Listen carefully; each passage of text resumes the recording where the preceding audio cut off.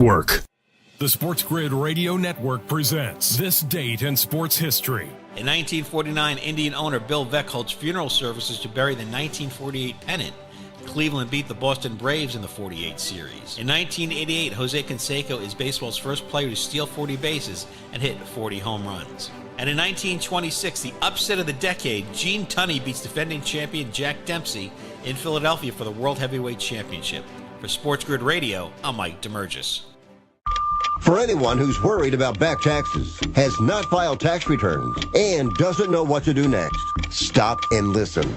Not filing your taxes can have severe consequences, especially in this political climate. Now that COVID is over, the IRS is getting aggressive, massively increasing enforcement and collection efforts. With politicians making all sorts of promises, especially when it comes to taxes, hiding and not dealing with your taxes will cause you harsh legal and financial ramifications. But right now, the IRS offers forgiveness and writes off a massive amount of tax debt. The Tax Doctor offers a free service that helps people get out of IRS collections and back in good standing with the government. Don't hide or bury your head in the sand. Take advantage of our free service. Call now to learn more. 800-816-4492. 800-816-4492. 800-816-4492. That's 800-816-4492. Moneyline. Times would be 3-0 if Levis just stopped those turnovers. It's like, and again, there will be times to bet Tennessee, but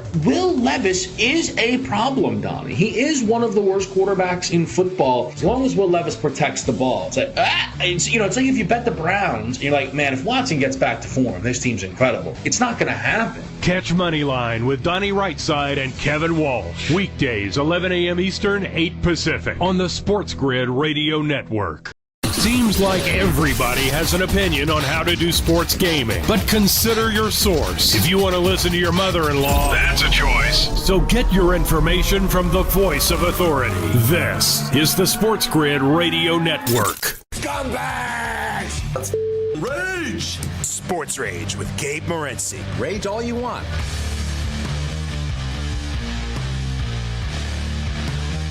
Let's roll! This is Sports Rage. I am Gabriel Morency, NFL Game Day Edition. Double header tonight. Monday Night Football. Countdown to kickoff is on. The pimps, the players, the hustlers, the people that bust them, and everybody else in between joining us on the SportsGrid Radio Network, Sirius XM, channel 159. And, of course, we're rocking on SportsGrid, YouTube on demand. Subscribe, but now SportsGrid on demand on YouTube. It's free. And you'll get alerts for our Monday and Thursday night extravaganzas as we're ready to throw it down this evening. As usual, we've got a full house on the program tonight. We've got a doubleheader as well, but we'll get to the Cincinnati and the Washington game in a couple of minutes because countdown to kickoff is on right now at Ralph Wilson Stadium, Orchard Park Stadium. You know, to me, it's Orchard Park Stadium or it's the Ralph. They've gone through a lot of names. I know it was New Era for a little while. I think it's like something Authority or maybe Highmark, which I don't even know what is. And I don't know. I don't want to spoil anybody's sponsorship deals, but for these companies that pay big money for the stadiums, like, I don't know. Like, we tune it out, right? Like, you change them so much and stuff. And then once there's sort of like a name that people like, people just stick with that after anyways. So, I don't know. Live from Highmark, I guess. We'll look it up later. So, the Buffalo Bills, 2-0 on the season. And, you know, it's funny. There was a lot of hype about the Bills coming into the year. The Bills are going to take a step back. They're not going to be as good. They don't have Diggs. Their defense. McDermott's on the hot seat. There's a lot of negativity about the Bills, but the Bills are 2-0. Yet Tua did get hurt. Now, we should note the Bills were pretty dominant in that football game before Tua got hurt anyways. So I think they were going to win that game. But this is only their third game of the year. Meanwhile, the Jacksonville Jags are 0-2. They're in a state of desperation coming into tonight's football game. Trevor Lawrence has lost the last 7 games that he's played in. Longest active streak in the National Football League. It doesn't get talked much like that Trevor Lawrence is kind of, I don't know, average. Let's just call it out for what it is. He's a nice guy, right? So, you know what I mean? Like, people seem to like him, but look how fiercely people attack other quarterbacks. And Trevor Lawrence gets paid like a superstar. Like, people pick on Deshaun Watson a lot. Like, Trevor Lawrence isn't any better than Deshaun Watson is. And I get it. The offensive line isn't very good. And I don't know. I don't want to make too much of this because I've been wrong about this before. Sometimes I'm right. Sometimes I'm wrong. It's like watching a weigh-in of an MMA fight and thinking, oh, yeah, look at this. Oh, you went for the water bottle right away after. You can sort of psych yourself out at times. Because I remember, like, I thought Michigan looked great before the Texas game. I was like, yeah, the players are dialed in. I like the feel. I like the way everything looked. And they got their ass handed to them. But I don't know. I saw Trevor Lawrence lead the Jags out through the tunnel right now, and there was no one talking to each other. There was no enthusiasm. I don't know. There's something just wrong with this football team. Maybe Doug Peterson isn't a great coach either, right? I know he won a Super Bowl in Philadelphia, but he also, Frank Reich got a lot of the credit for that. So anyways, as far as tonight's football game, the point spread's come down to 4, which is pretty interesting considering Buffalo are good and Jacksonville are not. I think the fact that underdogs of 5.5 or more are 13-2 against the spread this year in the NFL, so people started to jump in on this. Weather's not really a factor. It's been raining on and off all day in New York, but in Western New York, but it's hazy. It's like the TV show It's Always Sunny in Philadelphia, which I think is a lie, but there should be a TV show. It's always hazy. I saw a picture today. They said, so it's hazy in Buffalo at the stadium. It's always hazy in Buffalo. When is it not hazy, basically? So the Bills are laying 4 points in this game. First touchdown score. So we played the Bills. I think the safest way to go tonight, we're not really in a cute mood. I don't have 28 plays and stuff like that tonight. Look at last night. We had Mahomes rush yards to the over. We lose it because he takes a knee at the end of the game. It's one of those type of deals. But as far as the props are concerned, we'll get to them. Give me the Bills tonight. We're going to lay the 4 points with the Bills. Moneyline parlay is like minus 111 right now. The Bills and the Bengals. The Bengals aren't losing this game, and I don't think the Bills are losing the game. I'm not sure this Bill game goes over the number, though. That's what there's in game for. I think the Cincinnati game will go over the number, but we'll get to that in a couple of minutes. So I think that James Cook will score the first touchdown of the game. We're getting plus 550. I think Keon Coleman's going to get into the end zone. He doesn't have a touchdown yet in his career. I think Coleman gets into the end zone tonight for the first time. Jacksonville have been vulnerable with big plays. I think Coleman beats them down the field. Etienne over 49.5 rush yards, and Travis Etienne to score a touchdown. Let's roll. Monday Night Football. You're listening to your source of sports gaming strategies and information. We call it the winning edge. It helps make the odds even. This is the SportsGrid Radio Network. The Technology Minute with George Capalbo. Purdue University physicists have opened the world's first quantum disco with the world's tiniest disco ball. And by tiny, I mean a disco ball 1/100th the width of a human hair, made of glowing fluorescent nanodiamonds levitating inside a pure vacuum, spinning 1.2 billion times per minute. The point? Not to improve your platform shoe disco finger, but to simulate what happens to qubits inside a quantum computer. Computing power that could be 150 billion times faster than yesterday's supercomputer. And that's a lot cooler than John Travolta doing the funky chicken. Follow me at Chicapalvo on X and stay tuned to the Technology Minute for more cool stuff like this. SportsGrid TV and radio networks are the premier streaming video and audio channels dedicated to serving the sports wagering audience. Found on major smart TV platforms and streaming on SportsGrid Radio and SiriusXM Channel 159. SportsGrid's real-time data, expert commentary, and entertaining analysis transform viewers into informed sports enthusiasts. Our weekday radio lineup begins with the early line at 8 a.m. Eastern with Ben Stevens and Donnie Rightside. Donnie joins Kevin Walsh on Moneyline Line at 11 a.m. Eastern, followed by Football Full Circle at noon Eastern. Kaplan and crew join the party at 1 p.m. Eastern. And Pharrell Coast to Coast keeps things rolling from 3 to 6 p.m. Eastern. Get in the mix with Kevin Walsh and Game Time Decisions at 6 p.m. Eastern. Evenings simmer with Carver and Lisi. Then boils over with Gabe Moritzi on Sports Rage Late Night at 10 p.m. Eastern. To find out where to find Sports Grid that's best for you, go to sportsgrid.com. It's smarter to be on Sports Grid. Face it, it's a jungle out there. And you're wearing baloney underwear. Think of SportsGrid as one of those last great outposts where you can have fun doing something you love. Expert information on gaming, odds, and tons more. This is the SportsGrid Radio Network.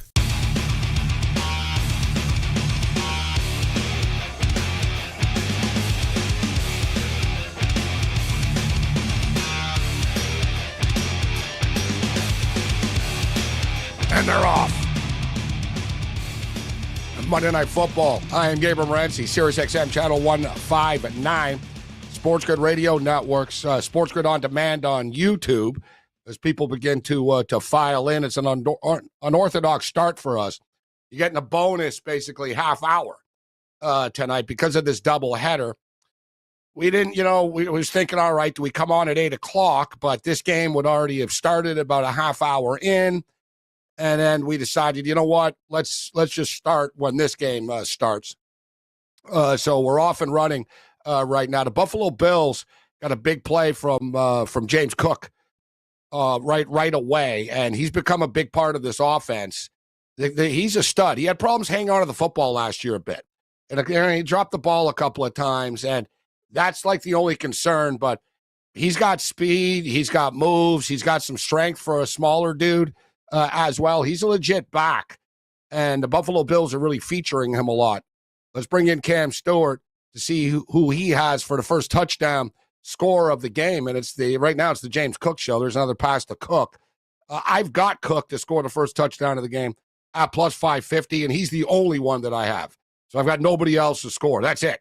Who do you have for first touchdown score of the game?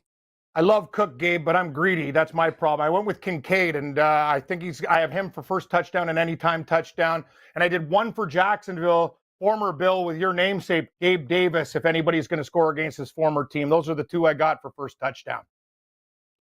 You know, the thing with Kincaid, it's still early. The Bills have only played 2 games, but he really hasn't been a big part of anything.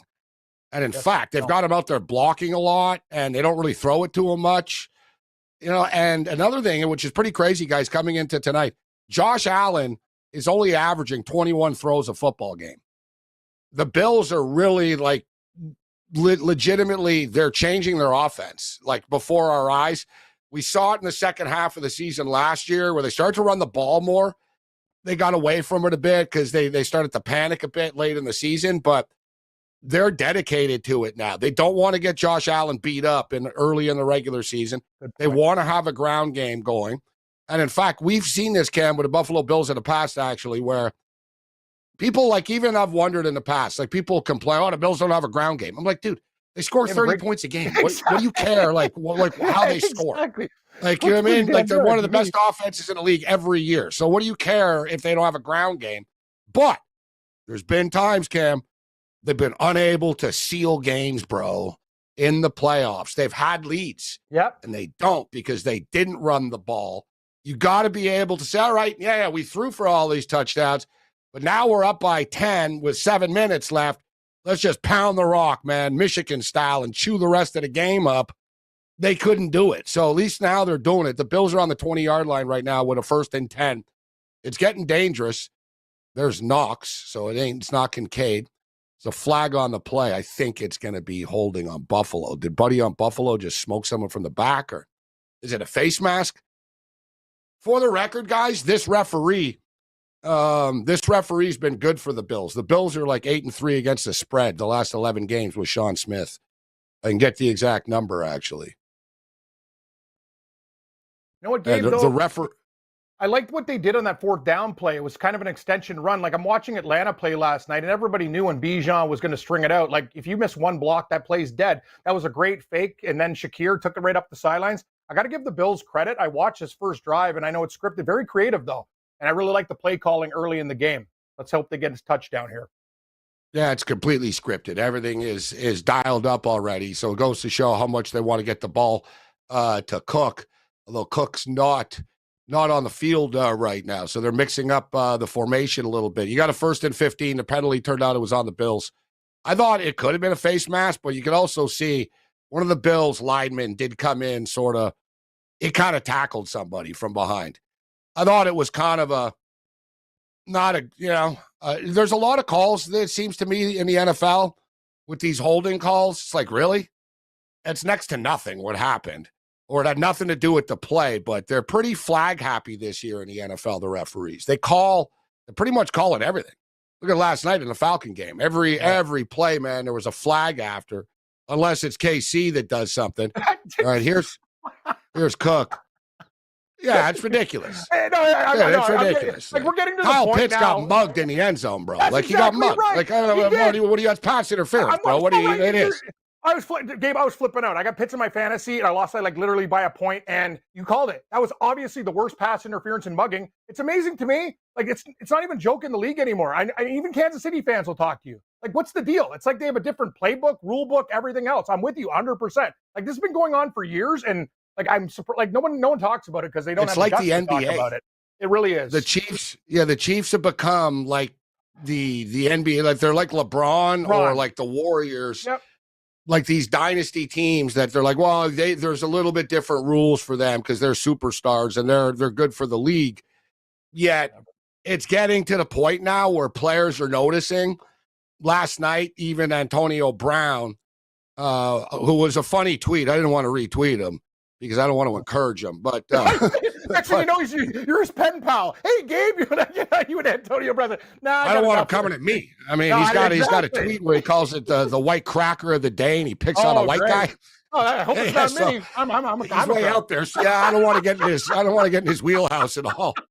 Hey, tell me, bro, I used to have you on, bro, when you were a rookie. All right, yeah, I used to be cool with you. 6-round draft. Yeah, come on, man. Great interview. Where we're like, dude, he's like, Gabe, we're gonna light up the NFL. Everything he said was true, and it's like, what happened to that guy? But it was a great interview. One of the first. But he had a last night after the game, he tweeted out the jersey swap of Patrick Mahomes exchanging jerseys with the referees.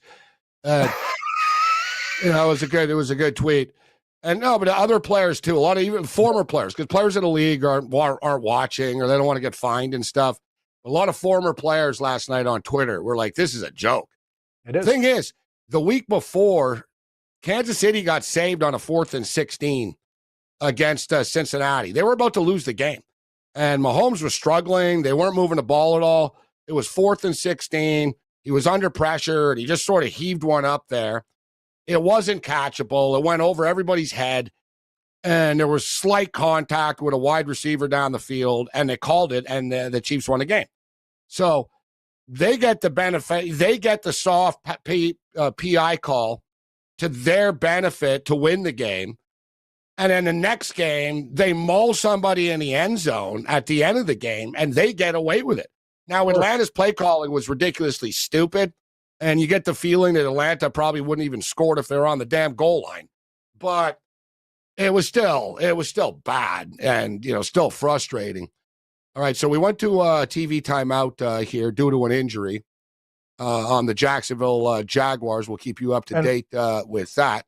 Another point, Gabe, that I really want to say, and me and you have talked about this, and we're old school guys. We actually played the game. Like, you take points when you can get points. Atlanta was in that first situation. You take a field goal and you're not even in that situation at the end of the game. And we talked about it with other games too. Sometimes taking a 3 is good. There was 8 minutes left in the game. You could have they got the ball there was back. 4. I Come agree, on. but there was 4 minutes left. Because I know I was on during the game and I was raging live about it because I had Atlanta plus the 3.5 cam and they're down by 5. I wanted them to kick the field goal. So, and also there was 4 minutes left though. There was 4:04 left. They could have kicked the field goal. They had three timeouts left and the 2-minute warning. So they could have gotten the ball back. And then at the end of the game, they wouldn't have needed a touchdown. They just would have needed another field goal. But all right, here's Cook. Can he get it in there? Boom. Is he in? There it is. Cook, first touchdown of the game, baby. Good call, Morency. Sometimes you go for the big money, but let's call it out for what it is. It is a running back bonanza this year. All the running backs. He was plus 550. It's pretty good. Oh, that's good plus price. 550. Oh, yeah. Dude, think about this. Brees Hall was plus 260, and you get Cook, who gets a lot of touches for the Bills at plus 550. Excellent pick. And I'll say this, it used to be tight ends first touchdown. A lot of running backs this year. Gotta say, good one. Cash it. James Cook, first touchdown of the game. Plus 550, baby. Beautiful play call. Solid number. You know why? It's because Josh Allen's there. So Josh Allen was the favorite, actually. But boom, nice. So we're off and running. Let's roll. Sports gaming strategy so powerful you can practically reserve a family vacation on it. Feels good to be a winner, doesn't it? This is the SportsGrid Radio Network. The SportsGrid Radio Network presents This Date in Sports History. In 1983, Phillies pitcher Steve Carlton earns career win number 300. In 1979, St. Louis Cards legend Lou Brock steals his 938th career base. And Rocky Marciano is the heavyweight champion of the world. And in 1952, an undefeated Rocky Marciano KOs defending champion Jersey Joe Walcott in Philadelphia for the heavyweight championship of the world. For SportsGrid Radio, I'm Mike DeMurgis. The new SportsGrid app is now available on iOS and the App Store. Experience the ultimate sports betting companion that provides personalized content from your favorite hosts. In-depth matchup previews, game and prop picks, live odds, stats, scores, and more. All in one place. And of course, on the SportsGrid app, you can tune into our live television and radio coverage anytime. On the go, wherever you are. Download the SportsGrid app on the iOS App Store now. It's smarter to be on SportsGrid. Know someone with a drinking or drug problem? Learn how to get sober after we share these stories. I was 35 with 2 beautiful children when my life and addiction started to spiral out of control. After my divorce, I went into a depression cycle and started drinking more often and using prescription drugs. After my second DWI and arrest, my ex-husband threatened to take our children away from me. I was 17 when I became addicted to heroin and meth.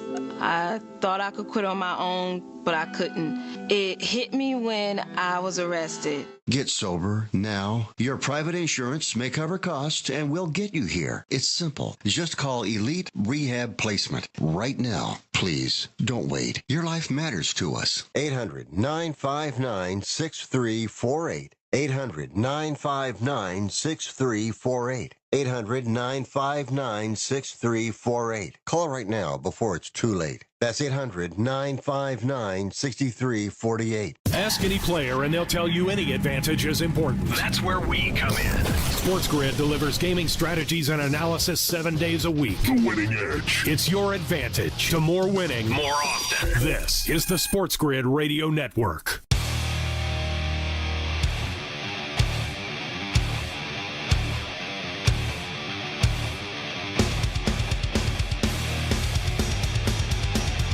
So the Buffalo Bills score a quick touchdown, but in typical Buffalo Bill fashion, they don't make the extra point. So it's 6-0 right now. And you got a 6-0 game. We'll see if this comes into play with a point spread. I'm sure it will at some point because of this. But I got to tell you, and everybody knows I'm a big long field goal prop guy. And last night it hit in the Sunday nighter, obviously indoors. We expected that to happen with Butker and Wu, and they both ended up with long kicks to go over. But I didn't do it tonight in this game. I don't trust Tyler Bass anymore. I don't know. The Jags offense, they don't really move the ball. So I didn't play. Normally I played a long field goal prop in almost every primetime game. I was like, nah, I'm not doing it. Bass cost me last week on an in-game. Remember, we took a minus 20 or whatever, and he missed a field goal. And he's like, I'm tired of Bass costing me bets. It's added up, man. I've lost like a lot of in-game bets, totals, teasers, because of a point and a half a point. And it always comes back to, because Bass missed that field goal, or here we go again. We just left a point on the board. So I didn't take the long field goal prop. Although I think tonight in the next game, Cincinnati, their kicker's good when he's not watching the halftime show. You're right. When he's paying attention, he's pretty good. In Washington, but he's a good kicker. He kicks long field goals often. I know it's a long field goal prop better. The Bengals, they stall often, Cam, and they're around the 30-yard line, and they trust them. And Washington kind of suck, so they'll take 3 if they can get it, if they get close enough, I agree with you 100%.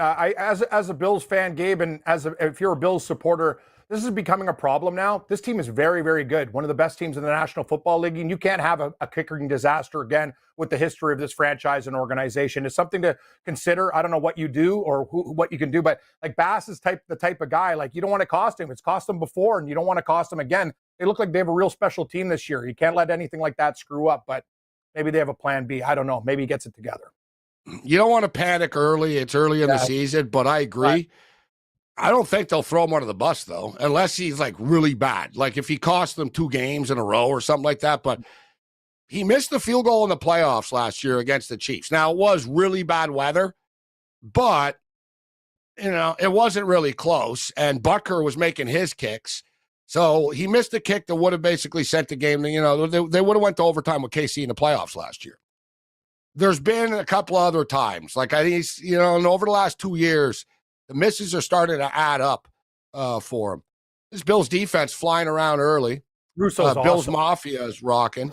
So one thing about the Bills, they really do have fans from everywhere. You just saw like a girl holding up a sign. Bills fan, South Dakota.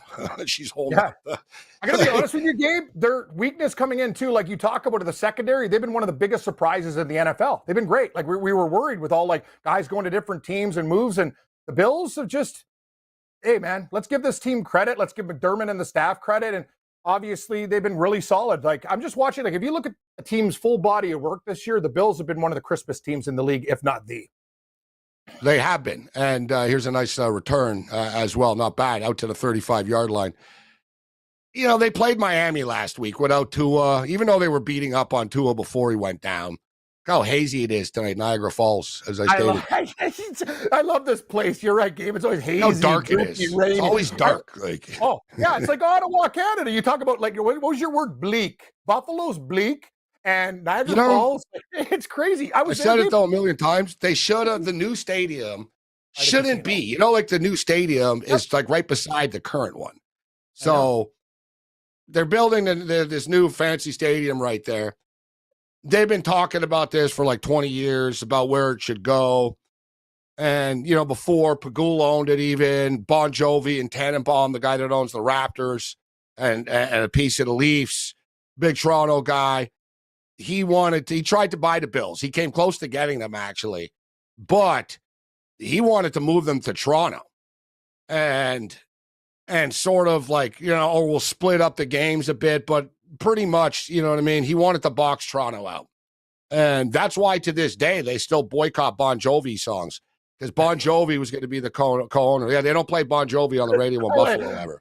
Gotta love the Bills fans' commitment. Because Bon Jovi openly, like, we're moving the team to Toronto if I own the team. Bon Jovi, he's so soft. Bon Jovi's got like a banner at the Toronto Arena, guys. Like, because he's sold out. Like, like Taylor Swift has a banner in LA.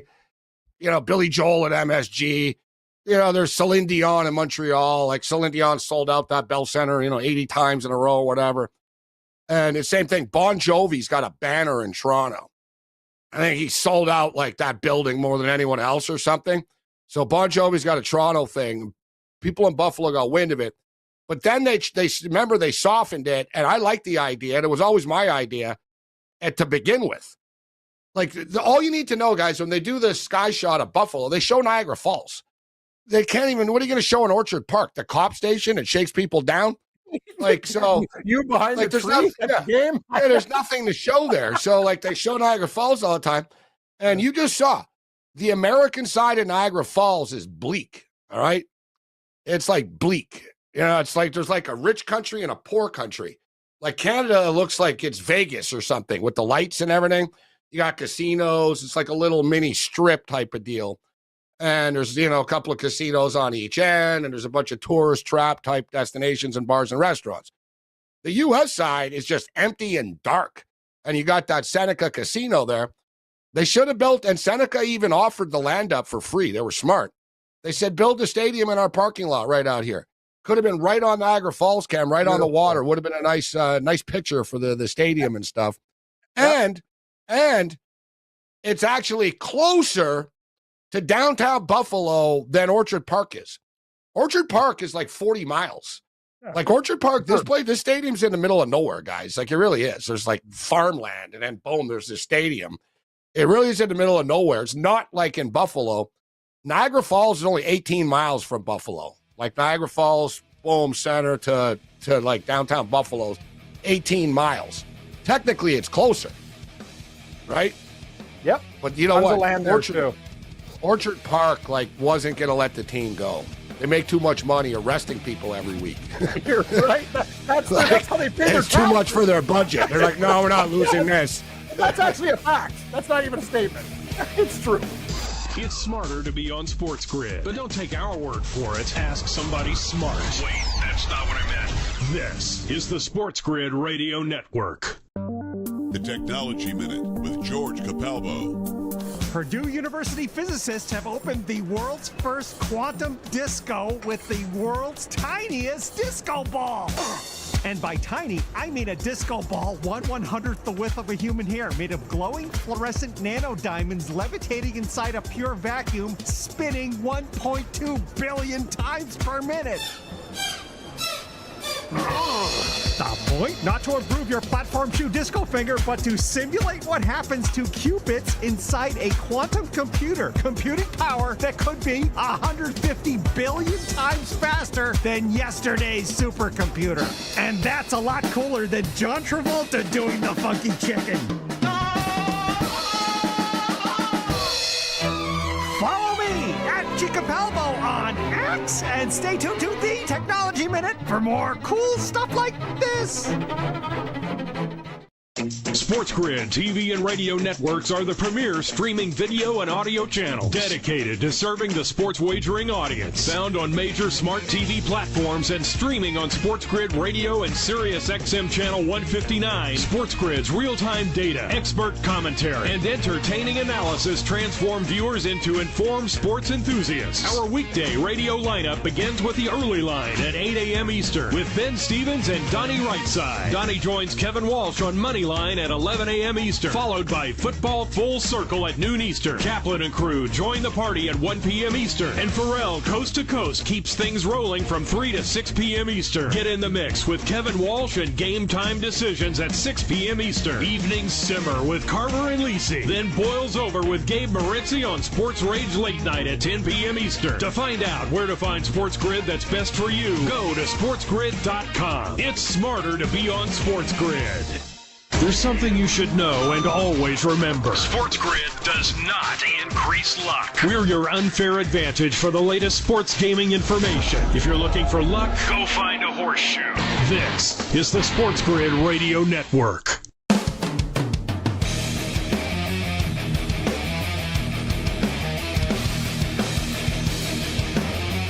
Man, Josh Allen's just carving up this Jag defense right now. Funny, the other Josh Allen on the Jags, he got tired of being called the Josh Allen, so he changed his name. Josh Hines Allen now. It's like you're still Josh Allen, bro. What's funny? He just got tired of it because he was overshadowed. Josh Allen. It's if you punch in Josh Allen on Google, he ain't coming up, right? No, the quarterback is, so it was upsetting him. Finally, the Jags got a little bit of stop, and not a stop on a possession, just on a pass. Pretty much everything that he was doing. He was 8 for 10 before that incomplete pass, just got batted down at the line of scrimmage. I take him. I think the Jags defense is good, but the Jags defense, their problem is now, and you see this early, their offense is so bad that it's like it's like the Falcons last night. The Falcons played really good defense last night, but they kept going 3 and out so quickly. Eventually, the time of possession was 35-12 at one point. Very similar to the Bears too, Gabe. You're just going to get really worn out. But they're on the field all the time. 3 and out. The Bears defense is good. Yeah, it is good. And the thing is, it's not really fair because the offense is throwing them under the bus. But yeah, Jacksonville. But the problem with Jacksonville too is their offense is reeks now. Trevor Lawrence has regressed in a major way. He's not the same guy. It's not just the quarterback though. A lot of things. Right. There's a reason why the whole thing has regressed. The play calling sucks. The offensive line is terrible. They can't protect them. They're not in a flow. If I was the Jags, I would just run the damn ball on every play, which they don't for whatever reason. Just give it to Etienne. Even good teams with good quarterbacks have figured this out. They're just run the ball, right? When Herbert was there, before Herbert was hurt, Herbert was the one, He was just handing it off all the time in the first few games. You know, like these teams like Buffalo right now, just run the ball. There's a turning of there's a changing of the guard right now in the NFL. It's now. It finally happened. I've been talking about this for years. The teams were going to catch on that every DB and every linebacker is all undersized now. The league went total speed, and you've got linebackers that are like 215, 220 pounds now. Linebackers used to be, me and Kurtz were talking about this, linebackers used to be like 250 pounds. They used to be bigger dudes. They're not now. They're all sort of hybrid safety type guys. Like, look at this Jags defense. How many like monster dudes are out there? Not many. So therefore, suddenly you have an offensive line leaning on you. You can't block it. You can't stop it. Like, it's like the Baltimore Ravens against the Dallas Cowboys. Cowboys are a great example. Yeah, Micah Parsons is great. He's super fast. The Cowboys have all these fast dudes that run at the edges at your QB. You know, the best way of describing it is like MMA. These teams are realizing just take the other team down and lie on top of them. Pull the Brock Lesnar, right? Just it's a little wrestling. Boom. Yeah. It's like, you say it's boring, but you can't, like, it's like Michigan. All right. Yeah, we threw for 32 yards, but USC, you couldn't stop the run, could you? Exactly. Right? So, you know what? Why should we stop? Why should we stop if you can't stop it? You do whatever it takes to win. I don't care if it's boring, whatever. And you're right. And the linebackers game used to be, I remember even like 5 to 6 years ago, between 248 and 256 pounds. Like, I remember when guys were drafted, that was kind of the average weight. And now, yeah, you're right. They're little speed guys. And but now they don't want to tackle down. No, they don't. But you'll see like all the DBs at the NFL, and it's everybody, like even the linebackers and stuff. If the game has changed, nobody just sort of tackles anymore, right? Nobody wraps up or anything like that. It's just basically people launching their bodies. Like you'll see, literally watch the DBs on like a play here and see what they'll really do. They don't want any part of it, right? Like they'll get close, and what they'll do, they won't try to tackle you. They'll push you out of bounds. They'll sort of fall. They'll go low at your feet type of deal. They'll just sort of dive at your ankle. But they don't want to get their shoulders separated. Like they don't want to man up. Tom Brady talked about it yesterday during the broadcast. And Brady said, well, Derrick Henry was running wild. And Brady said, my last game in the NFL, we lost to the Titans. He was talking about his last game with the Patriots or something. He goes, it was my last game I played. And he goes, I was sitting on the sidelines, and he was getting frustrated. They couldn't stop Derrick Henry. And then he said, I was watching McCourty trying to tackle Henry, and I felt bad for him. Yeah. Like, Derrick Henry's coming at you, bro. He's like 240 pounds of muscle, bro, and he's coming fast. Like, Shaquille O'Neal couldn't stop it. Like, no one wants to get in front of him. No, it's like, whoa, hey, like, you get out of the way. Henry, when Henry is in full gear, good luck. Nobody can stop him. What's your pick for the Bengals game? I think Washington plus 7.5. Oh, you're taking Washington. There's your Kincaid touchdown. Kincaid touchdown. Hey, thank you. We're both winners. Excellente. Washington plus the points, he said. The recommended 12 hours a day due to family commitments. Well, we know what your priorities are. This is the Sports Grid Radio Network. The Technology Minute with George Capalbo. Purdue University physicists have opened the world's first quantum disco with the world's tiniest disco ball. And by tiny, I mean a disco. How to tell if you have the winning edge. Take a coin and flip it. While it's in the air, call it. Whatever comes up, so long as you're listening to us. You have it. Get the winning edge. This is the Sports Grid Radio Network. If you turned 65 recently like me, it's important you find a Medicare Advantage plan that gives you the coverage you're looking for. But finding one can be difficult. The best thing I did, and I suggest you do the same, is call a licensed insurance agent and let them walk you through your Medicare Advantage plan options. There are so many benefits you have access to, so make the call now and let the representatives explain everything to you. Our licensed insurance agents can offer you a variety of Medicare Advantage plans.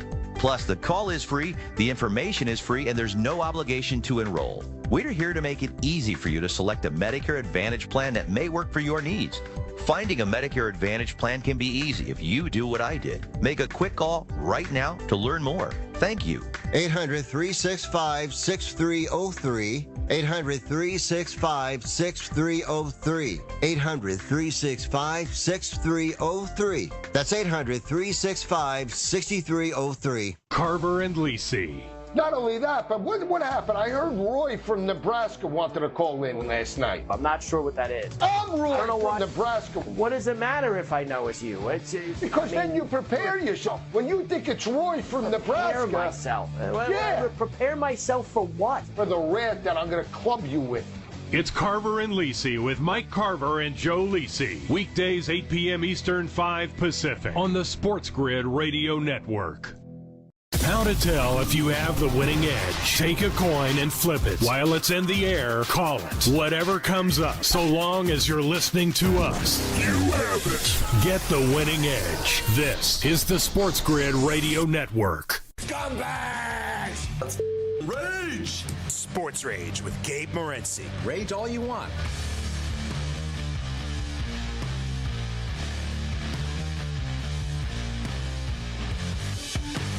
Let's roll. Countdown to kickoff. Part 2 is now officially on. The Buffalo Bills are rolling at the Ralph early over the Jacksonville Jaguars. It's 13-0 and an extra point blocked earlier.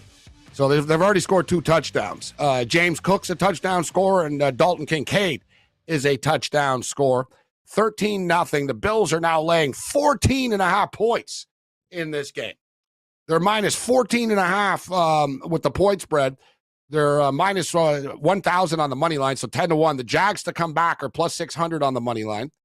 And the total is currently 50.5. I grabbed a piece of the over 50.5 because of the 2 quick touchdowns here. This is going to take the Jags out of their game plan soon. Like, yeah, I know there's 3:25 left in the first quarter, but they're going to have to start throwing the ball, and they're going to have to score to keep up here, which could lead to like interceptions. I don't have a lot of confidence in Trevor Lawrence throwing the ball right now. This could turn into a blowout. This is a massive drive coming up, but we jumped in on the over 50.5. Cam Stewart will rejoin us. Let's bring in Joe Madden right now. Joe, good to see you. Thanks for joining us. What did you do with this game tonight, Joe? Did you take the Bills? Did you take the Jags? Over, under? What did you do with the game? You know, I had a couple of things going on. I did take Dylan Kincaid for that touchdown, so happy to see that. But I also looked at the Jacksonville Jaguars here, Gabe. I took them plus the points and straight up on that money line. I thought they would find a way in this game. You look at Trevor Lawrence, and I hear you saying that you don't have a lot of faith in him. It's hard to, right? You look at his completion percentage so far on the season, 51% only, but he's able to make those deep plays. He's already had 20 plus big explosive plays out there. So I was hoping he'd be able to get something done. I think right now, plus 13.5. How can you say no to the Jags? Minus 122, plus 13.5. I think they can keep it within the number still. Well, that's a lot of points. So now that's a different outcome. And man, is it smoky and hazy in that stadium right now. Look at this. Problem with the Jags, and we'll see if they do this again. They don't. So on first down, they run the ball up the middle. They pick up 1 yard. Like the play calling is out of sync. They put themselves in must pass situations. So they got a 3rd and short coming up right now. But this is a massive drive for them, and eventually the hot seat will warm up a little bit. You know, because people will start to look at Doug Peterson and his coaching staff, and wonder, all right, like, are you guys the ones? Because they just paid Trevor Lawrence $250 million. He's not going anywhere. The O-line protection's been bad. I think the play calling is kind of predictable for the Jags. They're in a 3rd and 2 here in the shotgun. Your best player on the field is Etienne. So what do? They don't give it to him, and they take him out of the equation. It's sort of like last night, Joe, with the Falcons. Like the play calling is just insane. So you need 2 yards. They put Trevor Lawrence in the shotgun. All right, he's like 7 yards behind the line of scrimmage suddenly right now. And then their best player is Etienne, and they don't give it to him. So now they got a big 4th and 1 coming up, guys. This is what I was talking about. I just jumped on the over, Joe, 50.5. Because the Jags are already going to get desperate and have to change their game plan, and it might backfire. Like, if they get stuffed here, the Bills have the ball. Like, and great, on the Jags' 40-yard line. Let's see if they have the balls to really go for it. They are. Yeah, and it doesn't look good. I don't think they got it. Trevor Lawrence tried to run it, right? Is that what you're seeing? You're a play behind. They pick it up on first down. All right, so the Bengal game is coming up. Cam Stewart on the way out surprised me. Not surprised me. He likes the dogs, and it's not crazy. I said it earlier. Underdogs of 5.5 or more in the NFL this year, 13-2 against the spread. Although the Jags ended up closing as 4-point underdogs only. 7.5 with the Cincinnati Bengals tonight against the Commanders, Joe. What do you think of this football? Who are you on in this game? It seems like a lot of points, right? But the Washington Commanders and the Cincinnati Bengals, I don't trust either defense, Gabe. So I'm looking at this one over. That total 46.5. I was actually surprised both of these games closed right around 46.5. I think this one has the opportunity to go over. We know Joe Burrow's got to come with a strong aerial attack, and T. Higgins is back in this lineup. I'm taking him for the anytime touchdown. I think Joe Burrows can really get that passing game in this one. And then you look at the Washington Commanders and the defense here of the Bengals, and I think the Washington Commanders will find success running on them. I just don't trust the Bengals defense against that run. So I'm going to go over 46.5. I'm going to look at Austin Eckler, the former Charger out there, the running back for that anytime touchdown. He was right around plus 320 to plus 390, depending on your book. And then T. Higgins for the anytime touchdown at plus 180. With those points, I do think the Bengals will drive down and score first, and then I want to jump on the Washington Commanders, but pregame I've jumped on them plus the 7.5 as well. I like Jamar Chase. I'm going to throw this out. I just hit, Joe, the first touchdown score of this game with James Cook at plus 550. Jamar Chase has been kind of shut down. He's been shut down this year, and even dating back to last year. I think he's on I think it's 5 or 6 games for him as well. I was talking about Trevor Lawrence, who lost 7 games in a row. But Jamar Chase is due for a touchdown. I think it happens tonight against his Washington defense. Yeah. Guys, I like the over as well, Joe. It's down to 45.5 now, too. The Washington Commanders defense is getting torched. I know that Dan Quinn's a great defensive mind and all that, but he doesn't have a lot to work with on the defensive side of the football. And if you look in week 1, the Buccaneers hung 37 on the Commanders. Last week, it's a little bit deceptive with the Giants with the 18 points. The Giants scored 3 touchdowns and missed. They went for 2 after they missed the extra point all the time early because their kicker got hurt. Long story short, the Giants only punted the football 2 times so the Washington Commanders, guys, forced the Giants into 2 punts in the entire game. They couldn't stop Tampa Bay. And you got an angry Cincinnati team who's 0-2 on Monday Night Football at home. I think Cincinnati's offense will really open things up tonight as well, Joe. I like the over this game, but I think Cincinnati are going to end up covering. I think Cincinnati will drill them. Well, they have to come out so strong, Gabe. You look at this team. It'll be 37, sort of like the Tampa game. I don't know about 37-20, maybe a little bit lower scoring, but 34-17 or something like that. I think Cincinnati will win convincingly tonight. They have to. You look at them, if they go 0-3, if the Washington Commanders somehow pull off the upset, this team's hopes of making the playoff is basically done, right? You look at teams since 1990, there's been 3 teams that have made the playoffs that have gone 0-3 since that mark. I just think the Bengals need to bring everything they've got tonight. I just don't know if I trust them. I really don't. Start of the season troubles for this team is crazy. But with T. Higgins back in the lineup, I could see them blowing them out. I do trust them, so much so that I have them as my Circa Survivor pick. Although they don't need to cover the point spread for the Circa Survivor pick, but I've got them in the Circa Survivor tonight. It's been crazy carnage once again with the massive. That's the whole thing. It's you can't say anybody's crazy for taking any of these underdogs. They keep winning the game outright. Right? The New York Giants won. They were getting 6.5 on the road. They win outright. The Rams were getting a ton of points against the Niners. They win the game outright. The Raiders lose outright to the Carolina Panthers. We can go on and on. Denver and, the Circa Survivor, people were on all those. Except this is the most popular pick tonight, the Bengals coming up a little bit later on. There's only like 1,800 people left in the Circus Survivor, and 900 of them are on the Bengals tonight. So if the Bengals don't win, like we're already down to like 800 people in the Circus Survivor. So, but I feel pretty good about it. I think the Bengals should win this game. So the Jags are moving the ball right now. And let's see what the in-game total is. I jumped in on the in-game over 50.5. Joe said jump in on the over the plus 13.5. It's 49.5 the total. All right, we'll wrap up. We'll do a quick segment with Joe on the other side. We'll get Cam back in here. Game day continues. Monday Night Meltdown style. Sirius XM channel 159. Bring it.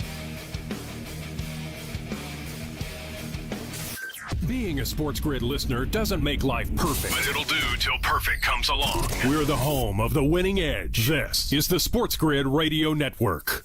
The new SportsGrid app is now available on iOS and the App Store. Experience the ultimate sports betting companion that provides personalized content from your favorite hosts. In-depth matchup previews, game and prop picks, live odds, stats, scores, and more. All in one place. And of course, on the SportsGrid app, you can tune into our live television and radio coverage anytime. On the go, wherever you are. Download the SportsGrid app on the iOS App Store now. It's smarter to be on SportsGrid. Carver and Lisi. Not only that, but what happened? I heard Roy from Nebraska wanted to call in last night. I'm not sure what that is. I'm Roy from Nebraska. What does it matter if I know it's you? Because then you prepare yourself. When you think it's Roy from Nebraska. Prepare myself. Yeah. Prepare myself for what? For the wrath that I'm going to club you with. It's Carver and Lisi with Mike Carver and Joe Lisi. Weekdays 8 p.m. Eastern, 5 Pacific on the SportsGrid Radio Network.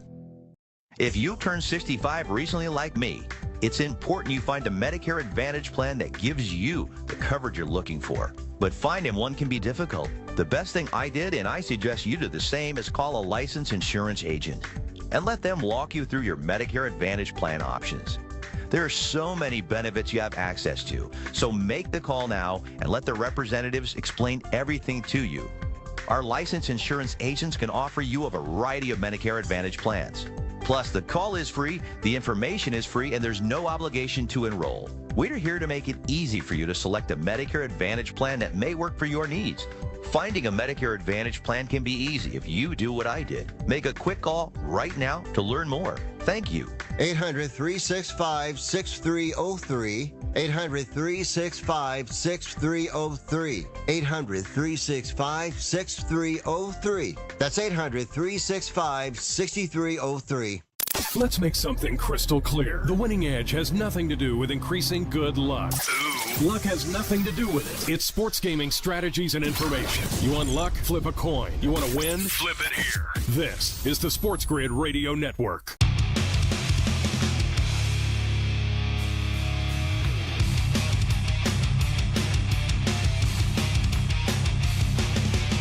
All right, we're clicking and talking, and we're talking with Joe Madden right now.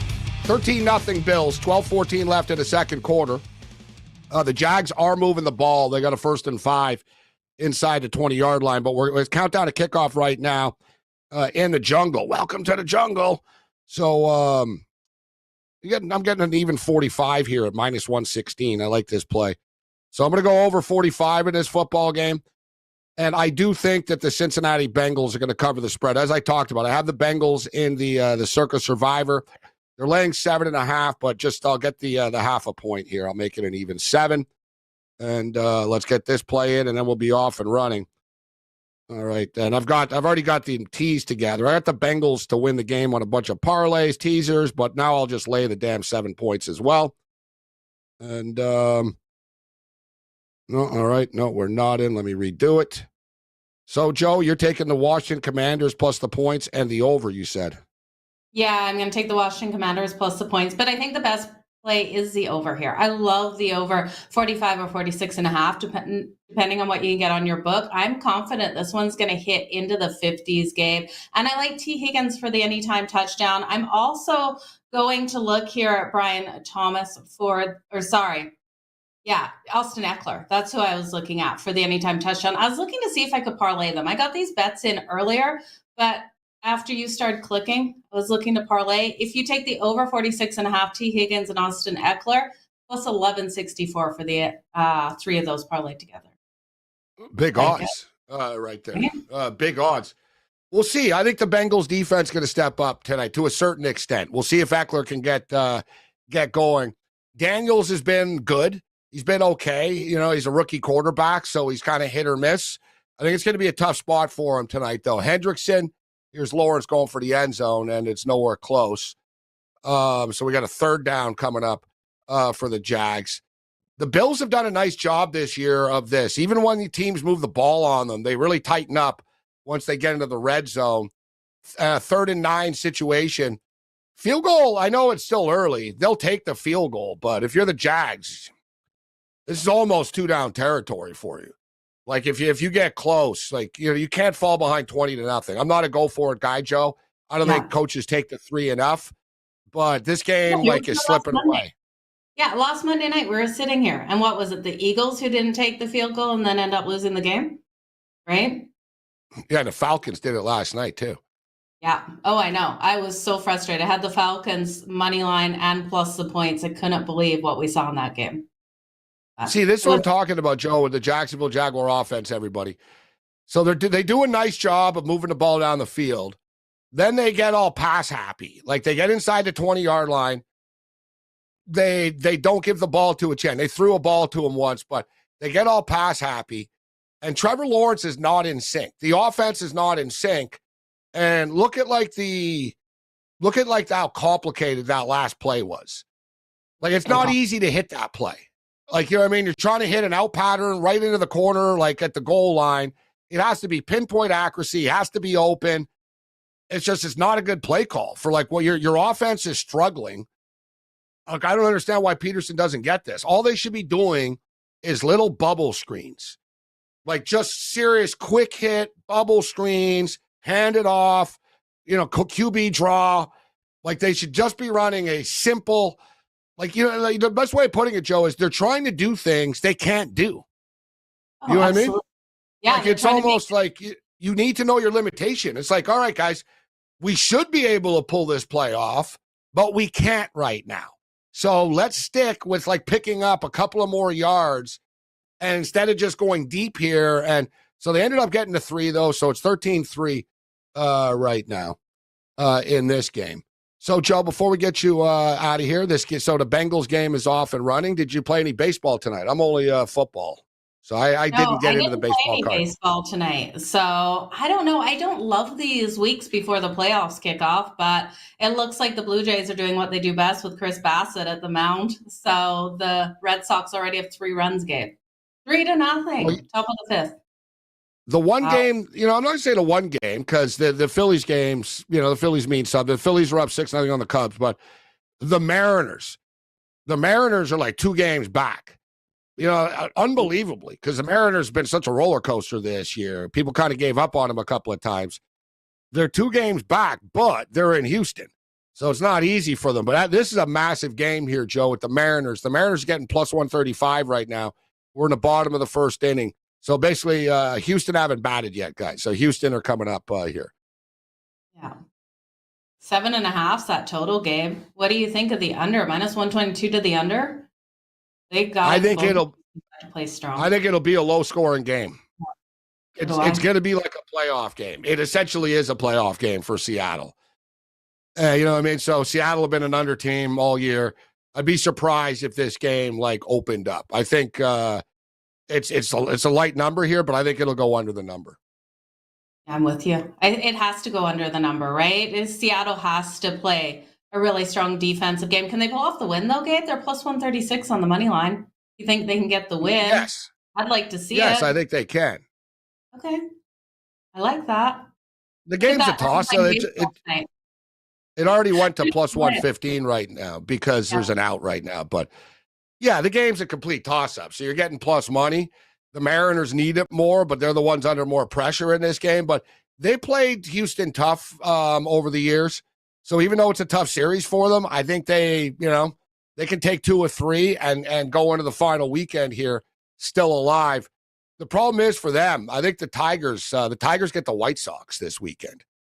to finish up the season. So, like, if you're trying to catch the Tigers now, it's like, damn, they're playing the worst team in the history of baseball coming up here, which isn't an ideal situation. But speaking of coming up, Joe, hockey season starts in less than 2 weeks, too. Next Friday it starts. Yeah, I'm so phenomenally excited, and I'm staying off betting preseason as of right now. I cannot wait, though, for the regular season to kick off, Gabe. It's going to be a lot of fun. I'm really interested to see what bets that they will give us this season, because we know the season before last, you could get those block shots all season. Then you couldn't get them to playoffs, and we couldn't even get them in playoffs last year. All right. Joe Madden in the house with us. I was going to say we're going to get a touchdown during the break, but we didn't wait that long. Touchdown Cincinnati Bengals, 7-0. Losers rely on luck. Winners depend on getting the information they need. Winners depend on us. The home of the winning edge. This is the SportsGrid Radio Network. The SportsGrid Radio Network presents This Date in Sports History. In 1949, Indian owner Bill Veckholt's funeral services to bury the 1948 pennant. Cleveland beat the Boston Braves in the 48 series. In 1988, Jose Canseco is baseball's first player to steal 40 bases and hit 40 home runs. And in 1926, the upset of the decade, Gene Tunney beats defending champion Jack Dempsey in Philadelphia for the World Heavyweight Championship. For SportsGrid Radio, I'm Mike DeMurgis. For anyone who's worried about back taxes, has not filed tax returns, and doesn't know what to do next, stop and listen. Not filing your taxes can have severe consequences, especially in this political climate. Now that COVID is over, the IRS is getting aggressive, massively increasing enforcement and collection efforts. With politicians making all sorts of promises, especially when it comes to taxes, hiding and not dealing with your taxes will cause you harsh legal and financial ramifications. But right now, the IRS offers forgiveness and writes off a massive amount of tax debt. The Tax Doctor offers a free service that helps people get out of IRS collections and back in good standing with the government. Don't hide or bury your head in the sand. Take advantage of our free service. Call now to learn more. 800-816-4492. 800-816-4492. 800-816-4492. That's 800-816-4492. Money line. Times would be 3-0 if Levis just stopped those turnovers. It's like, and again, there will be times to bet Tennessee, but Will Levis is a problem, Donnie. He is one of the worst quarterbacks in football as long as Will Levis protects the ball. It's like, it's like if you bet the Browns, you're like, man, if Watson gets back to form, this team's incredible. It's not going to happen. Catch Money Line with Donnie Rightside and Kevin Walsh. Weekdays, 11 a.m. Eastern, 8 Pacific on the SportsGrid Radio Network. Seems like everybody has an opinion on how to do sports gaming, but consider your source. If you want to listen to your mother-in-law, that's a choice. So get your information from the voice of authority. This is the SportsGrid Radio Network.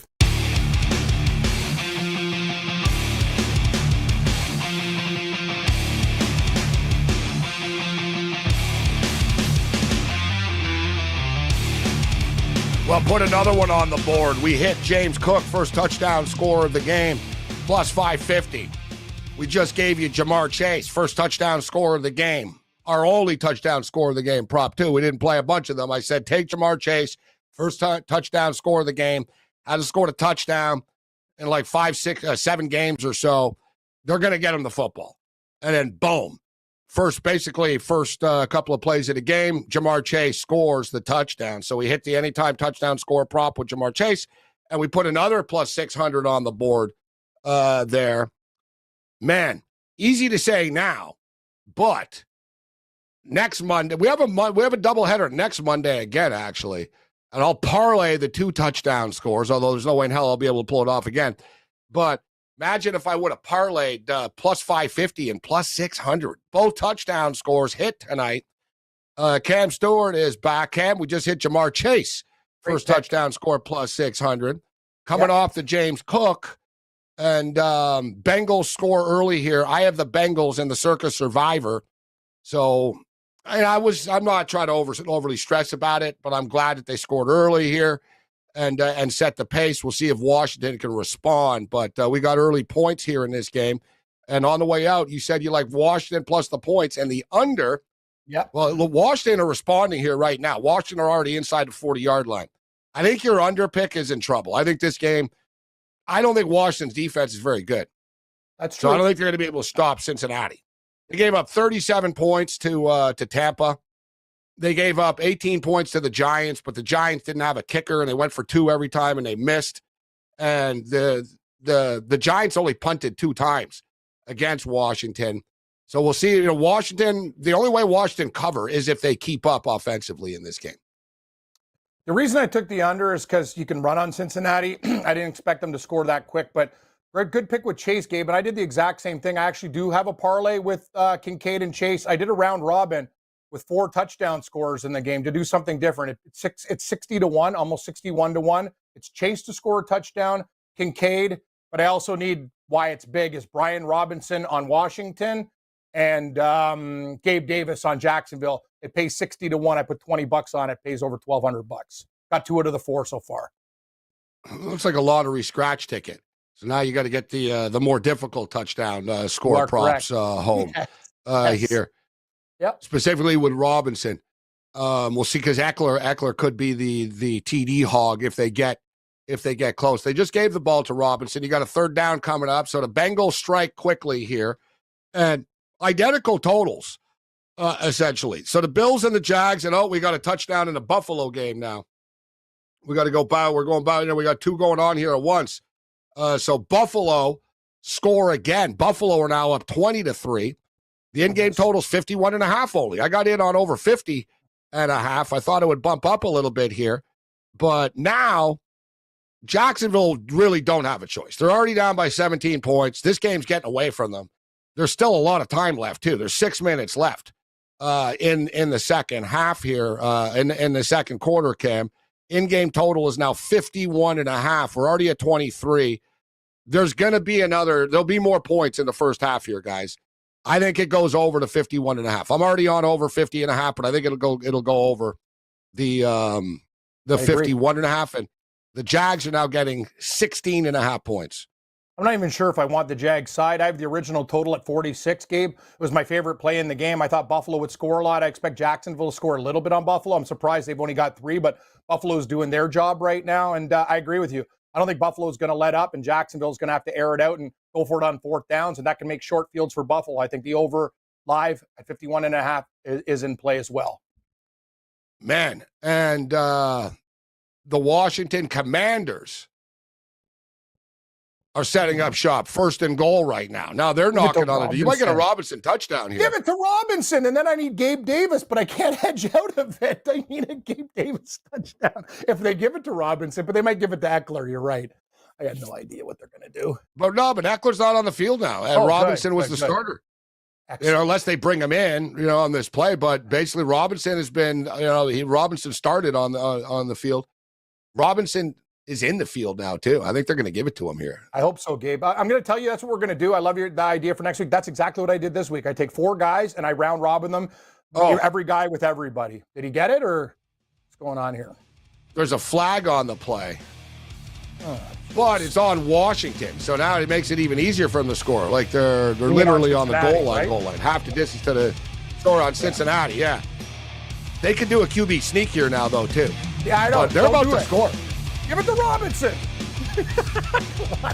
I need a lottery win. That'd be the best thing I ever. Source of sports gaming strategies and information. We call it the winning edge. It helps make the odds even. This is the SportsGrid Radio Network. The Technology Minute with George Capalbo. Purdue University physicists have opened the world's first quantum disco with the world's tiniest disco ball. And by tiny, I mean a disco ball 1/100th the width of a human hair, made of glowing fluorescent nanodiamonds levitating inside a pure vacuum, spinning 1.2 billion times per minute.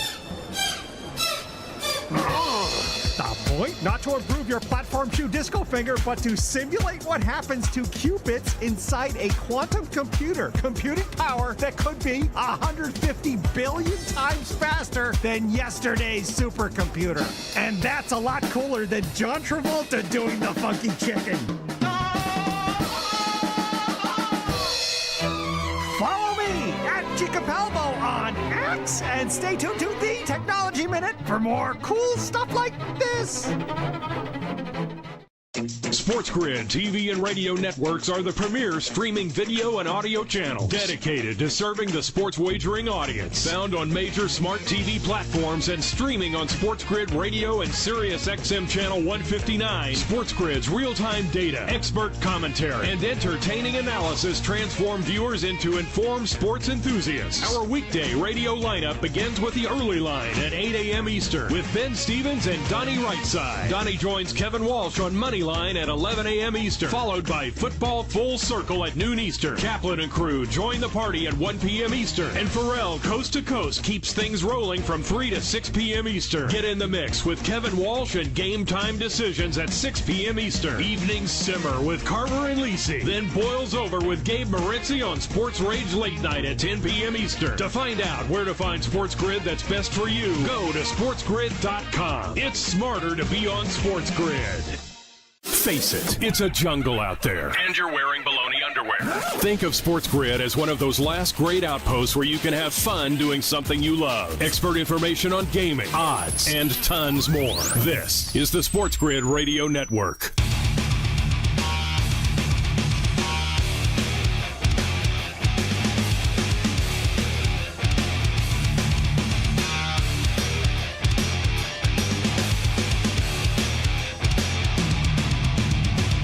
Oh boy, Washington.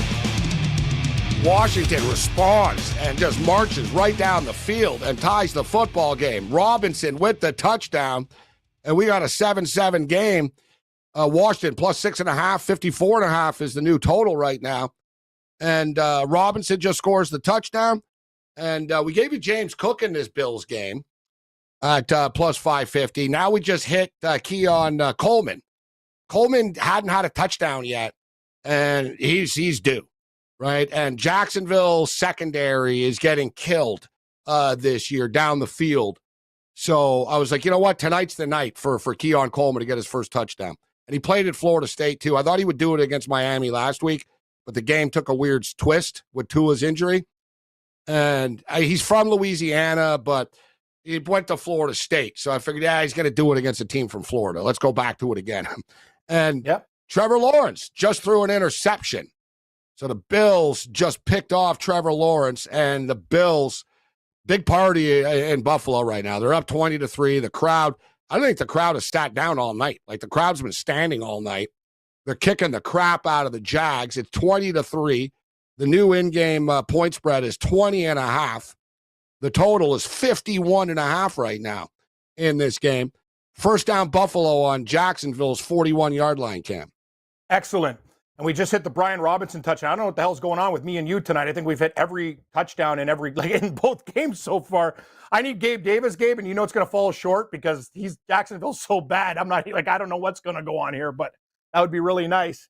You called it. Coleman was due. He's going to be a great player in this league too. And the Bills are ready to rock. Like Jacksonville, this team's got a lot of problems, man. Like major problems. The Bills, I hope that's the whole thing. They got to put their foot on their throat. They make it 20. If they make it 27-3, Jacksonville, they're going to get real desperate and make more mistakes, in my opinion. Doug Peterson, there's a lot of talk about which coach always going to be the first to get fired.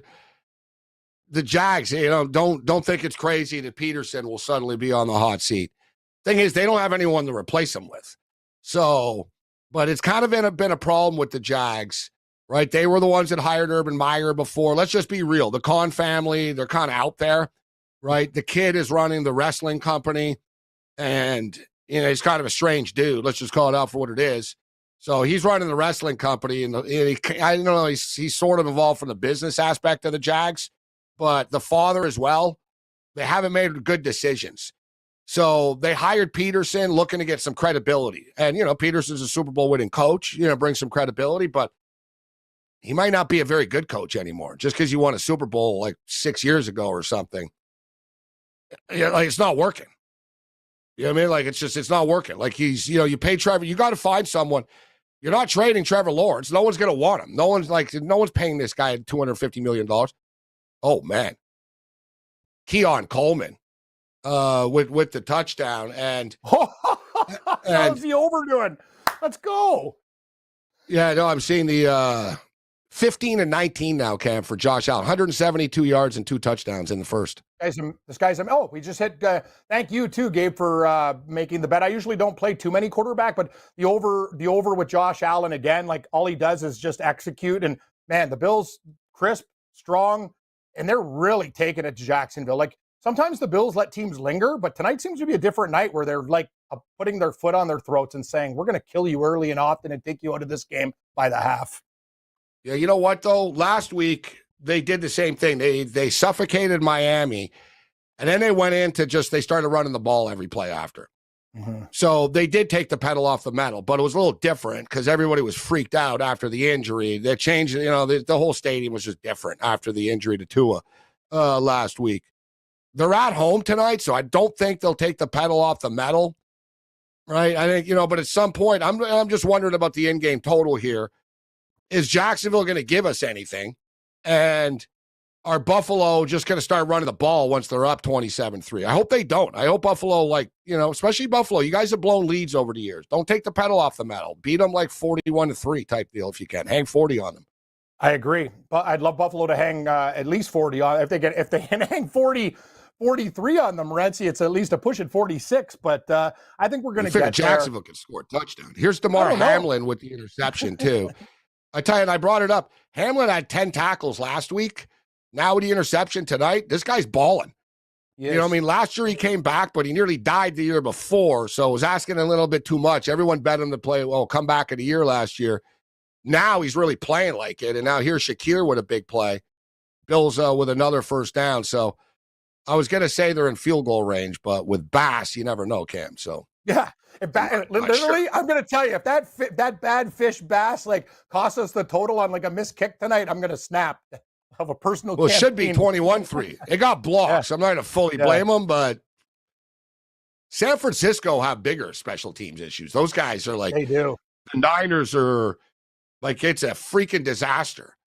Like the Niners this year, we'll go over it later. The Niners this year, guys, they've been burnt on multiple fake punts. They've fumbled punts. You know what I mean? They've been seriously just out-coached on special teams, glaring type of stuff. They run into the kicker, and then on the other side, they give up a fake punt. That. It's what's costing them this year. Moody missed, I don't know. It was ballsy of Shanahan to try to get the 2-score lead. The thing is, I always tell people how good Moody is. It was a 55-yard field goal. It's risky, though. You go for a 55-yard field goal, and you have a 7-point lead. You miss. You're giving the other team the ball at midfield. Yep. And that's what happened. And he gave Matt Stafford the ball at midfield, and the Rams moved the ball after. So we got the doubleheader rolling right now. The Bills are up 20-3, and they're looking for more right now. It's a complete disaster for the Jags. The in-game total is currently 53.5. Meanwhile, Cincinnati and Washington both are just going up and down the field on each other right now. They both scored on their opening drives. Jamar Chase with the touchdown and Brian Robinson Jr. With the touchdown. We got a 7-7 game right now. Cincinnati moving the ball again. They're laying 6.5 here, Cam. I'm on Cincinnati money line. I got them parlayed with the Bills and all that. So I freaking need them to win the game. But as far as the total, I went over to 45.5, but I think it'll go over to 51.5 that it is right now too. Could. I'm happy where I stand with 7.5. I think it's a big point. Right now, I think this game's going to slow down a little bit. It's just me, but you're right. They are moving the balls and stuff like that. I just think a lot of running in this game, tick, tick, tick, tick, tick. But Washington's defense is very porous. And by the way, Washington, it was very surprising to me that they just carved up Cincinnati's D very easy in that first drive.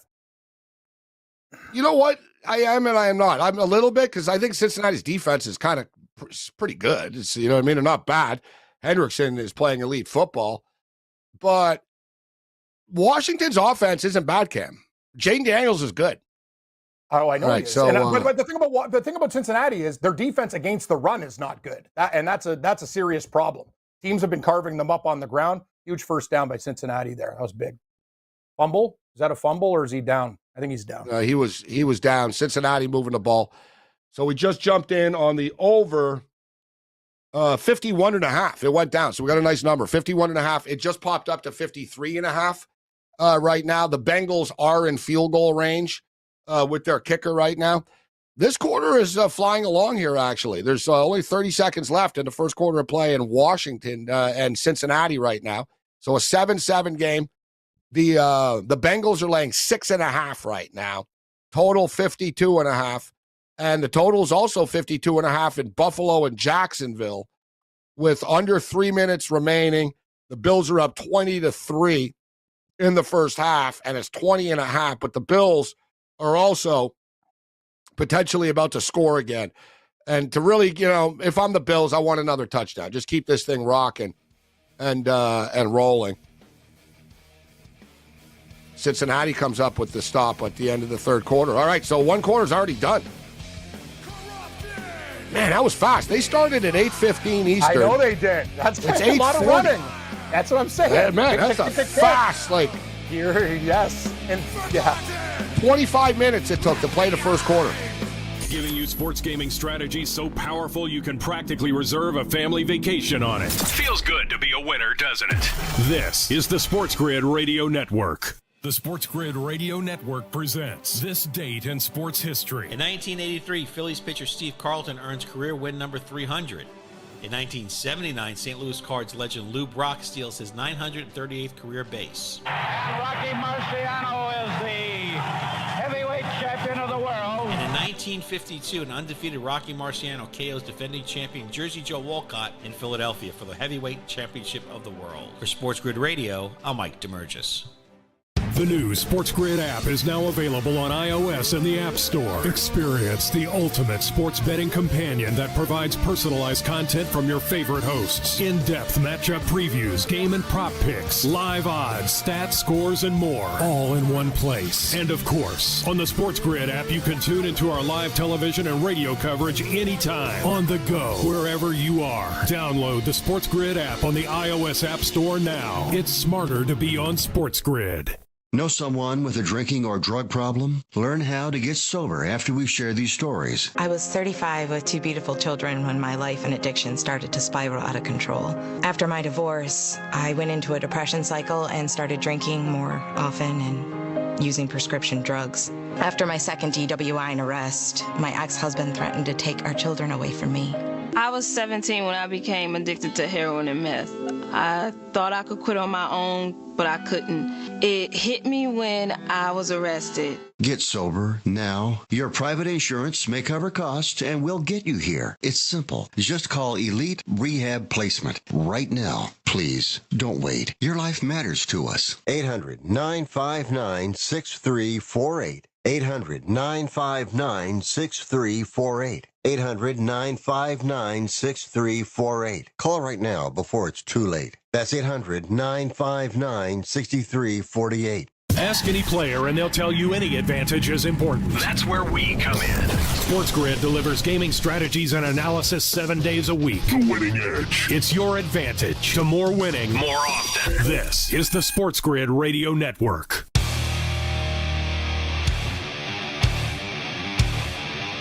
Man, there's so many touchdowns at Buffalo, it's hard to keep up, and everybody's getting in on the action. Now Shakir in the house. They should play Shakira when he scores the touchdown in the stadium. They should play like the hips don't lie. You should dance. The hips don't lie. You should do a little dance. Like, if I was the DJ in the stadium, I would. Just on my own, I'd crank it. He'd be like, yeah, great job, bro. I like that. Shakir. No, we should have done, Gabe. We should have done a parlay with like 5 different guys on the Bills scoring touchdowns the way things are going right now. Shakir, Kincaid. I remember with the Expos. When I was with the Expos, there was a guy, Roberto Kelly, got traded to the Expos. He was on the Twins. Pretty good center fielder, if you guys remember. Roberto Kelly. Yep. And he was from Panama. And the Expos, every Expo player had music when they came up to play. And his first game, he showed up, and the Expo guy played Panama by Van Halen. Because he didn't know, like, it's the guy's first game with the Expo, so he played it because he's from Panama, so he played Panama by Van Halen. Roberto Kelly flipped out after the game. He told him, everybody plays that song for me. I hate that song. I don't like rock music. Oh, my God. The guy missed a kick for Gabe. That was for the long field goal at Cincinnati. Numbnuts missed. McPherson missed it. Great. Yeah, so then And then the next night there, he had like big time like salsa, like mambo music playing. He looked up kind of, he pointed at the DJ like, yeah, okay, it's better. It's better. I like that. We're friends again. He was a nice guy, but he got mad. He told him, no, I don't like that song. Like, don't play that. I don't like heavy metal. It was funny. But he played Panama for him. So freaking McPherson's in a rap. He doesn't like heavy metal. He likes Eminem and stuff. McPherson misses the damn kick. Great. Now I got to sweat out this a little bit. I got the Bengals and Circus Survivor. Washington are coming to play early here tonight. I don't have the money line, so I hope you win, but I just want to cover the spread. As long as Cincinnati can win by 1 for all I care. I just want Washington to cover the 7.5. That's bad for your live total, too. You need every point you can get. Can't leave points off the table. No, the total just fell to 49.5 in the Cincinnati game. All right, so I want to check in here. So Trevor Lawrence right now is over under passing yards is 225.5. And Trevor Lawrence right now is at, dear God, he's at 46. 46 and you know what's amazing, yards? guys? That's he's attempted 15 passes. So like his average is 3.1. To put in context, Josh Allen has attempted 23 passes. His average is 9. Like, that's the difference. Like 9 yards. Think about that. Josh Allen is averaging 9 yards per pass attempt. Meanwhile, you got Lawrence at 3.1. This is a big way of gauging, guys. There's a lot of like handicapping stuff, this and that. That's a big one. The team that averages more yards per play, the quarterbacks, the numbers don't lie in this instance. All you need to know, 3.1. That's horrible. That's like Bo Nix, that's like rookie type of bad. You know what I mean? Mm-hmm. This makes this like Michigan type thing. It was the same thing. Michigan had 7 attempts for 32 yards, so it was averaging 5 yards an attempt. You're absolutely that's the Jags just can't throw the ball. If you were to see that stat, you think everything's a dump off for a couple yards. That's the whole thing. That's like when you have a guy that's averaging 9 to 3, you're beating them by that much. That's a real problem for Jacksonville. Jacksonville is a lot. We've talked about this at the start of the show. This team has major issues. They're an 0-2 team. You know what I mean? Despite a miracle comeback on the road in Buffalo, they start 0-3, and I don't care who you are, your odds of making the playoffs at 0-3 are basically very, very slim to none. No, and Houston don't suck in a division, and even the Colts are winning. Or I missed it. It locked up on me. I just took it against my better judgment when I took it over 230.5 passing yards for Trevor Lawrence. It's one of the go-to things. If he doesn't get hurt, right? I mean, they're down 27-3. They have to throw the ball. So they have no choice. They're going to have to throw the ball repeatedly here for the rest of the night. He should be able to get some garbage stats, and eventually they'll hit a big play down the field. Right, I mean, because they're going to keep on taking shots after shots. This is paramount right now for the Jags. They're already screwed as it is. They do get the ball to start the second half, it should be noted. So they can go 2 for 1 here. I'm just speaking out loud from a Jags perspective. You score the touchdown here, you make it 27-10. You score coming out of the break in the third quarter. Next thing you know, you got a game at 27-17. But they're having a hard time getting first downs, let alone scoring. And look at that. That's not on Lawrence. How do you drop that, bro? You're a professional football player. Good job, Strange. Yeah, Strange. Strange.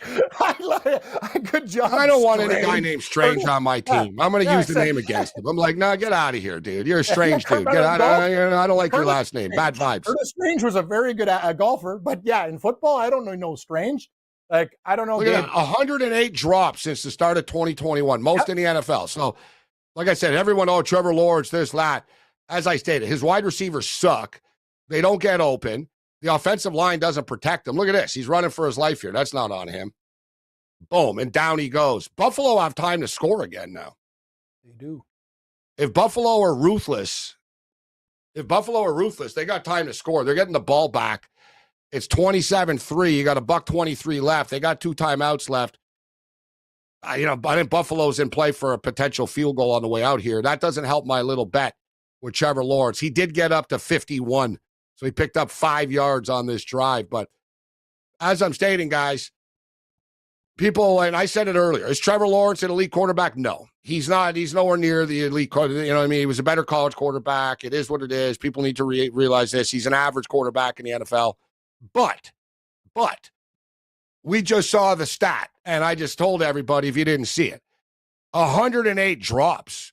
It's the most drops in the NFL since 2021. You just saw anyone watching a game right now, you just saw the strange dude. What do you want Lawrence to do? Lawrence threw him the ball, he dropped it. Next play, Lawrence snaps the ball. He's got like 1.2 seconds, and he's got 5 jerseys like mauling him and taking him down. The Jags really are just an offensive mess. And here's a big punt return. As I stated, Cam, when you play this bad of football on national television and you're 0-3, Peterson could get fired. I'm with you. Like, if not like mid-season, like now, they could be thinking, all right, we're making a change at the end of the year, but I don't think he's going to survive the month like at this rate. Good bet. First coach to be fired, man, because this team they shouldn't be 0-3. Well, they're spending a lot of money on players, and they suck. They do have a lot of defensive players. It's smarter to be on SportsGrid, but don't take our word for it. Ask somebody smart. Wait, that's not what I meant. This is the SportsGrid Radio Network. The Technology Minute with George Capalbo. Purdue University physicists have opened the world's first quantum disco with the world's tiniest disco ball. And by tiny, I mean a disco ball 1/100th the width of a human hair, made of glowing fluorescent nanodiamonds levitating inside a pure vacuum, spinning 1.2 billion times per minute. The point? Not to improve your platform shoe disco finger, but to simulate what happens to qubits inside a quantum computer. Computing power that could be 150 billion times faster than yesterday's supercomputer. And that's a lot cooler than John Travolta doing the funky chicken.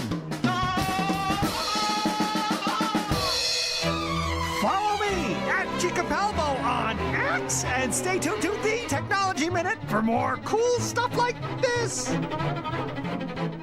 SportsGrid TV and radio networks are the premier streaming video and audio channel dedicated to serving the sports wagering audience. Found on major smart TV platforms and streaming on SportsGrid Radio and Sirius XM Channel 159. SportsGrid's real-time data, expert commentary, and entertaining analysis transform viewers into informed sports enthusiasts. Our weekday radio lineup begins with the early line at 8 a.m. Eastern with Ben Stevens and Donnie Rightside. Donnie joins Kevin Walsh on Moneyline at 11 a.m. Eastern, followed by Football Full Circle at noon Eastern. Kaplan and crew join the party at 1 p.m. Eastern, and Pharrell Coast to Coast keeps things rolling from 3 to 6 p.m. Eastern. Get in the mix with Kevin Walsh and Game Time Decisions at 6 p.m. Eastern. Evenings simmer with Carver and Lisi, then boils over with Gabe Moritzi on Sports Rage Late Night at 10 p.m. Eastern. To find out where to find SportsGrid that's best for you, go to sportsgrid.com. It's smarter to be on SportsGrid.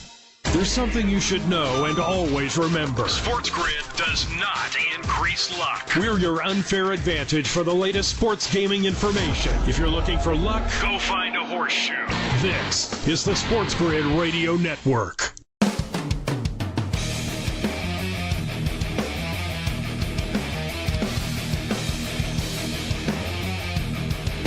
Well, you got a real party going on in Buffalo right now. Things could not be going any better for the Buffalo Bills so far this evening. An absolute blowout. It's a rout. 27-3 for Buffalo right now, and they're looking for more. And Jacksonville keep on taking penalties. As I stated as we were going into the break, like Doug Peterson, like the wheels are completely falling off here.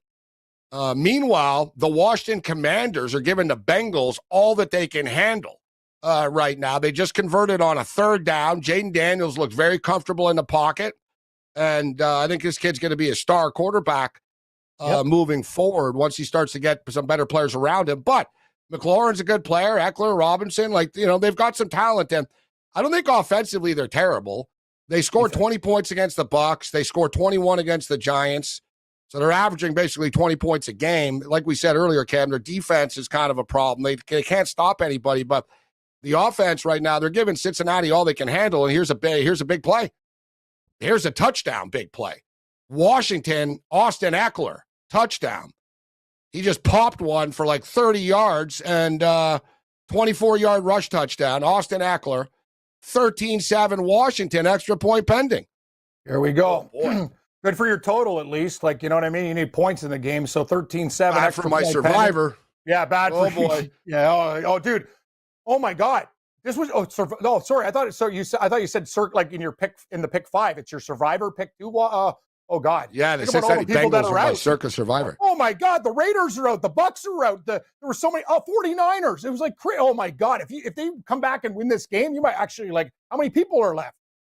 This is very interesting. There's only like 1,700 people left already. Oh boy. And how many have? Yeah, but 900 of us are on the Bengals, so everyone's, you know what I mean. Yeah. So yeah, if the Bengals lose, it's like 800 people left only. You'll hate the Bengals if they lose. You'll never forget it, because actually, I can't believe how many favorites lost outright this week. It's been crazy in the National Football League. It's happening every week. Neither am I. Yeah, I know exactly. So it's amazing I'm still alive considering the carnage that I wasn't on those games. But neither of my games, Cam, were sweat-free games. I had Buffalo in week 1 against Arizona, bro. Yeah. Like Arizona were winning early in the game. It was 13-3 or so, whatever. Arizona were up early. I was like, oh my God, it was 17-3 Arizona. And Buffalo came back and won the game. They look good. In the second half, they dominated.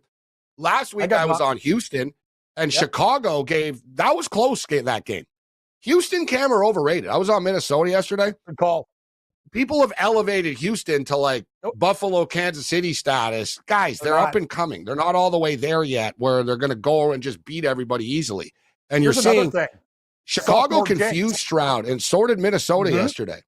The thing about Stroud is people anointed him. It's hard. The second year, people know about you more. You're still a damn good quarterback. They did it again. What? Touchdown Buffalo. Amazing. This is so good for the total, bro. Dude, and they struck fast. Like, even if Jacksonville still have time even to throw the ball back. Dude, this is insane. The Bills just scored in 53 seconds. 5 plays, 64 yards in 53 seconds. Peterson might be fired at the half, let alone in a month. No, dude, I'm telling you, he might get fired in the morning. He's going to get fired in the morning. Honestly, man, we've talked about this stuff. You're 0-3. Yes. At this rate, you're going to lose 50-3, 51-3 or something. You can't have a game on national television. I don't care if it's against the Buffalo Bills in Orchard Park. You can't be getting thumped by 30 friggin' points. I'm telling you, man, this team's got, I don't know what's going on. What do you do? Thank God. Dude, that was to Ty Johnson. They're just trolling him now. Everybody on the team's getting a touchdown. You're right. Ty Johnson just scored for the Buffalo Bills. You're done. Sorry, Jags. It's just that's the thing, though. People talked about the Buffalo offense coming into the year. Oh, they don't have Diggs. They don't have Davis. I told people they'll be better. They'll be better passing the ball. I agree. Because you won't know where they're throwing the ball to. And Patrick Mahomes talked about that last year. And he said, I don't have Tyreek Hill. Tyreek was amazing, but he goes, I don't even know who I'm going to throw the ball to. He goes, so I don't know how other teams are going to know. He goes, a lot of quarterbacks will tell you that. It becomes more of a pain in the ass. When you're locked into one guy, it becomes predictable. Well, look at you've got to get on the football. Higgs was always on Allen's ass. Give me the ball, give me the ball, give me the ball. And now, I'm not saying he's a bad player. He's a great player, but he's in Houston. And when things go sour, give me the ball, give me the ball, give me the ball. It's addition by subtraction. I don't care about his skill set. You have guys on the Bills that are workhorses now, and Allen's more comfortable. It's a different scenario. I know that guy was barking at him all the time. And after a while, it's like, shut up, dude. I'm trying to give the ball to everybody. It's Bills, I'm with you. We thought they were going to be better, and they are. 34-3. All right, George Kurt's going to step up and in on the other side. Wow, 34-3 Bills. Josh Allen's stats are already like a full game stats already. So some of you aren't listening to SportsGrid the recommended 12 hours a day due to family commitments. Well, we know what your priorities are. This is the SportsGrid Radio Network. The Technology Minute with George Capalbo. Purdue University physicists have opened the world's first quantum disco with the world's tiniest disco ball. And by tiny, I mean a disco ball 1/100th the width of a human hair, made of glowing fluorescent nanodiamonds levitating inside a pure vacuum, spinning 1.2 billion times per minute.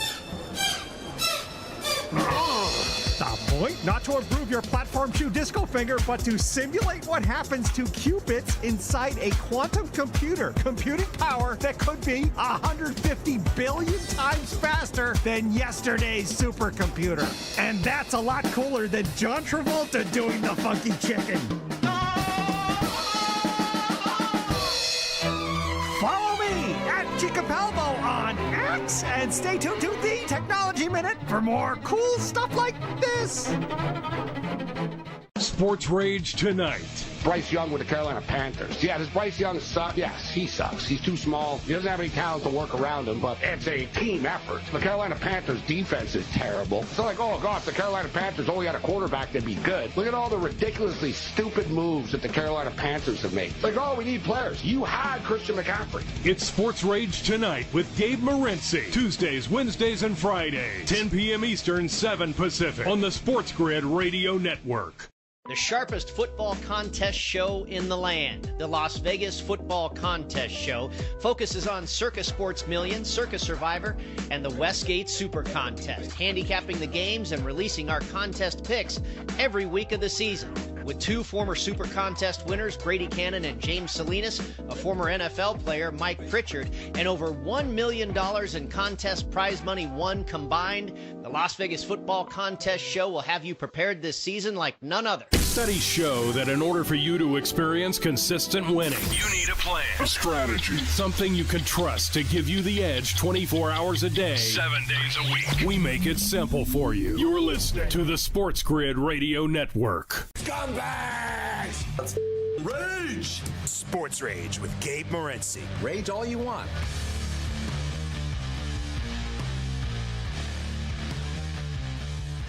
Trevor Lawrence is now having a hard time just completing basic passes.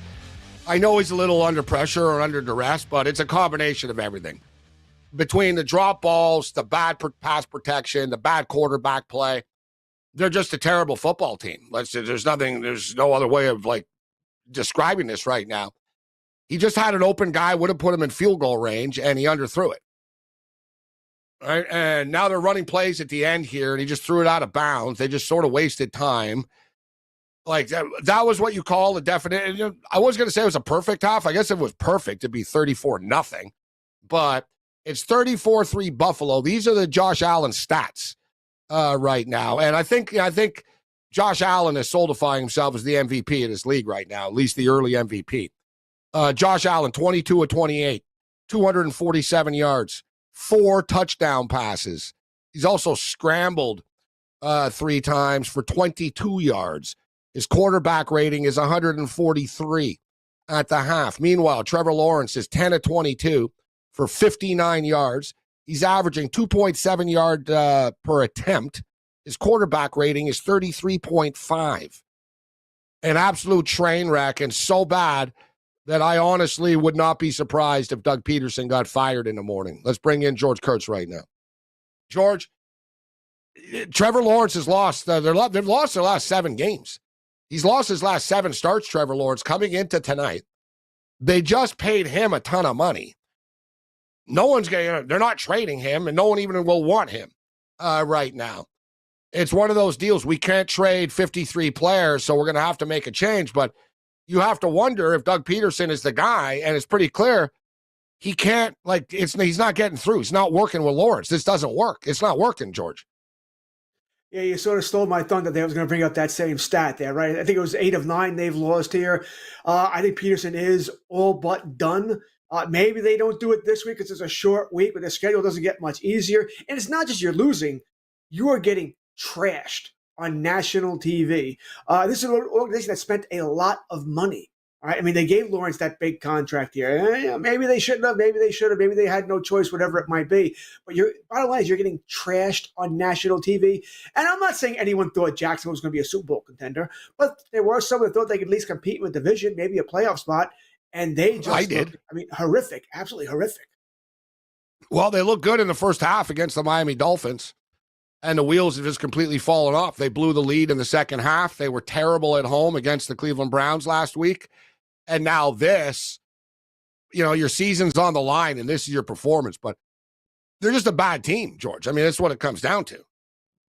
Right? It's not like there's one thing wrong. And now the defense, which is good, they're getting carved up tonight because they're on the field all the time. And then eventually, guys start to tap out and quit a little bit. I know it's early in the season, but guys start looking up at the scoreboard, George, and seeing 34-3 and 27-3 and thinking, man, the offense is so terrible. We're screwed. And you're just not getting that same crisp effort. I'm not saying they're mailing it in, but, it's just not like the Raiders yesterday, like Pierce said after. Said a lot of guys just sort of quit out there and made business decisions, didn't want to make plays on their own. He threw Gardner Minshew under the bus as one of them. He'd rather just get rid of the ball. And it's early in the season, George, but there's a lot of pressure on these coaches, more than there's ever been before. So, we can say it's early in the season, but it really isn't now because these seasons slip away pretty quickly. They do. Everything snowballs, right? You mentioned it earlier. That loss to Miami, it's a game they probably should have won. Etienne fumbles the ball at the 1-yard line. Miami goes down to the big Tyreek Hill play, and they win the game. That loss to Cleveland, when you think about it, Cleveland just lost to the Giants, and you couldn't beat Cleveland. That's ugly now too. It's not good, and we're seeing no progression all over the place. But I think as far as Khan's going to say, I've spent a lot of money here, right? I signed, Lawrence, a $250 million contract. I've given you receipts. I've done this. I've done Christian that. Kirk, right? Gabe Davis and Josh Allen Hines. Josh Hines Allen got paid on defense. They paid a lot of people on the defensive side of the ball too. They play Houston next week, another team that's sort of struggling that we expected more of. If that game gets ugly, then they go to Indianapolis. I should say go. They play Indianapolis, and then they have their games over in England, or at least across the pond. I'm assuming it's England. I know they're playing in Germany this year as well. I'm not sure where those That'll games be there. Chicago and New England. Those are the European games. Boy, they're always London because that's their region, right? And plus the owner's from there. I always thought he wanted to actually move the team there, but instead he just gets to play 2 games a year there instead. All right, so let's switch gears here because the Bills game is no stress, but the Bengals game is, George, and I'm not up for this tonight. I don't want to deal with stress. I was hoping the Bengals would be I wish it was the same thing, that the Bengals were up 40-10 already. You know what I mean? I'm not going to complain. Listen, I have so many prop bets that have already hit in the Bills game. I mean, I had the only prop bet I haven't hit is Allen a rushing touchdown. That's it. Everything else has come in already. So I'm trying not to complain too much here. But I told you last night I was on the Bills to win big and I was on the Bengals to win big. Yeah. So right now I'm certainly disappointed here. I'm just moving the ball somewhat here, but it's the defense that hasn't really played that well. By the way, does it annoy you? I noticed a pet peeve of mine the last couple of years that when a field goal kicker misses a field goal or misses an extra point, they shake his hand. Oh, good job. And they shake it. Yeah. That just drives me insane, by the way. You missed the kick. You suck. You have one job. You missed it. I just get angry when I see that. And they all act like, oh, it's okay. No worry. Go get him next time, buddy. So I'm a little annoyed with the Bengals. It's like they're turning into the NBA, like the modern player. Like the NBA, it's stupid, George. Before every free throw, everybody comes over and shakes the guy's hand. And then if he misses, they all shake. It's like, dude, just let him shoot the damn free throw. He's not a kid. You don't need to go over and hold his hand here. Just let him shoot a free throw. But I do agree with you. I don't think you should give the kicker a dirty look after or whatever. Everybody makes a mistake. It is what it is. Go a sideline. And there's Joe Burrow on 3rd and goal, having to throw it incomplete. So gonna have a field goal attempt coming up. It should make this one. This one's a chip shot. Should be 14-10 here in a second. But leaving points on the field there. They were going. We're on pace for the over here, so this will work out. After last night, it has to work out. That train wreck of a game last night. This has been a much better night. Cincinnati. You figure the Bengals will find a way. They might not cover the spread, but I brought it up and I've been talking about all night, George. The Washington offense is pretty good, right? I mean, they're okay. They scored 20 points in week 1. They scored 21 in week 2, so they're averaging about 20 points a game. Jaden Daniels looks like the real deal. Defensively, they're the ones. Defensively, they couldn't stop the Giants. They couldn't get the Giants off the field. The Giants only punted twice in that game. We saw Tampa hang 37 on them, but that was a nice stop right there. We'll see if Cincinnati can get a stop. So updated number right now, guys. The Cincinnati Bengals, wow. I think there's kind of value. I'm already sweating this one out, but, George, the Bengals are now minus 130 on the money line. Just moved to minus 115. So they're only down by 4 points. I'm expecting them to win this game. I'm already on them to win here, so I don't mind going back at that as well. Who gets the ball first in the second half? I forget who got the kickoff. I think Cincinnati got the kickoff. So yeah, because Chase scored right away into the game. Chase did score right away, yeah. So I'd be happy if Cincinnati got that ball right away. And you said Washington's not a bad team. They can score points. They can't stop anybody. Generally, you have to attack. You attack that secondary. That secondary is weak here. I was on the Chase anytime touchdown prop tonight. So I just figured he would get his candy tonight that they're complaining the last couple of weeks here. But I expected more than just 10 points. I know there's 5.5 minutes left of the half here. I expected more than just 10 points in the first half from Cincinnati. I thought Washington would cure their offensive ailments here.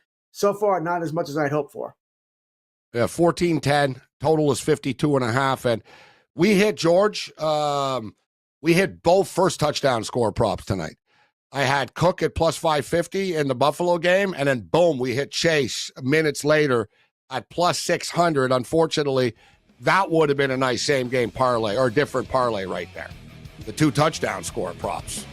God knows, I would have paid like 40-1 or something, but we hit both touchdowns, first touchdown score props, and Keon Coleman plus 240 with his first touchdown of his career. The Washington get the football back right now. Up 14-10. We'll see if the Bengals can get a stop and take the lead into the half. If anybody here. asks you how you win so often, you can tell them you're a loyal SportsGrid listener. Or just say you have an unfair advantage. This is the SportsGrid Radio Network. Know someone with a drinking or drug problem? Learn how to get sober after we share these stories. I was 35 with 2 beautiful children when my life and addiction started to spiral out of control. After my divorce, I went into a depression cycle and started drinking more often and using prescription drugs. After my second DWI and arrest, my ex-husband threatened to take our children away from me. I was 17 when I became addicted to heroin and meth. I thought I could quit on my own, but I couldn't. It hit me when I was arrested. Get sober now. Your private insurance may cover costs and we'll get you here. It's simple. Just call Elite Rehab Placement right now. Please, don't wait. Your life matters to us. 800-959-6348. 800-959-6348. 800-959-6348. Call right now before it's too late. That's 800-959-6348. Football full circle. Ramondre Stevenson and Hunter Henry are the 2 best weapons that we see the New England Patriots have. The only way this team is going to develop Drake May is if you surround them with competent weapons. They don't have to be stars, but just guys that can at least run off the secondary, right? We don't see that with this offense. Slow, methodical, and they basically have a base offense, almost like a high school team. It's football full circle with Ben Stevens and Joe Lisi. Weekdays noon Eastern, 9 a.m. Pacific on the SportsGrid Radio Network. The new SportsGrid app is now available on iOS and the App Store. Experience the ultimate sports betting companion that provides personalized content from your favorite hosts. In-depth matchup previews, game and prop picks, live odds, stats, scores, and more. All in one place. And of course, on the SportsGrid app, you can tune into our live television and radio coverage anytime. On the go, wherever you are. Download the SportsGrid app on the iOS App Store now. It's smarter to be on SportsGrid. Did you ever wonder why we're called Sports Grid? It's because we help create so many winners we have to use a grid system to keep track of them all. Join them. Get the winning edge. This is the Sports Grid Radio Network.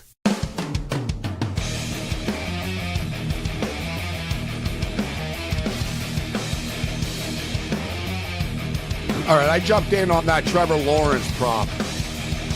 And it didn't. The first half didn't go the way I wanted. He got the ball, and they quickly went 3 and out, and then he completed a 5-yard pass only, and then on the next possession, he kept on missing guys. He could have had like a 20-yard chunk. They probably could have had a field goal on the way out here, but Lawrence one-hopped it. So I've got over 230.5 passing yards for Trevor Lawrence, which I don't have a good number right now, and he's at 59. So he's at 59 at the half. The updated number, though, I think is very reasonable. And short of him getting pulled from the game, and I don't really know if you can pull him from the game because it's not like you got to get the offense going at some point, right? Like they haven't done anything all year on offense. So I don't know if they pull him. They've got to get a groove going, although they could if it gets really ugly. But They do get the ball to start the second half here, and his updated number right now is 195 and a half. They're going to have to throw the football, and as I stated, they're going to try to get something going offensively. They get the ball to start the second half, so I don't think it's crazy at 195 and a half, but we're getting to the point now where this game, guys, there's no automatic it goes over the number suddenly. I'm telling you, Kurtz, this could turn into like the Miami game last week with the Bills. This might need to be the new Bill thing. We got to start betting first half overs in the Bills game, first half, where they get these massive leads. Like how much are they, Josh Allen's not throwing 8 touchdown passes tonight. He's already got 4. They're going to start to run the ball eventually, the Bills, and just chew the clock up. Like if Jacksonville doesn't give us anything, we need the Jags to score.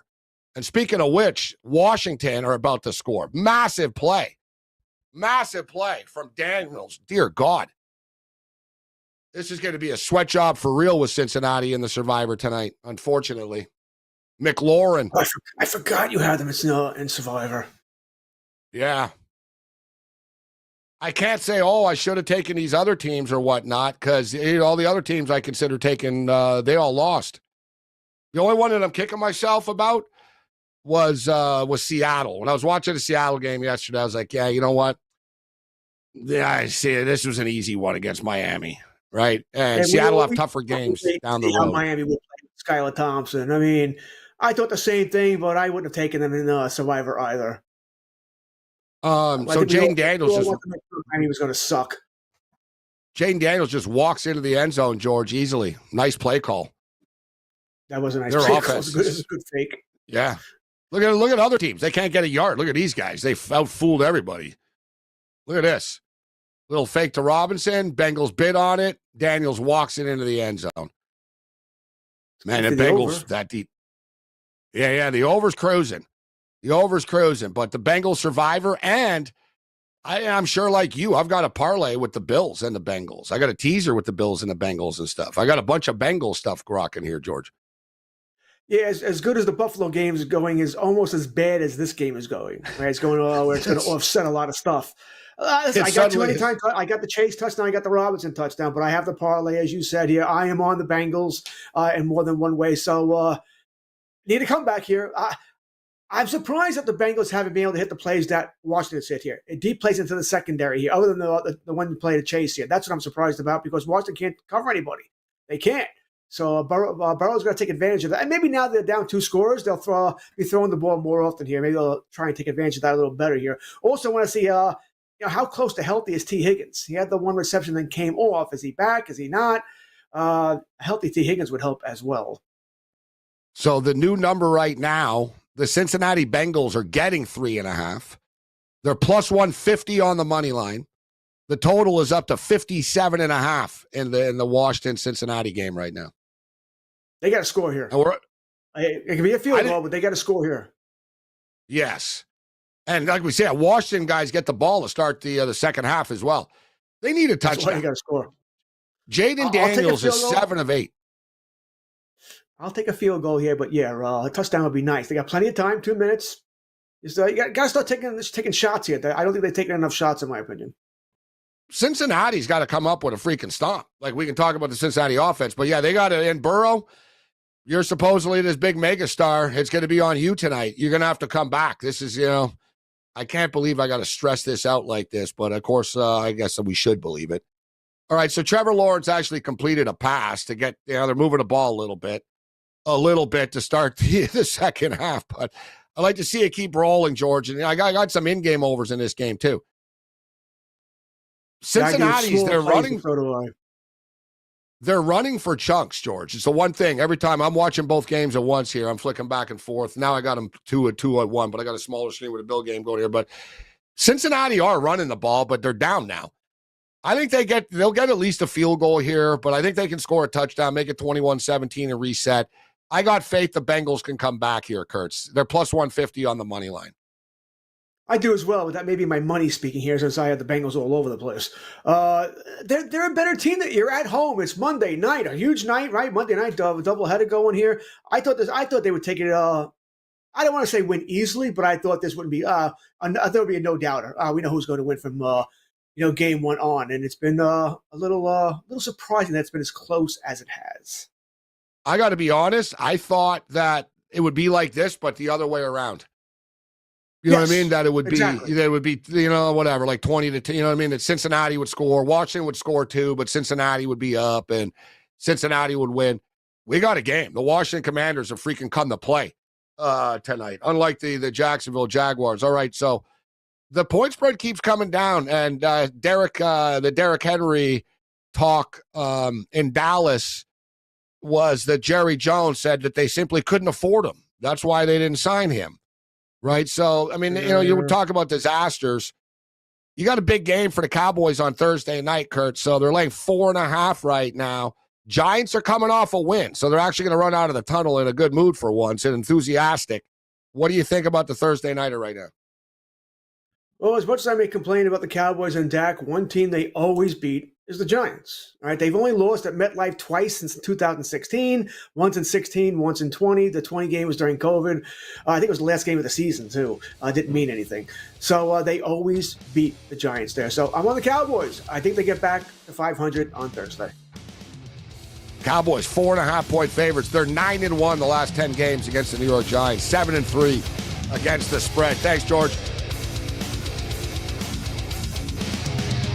NFL Game Day. Sports Rage continues. You're home for the winning edge, but you can call it the unfair advantage. But don't take our word for it. Just ask a winner. This is the SportsGrid Radio Network. Football Full Circle.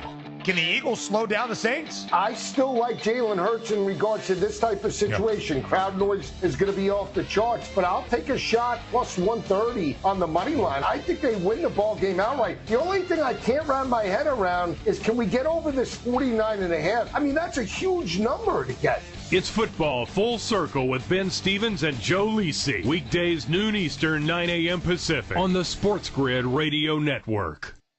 The SportsGrid Radio Network presents This Date in Sports History. In 1983, Phillies pitcher Steve Carlton earns career win number 300. In 1979, St. Louis Cards legend Lou Brock steals his 938th career base. And Rocky Marciano is the heavyweight champion of the world. And in 1952, an undefeated Rocky Marciano KOs defending champion Jersey Joe Walcott in Philadelphia for the heavyweight championship of the world. For SportsGrid Radio, I'm Mike DeMurgis.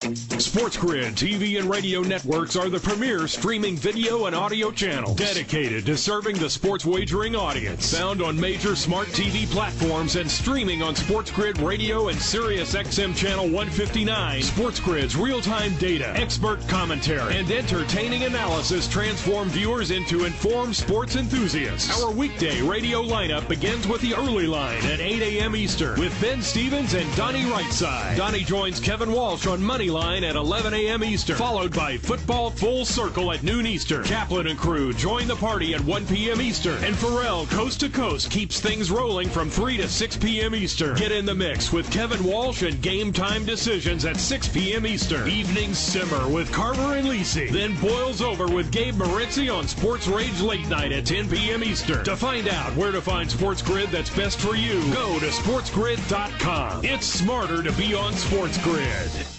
At SportsGrid, we don't have time to hype. We take trust seriously. If our information wasn't rock solid, they wouldn't let us do it anymore. That would be bad. We've got car payments to make. You can trust us. This is the SportsGrid Radio Network.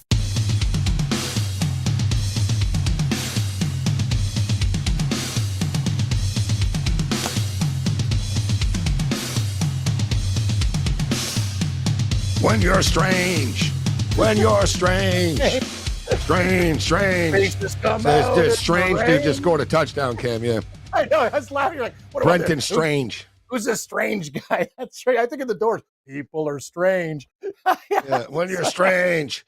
Yeah, Brenton Strange. Probably never heard of the Doors before. So no, they get the touchdown, 34-10, and I told you guys, I got a bad number. I own it. I gave it to you at the time. I bet over 230.5, Cam, for Trevor Lawrence, if you remember. At the half, it was 195.5, and I said, come on. I don't think they're going to take him out because the offense sucks so hard. They need to, get some production going, right, to get some confidence a little bit, even if it's in garbage time, Right. So on that drive, he's already up to 112 right now. So that was their best drive there, 34-10. And the total is in motion here right now. We're a field goal away from this game going over to pregame number. And I got some in-game numbers here. And your Washington Commanders are giving the Bengals all that they can handle right now, up 21-10. Big survivor sweat job, Cam. It's going to be a sweat job. A lot of football left. The only issue is the Bengals lost one of their best tackles, too. It's kind of unfortunate. It was kind of a weird play, kind of got under his feet. I'm going to tell you something, Gabe. They played really good against Kansas City, but when I look at the Bengals this year, they played very poorly against New England. They haven't been like the old Bengals. You know what I mean? I know there's a lot of diversions. Well, they're slow starters normally. Yeah. This is sort of their thing. Yes. Good call. They are slow starters. But 0-3. That's the thing. That's different. You got to deal and with two with of the games at home. You go 0-3 and you lose to the Patriots and the Commanders. Dear God, like their coach might get fired. I'd fire every coach. I'm with you, but no. I'd fire you too. I'd be like, dude, you just lost to the we lost to the Patriots and the Commanders. You're done. Like it's all coaches are good. McDonald and McDermott, the M's, they could stay. Our guy, hey, we're 3-0. You guys are looking good. So I'm thrilled with the start of the year. What about Pittsburgh? Look at that division. Pittsburgh Steelers, their defense is holding team to like under 10 points and stuff. So this is brutal for Cincinnati. Listen, you are what your record says you are. Pittsburgh got 3 wins, and it's great for their win total. No one can dispute it. But if you look at Pittsburgh, all right, week 1 against Atlanta, they shut down Atlanta's offense. Who did Pittsburgh just play? Justin Herbert got knocked out of the game. And in week 2, Pittsburgh played against Bo Nix at Denver, a rookie quarterback. Let's see Pittsburgh against a real team. And I like Justin Fields and what he's doing, but they've never been challenged offensively yet. They haven't played a real quarterback yet, with all due respect. You know, Kirk Cousins sucked in week 1. Bo Nix is a rookie, not a kid, but a rookie. And you just played, Heineke. He's the backup after Herbert got hurt. All right, here's Burrow back to pass. This is 2nd down, so they're going to have another shot at this. Incomplete. They're in field goal range here. They're going to walk away with 3 here, Cam, at least. But 21-10, Washington are getting the ball. And Cincinnati just can't stop the Washington Commander offense. It's unbelievable. The Commanders just going up and down the field, doing whatever they want. Daniels looks really confident Cincinnati, tonight. but Cincinnati aren't finishing the drives. That's the difference. That's the thing. Since I'm watching Washington and Gabe, they just have a nice mix, good play calling. They're keeping Daniels in good situations. He looks very comfortable tonight. It's kind of funny. Bo Nix started to look better with their upset win last week. Sometimes it takes a while for these rookie quarterbacks. But, yeah, talking about the Steelers, Gabe, the thing is their defense will keep them in games. They basically told Fields, don't screw up, and we'll be fine. But you're right. Eventually, they're going to have to put up more than like 20 points to win a game, and I'm not sure. Another big play by the Bills. If we can get even 3 here, Gabe, we hit this pregame total, which would be great. It was the biggest play of my game. I like the over in this game a lot, and I know people are, it's raining and stuff. Me and you talk about it. The Bills' offense is great, and hopefully we can get there right now. Joe Burrow just missed Jamar Chase on a 3rd and 6. Would have been a first down. Chase should have caught it, but the pass was low. But that's the thing, man. If you're going to hold out and you want all this money and stuff, you gotta make plays. And Chase has been very vocal about I'm not paid enough and blah blah blah. Now he wants more, and $35 million wasn't enough per year. He was insulted at a $35 million a year offer. And now he's dropping balls. That's what happens when you start to, your mind starts to drift. So McPherson doesn't miss this one. 21-13. Man, Bengals down 8. There's still 22 seconds left, too. The way Washington's playing, I wouldn't be surprised if they took a deep shot. You better hope they don't take a shot and spike and get a field goal. They might get a field goal here, Cam. I'm telling you. The Bengals defense looks You get the ball tonight. at the 30 now, man. It's not that hard. You get the ball at the 30. You only need to really get to the other team's 40-yard line to kick a field goal. So you basically need to get 30 yards. You got 22 seconds. It's a couple of plays. Like you just throw a chunk play for 15, 20 yards, and you're a play away from field goal range. We'll see how they attack it. They only have one timeout. I'm just, concerned about it. They'll probably just play it safe and take a knee on the way out here. But so the new updated number at 21-13 right now is 57.5. Wow. 57.5. They're up to 34 points. So another 24 points gets us there for the in-game over if you play at a 57.5.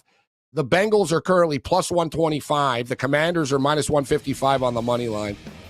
The Jags are plus 27.5 right now, down 34-10. 64.5 is the new total there.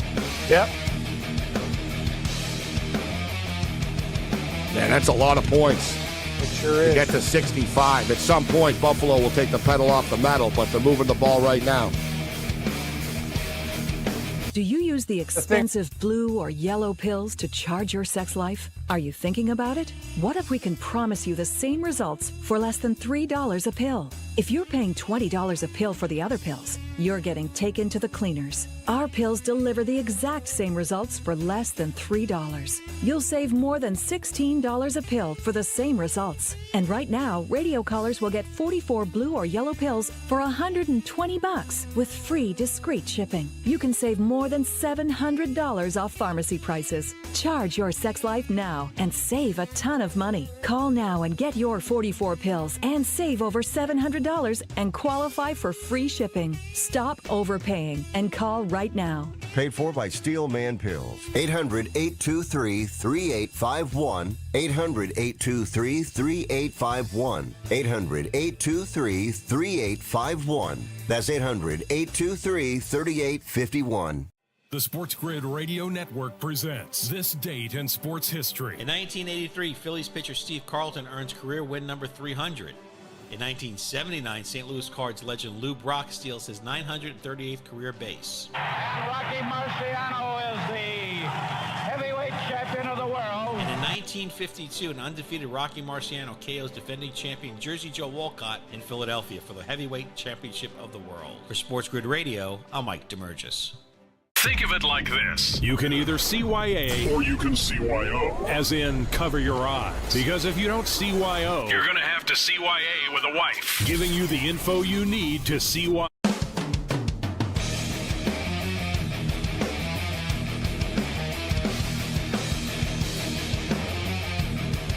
So we're at the half right now in Cincinnati, and there's always something. See, if this was just the only game of the night, Buffalo, I'd be in a great mood. It'd be like, oh, wow, what a great night. Buffalo smoking them. The game went over. I hit the first touchdown prop. What a great Monday nighter.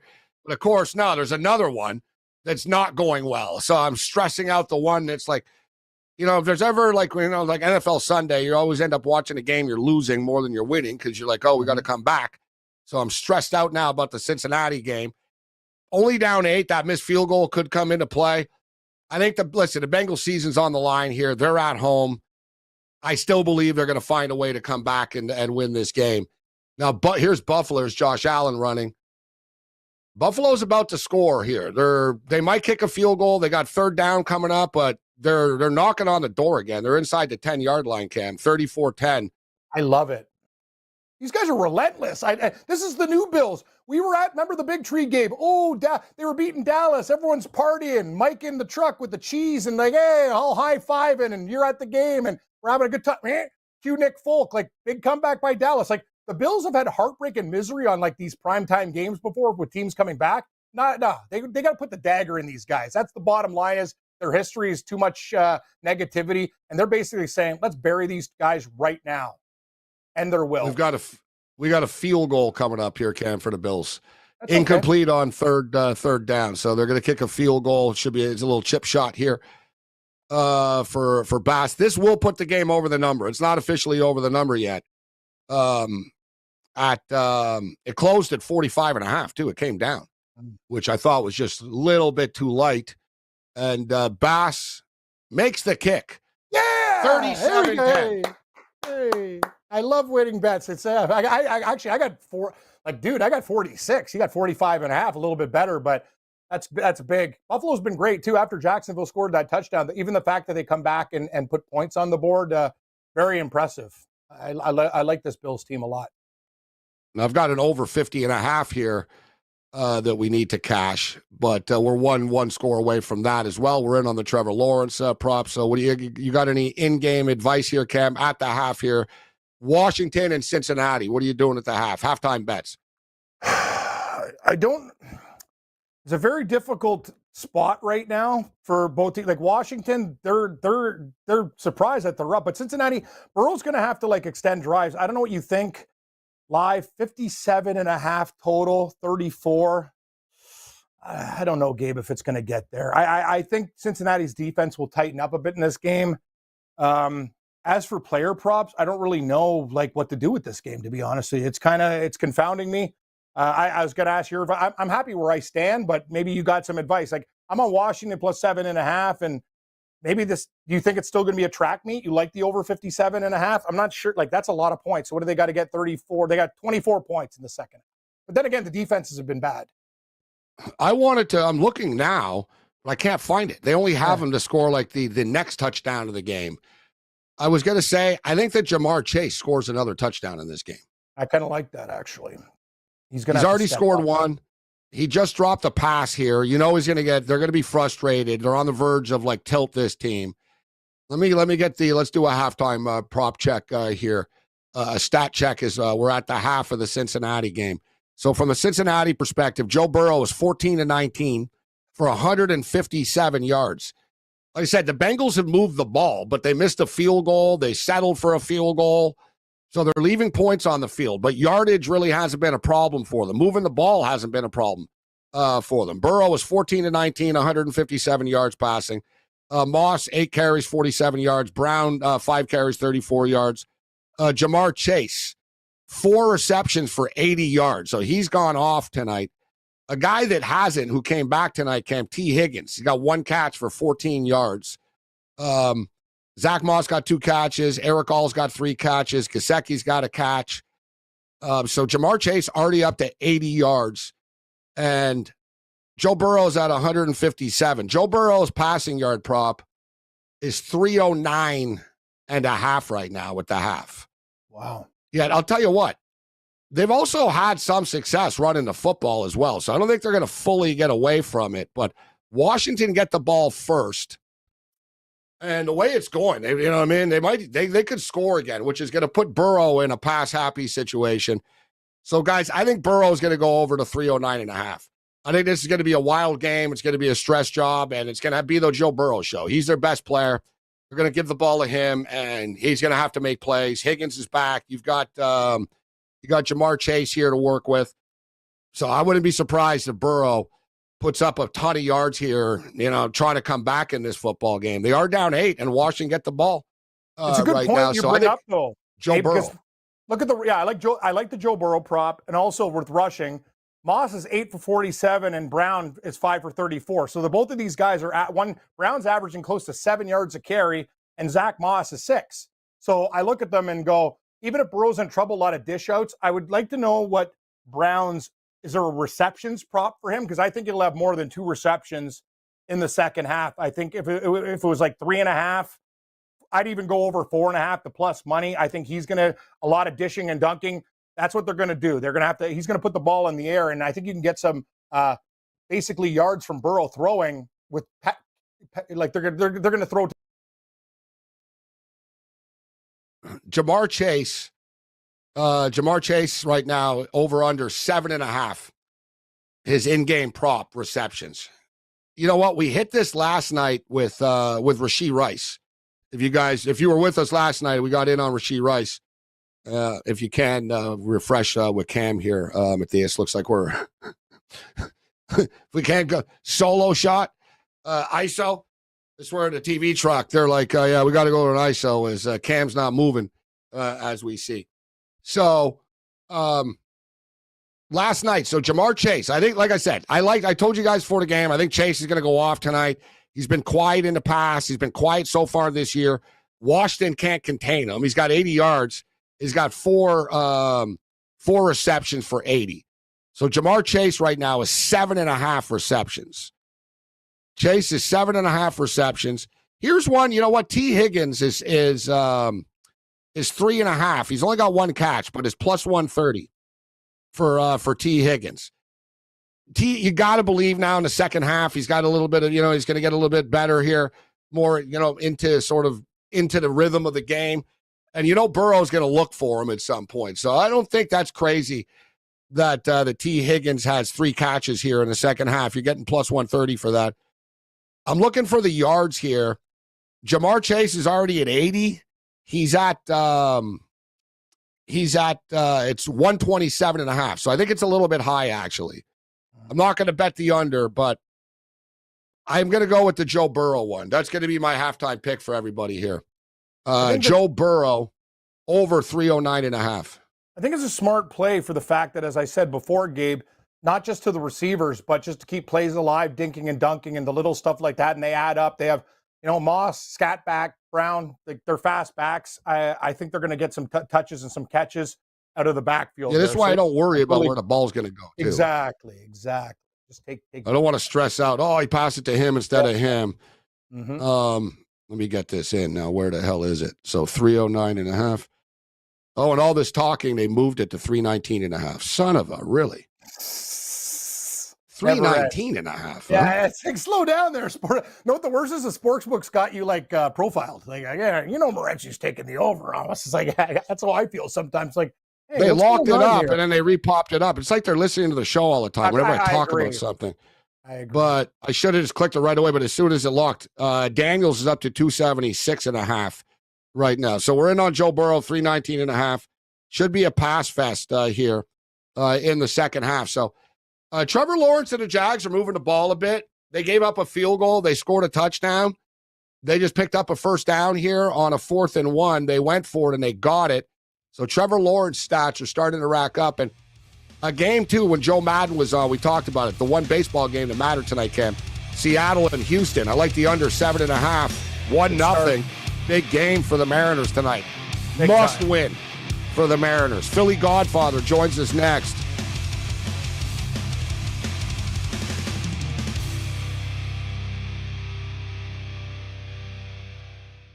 For the record, we love sports gaming. Always have. That's why we never dated in high school. Enhance your life. Get the winning edge. This is the SportsGrid Radio Network. The SportsGrid Radio Network presents This Date in Sports History. In 1983, Phillies pitcher Steve Carlton earns career win number 300.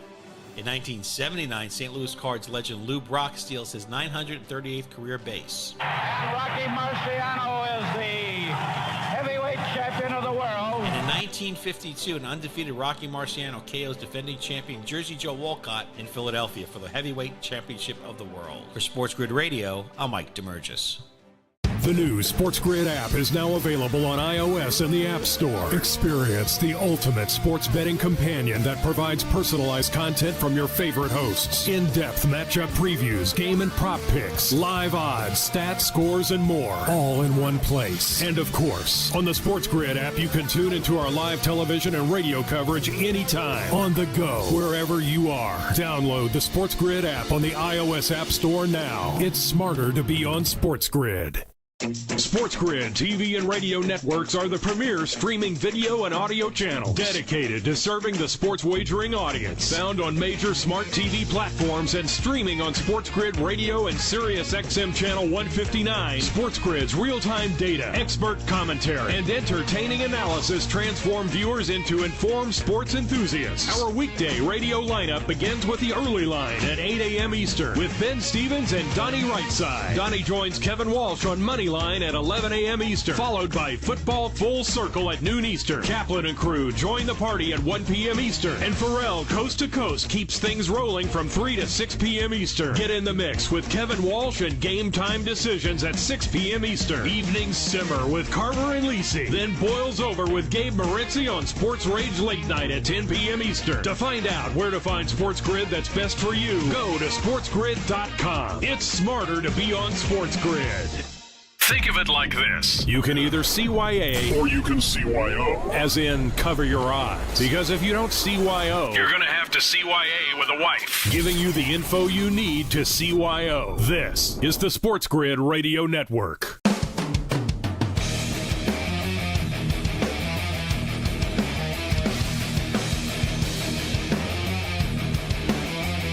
Well, the beautiful thing yesterday was watching the Raiders lose to the Panthers and watching the Bucs lose to the Broncos and the straight-out carnage in the Circus Survivor. But I also knew in the back of my mind that I could be the one sitting in the hot seat because I didn't play anything yesterday. I saved the Cincinnati Bengals as my Survivor pick tonight. And what started as 14,200 people for a $14.2 million pot, winner take all, is already down to like 1,700 people right now. because of all the massive upsets that have occurred already. And another 61% of the 1,700 are on the Bengals. And I am one of those 61% tonight, Philly Godfather. Little bit of a sweat job going on here. I knew Washington had a pretty good offense. I thought Washington would be able to move the ball. I liked the over in the game. But I also thought Cincinnati, like this game, I thought it would be Cincinnati up 21-13 now. There's still a lot of football left. I don't know if they're still going to cover the point spread, but what do you think about this game at the half right now? I took them minus 5.5 in the second half. If you look at the box score, Cincinnati has 30 more yards. They own the time of possession battle by 3 minutes. And what's killing them is Washington's average yards per pass attempts like 15 yards. Like, I know Cincinnati's defense is banged up, but Jaden Daniels is doing a number on them. And I actually took Jaden Daniels as an alternate prop over 225 passing yards plus 200. Gave it out on Twitter. I thought he was going to have a big day, but I didn't think they were going to be up, 8 points going into halftime. But I think the Bengals come through. I laid the 5.5 in the second half. I think he'll be all right. Yeah, I think they're going to come. I brought it up earlier. I do think they're going to come back. Not that, you know what, I wouldn't be sweating it out if it wasn't for the contest, really. It would just be a bet. Yeah. But, see, the dogs are barking on and off the field. Like except tonight in the Jag game. But they weren't getting 5.5 plus. And the number, Philly Godfather, how about this? Underdogs at plus 5.5 or more coming into tonight's game. And it should be noted, Buffalo closes -4 for whatever reason. People jumped on the Jags. So it closed at -4. But 13-2 against the spread. Dogs at plus 5.5 or more so far this year. I'll give you another stat. If you bet every dog on the money line in every game for $100, you're up $1,100 on the season. So you're up 11 positions. Just bet all the dogs on the money line first 3 weeks of the season, and you're up 11 positions. Yeah, no, it's nuts because the point spreads don't really matter ever. We've talked, it's sort of like the Super Bowls, right? They have recently a bit, but, like the team, people, we get hung up with point spreads so much with football betting that you'll take the points, but we're seeing over and over the underdog wins, and you leave the money on the table. Right, the underdog wins the football game outright, and you're like, "Wow, the points didn't even matter." And it's over an 80% clip so far this year. The team that wins, just wins. You don't have to worry about the points. Yeah, and the bookmakers are usually off on average about 10 points on NFL sides, and that's why they give everyone 7-point teasers. So they do the best they can to try and even out the money for them. They got the 10% big on their side, obviously, and they're just hoping that the betting public isn't better than they are at researching these games. So that's basically what it comes down to. So the Jags are just getting destroyed here tonight. 37-10 right now. The game gets over the number early here. With the exception of the second half, the Bills were dominant in the second half against Arizona, but they smashed Miami last week, kind of took the pedal off the metal. Here we go again. Like the Bills, they're not just winning, they're murdering teams. Like if this was college football, it's like they're trying to impress the boosters and run the score up on teams. And then they just take the pedal off the metal late, but very impressive. They're at Baltimore next week, so we'll learn more about the Bills, but disappointing performance from the Jags tonight, though. Yeah, I mean, they've got some injuries as well. I thought Trevor Lawrence would play much better. I went over 225 yards for him. That looks like a loser, but you never know. They're going to be passing the ball a ton, being down all those points. So that has a shot. But this Buffalo team all of a sudden is the third favorite to win the Super Bowl. So their odds are dropping quickly in the futures market. This is a very dangerous team. Last year in the playoffs, they used like 5 or 6 guys off the Home Depot parking lots to play defense against the Chiefs. And if they don't miss that field goal, it could be the ones going to the Super Bowl. So with Josh Allen, man, anything is possible. I don't like their coach. But with that type of quarterback, they can definitely get there. McDermott, he's made some questionable decisions. He's been there. I think he's a good coach. I think in game, at times there's some breakdowns, but Joe Brady is really doing a great job, the offensive coordinator, really just bringing stability to this offense. And look how many different guys have gotten touchdowns. So the Jags are about to score again right now.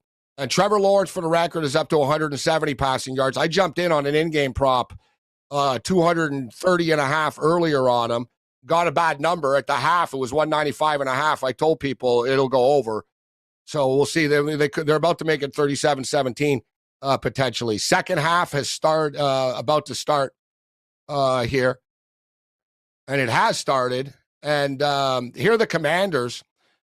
moving the football again, Philly Godfather. They're just going up and down the field on these guys. Like, what? Cincinnati can't stop them. Yeah, their defense is banged up, but Jaden Daniels is the real deal. I mean, before the season started, I thought he would be the rookie of the year. I gave that out on X. This kid's the real deal. I just didn't expect him to play this well, and they're just shredding that Bengals defense.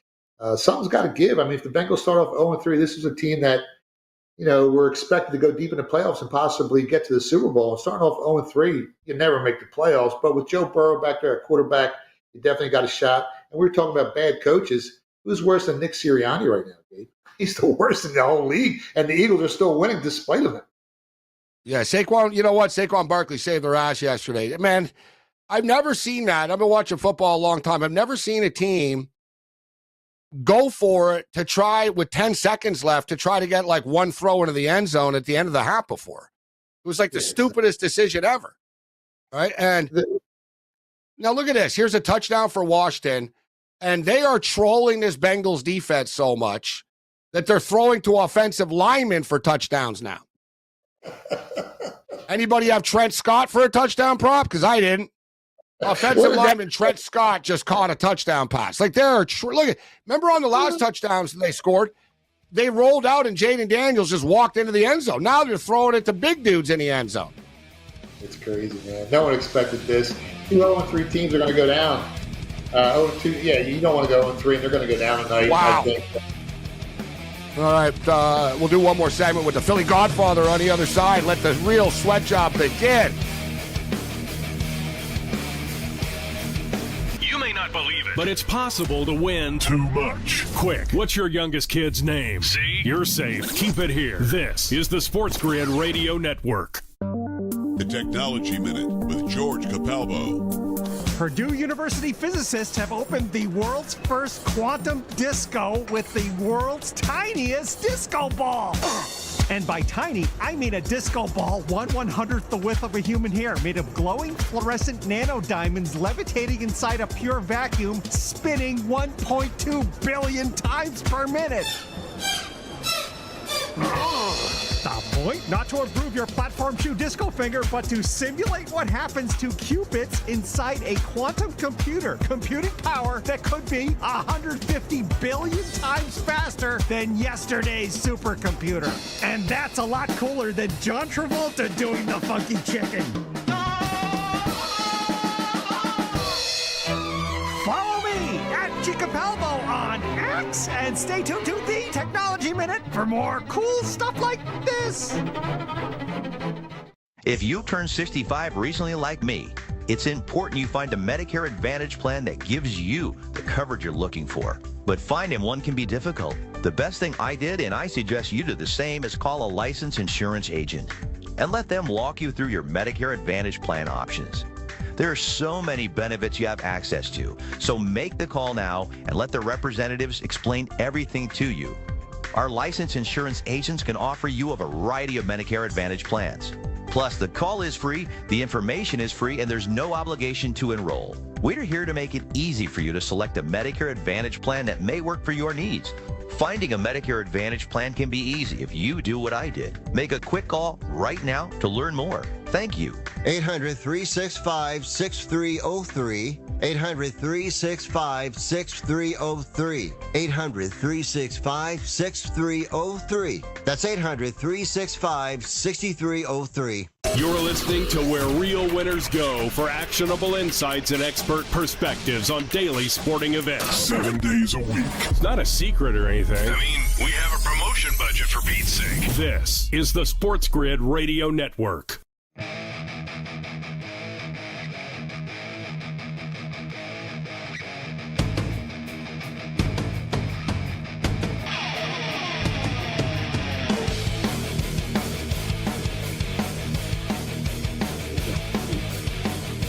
The sweat job is officially on. The Washington Commanders busting up people's moneyline parlays, teaser, Circa Survivor, and everything else in between. Jaden Daniels is going up and down the field like he's playing against Vanderbilt, and he's at LSU still right now. They're trolling the Bengals defense. On the last possession on the goal line, he walked it in after they fooled everybody. Now they fooled everybody again and threw it to an offensive lineman for a touchdown. It's a bloodbath in Cincinnati. They're down by 15. There's a lot of football left. There's 9 minutes left in the third quarter of play. The in-game total is currently 61.5 right now, and the Commanders are minus 8.5. And it's crazy because they're down. And Philly Godfather, it's frustrating because, look, there's a big run for Cincinnati right now.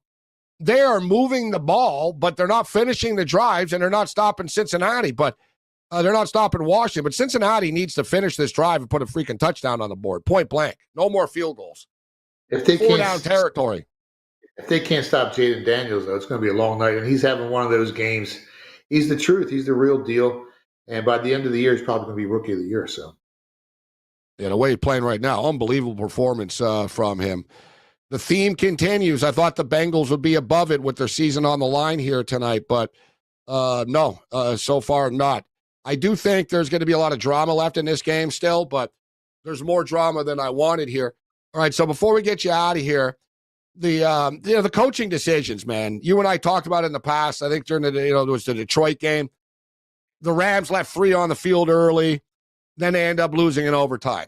The Atlanta Falcons last night with 4 minutes left. I was on the air. I'm like, just kick the damn. You have 3 timeouts, 4 left, 4 minutes left, and a 2-minute warning. So time's not a factor. You could have cut the lead to 22-20 and then just needed a field goal after. So, of course, they go for it. They don't get it. Then they get stuffed again late in the game.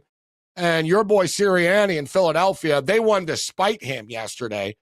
I mean, this guy, he's like a gambler on tilt, right? Like just whatever he picks is wrong because every decision he makes is wrong, this dude. That's true. And I had a discussion with a friend of mine who's close to the organization, and he's trying to tell me without telling me it's the analytics department that's pulling the strings, and he's just a yes man. And I'm hoping that's the situation because no one can be, I don't want to say that dumb, but no one can make so many bad decisions over and over and over again. And then trying to kick a 60-yard field goal when you're up by a point. Giving the Saints the ball. Yeah. Yeah, giving them a short field, and then they go right down to score. I mean, who made that decision? It's crazy. It really is. And like you said, it's time and time and time again. Here's a big play for the Bengals. They're moving the ball. They're in the Washington territory right now on the 45-yard line. But the clock is ticking. There's 7.5 left in the third quarter of play. They need to finish this off with a touchdown and need to come up with a damn stop as well. But I told you guys I thought they started to get Higgins involved in the second half. So the Cowboys got lit up again. They keep on getting killed at home. So they got murdered at home by the Saints in the first game. They got lit up yesterday defensively again early, then tightened things up, nearly came back. They did win their road game. They own the New York Giants, right? They're 9-1 against the Giants the last 10 times they played them. They've lost it. They've only lost twice at MetLife since it's opened. But they're a hard team to trust right now. The Giants coming off the win. Any early lean or thoughts on a Thursday nighter? I don't think the Cowboys are any good. This year, before the season started, their offensive line was projected to be anywhere from 10th to 15th in the league. And Dak Prescott has been a byproduct of some great offensive lines over the years. They were all top 5. So he's not the same. That offensive line isn't the same. The line dropped down to 4.5. It's a tough game to call because I look at the Cowboys as a 500 team. I don't think they're going to win 9 games all season. So if the Giants can get going, Danny Jones looks a little better. But at 4, I haven't bet it yet. I don't want to give it out, unless I bet the game. But I'm leaning towards the Giants a little bit. I'll tell you what, too. Normally, we're like, Dallas get back on track. But we're seeing this year in the NFL, there's no certainties, right? And good teams, just because people thought they were going to be good, doesn't mean that they actually are. And some bad teams are going to play better. And we see on a week-to-week basis, right? Just, the completely different teams. The team will look great one week and then terrible the next. Where can people find you online, Philly Godfather? Yeah, you can find me on X at Philly Godfather. The website's thephillygodfather.com. And if you guys want to bet a college football game, I think the wrong team's favored in this one, Alabama over Georgia. I think they win the game outright. If you want to take the 2.5, there's still some 2.5s, 2s in the market.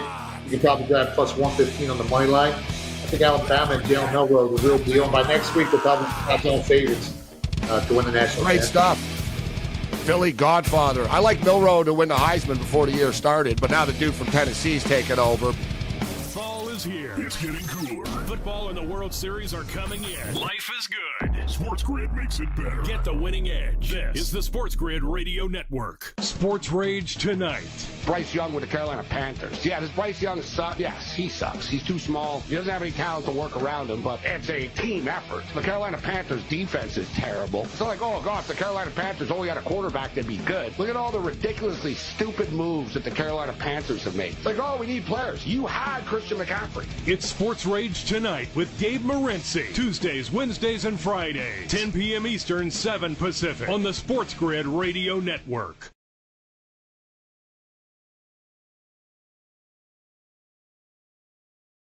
The sharpest football contest show in the land, the Las Vegas Football Contest Show, focuses on Circus Sports Million, Circus Survivor, and the Westgate Super Contest, handicapping the games and releasing our contest picks every week of the season. With two former Super Contest winners, Brady Cannon and James Salinas, a former NFL player, Mike Pritchard, and over $1 million in contest prize money won combined, the Las Vegas Football Contest Show will have you prepared this season like none other. This is the Technology Minute with George Capalbo. NASA's launching muscular mice into space to help astronauts survive the trip to Mars.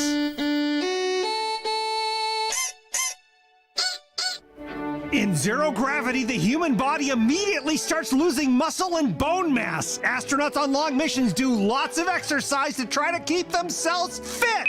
Ouch. NASA's genetically modifying mice to induce insane muscle and bone growth and launching them to the ISS to test if bioengineering can stop muscle and bone loss by inhibiting genetically the natural atrophy from floating around in zero G. Now this is the plan. Get your to Mars. Guess what? It worked! So if you're planning on going to Mars, all we want to do is pump you up. Follow me at G Capalbo on Twitter and stay tuned to the Technology Minute for more cool stuff like this. Here I come to save the day. These days, it's hard to find something you can invest in. Crypto? That's not where we're going with this, Sporto. The most valuable commodity is information. That's where we come in. We're your trusted source for gaming, odds, and more. This is the SportsGrid Radio Network. Scumbags! Rage! Sports Rage with Gabe Morency. Rage all you want.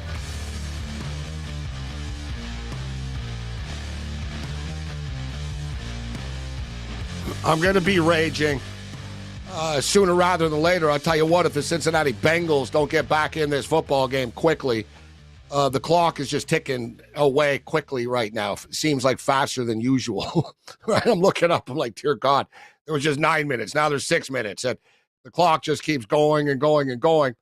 And they're not getting out of bounds, actually. So, listen, they're in 2-down territory. They're in 4-down territory. They're not going to be kicking any more field goals from here on out unless they have to late, right, for the win.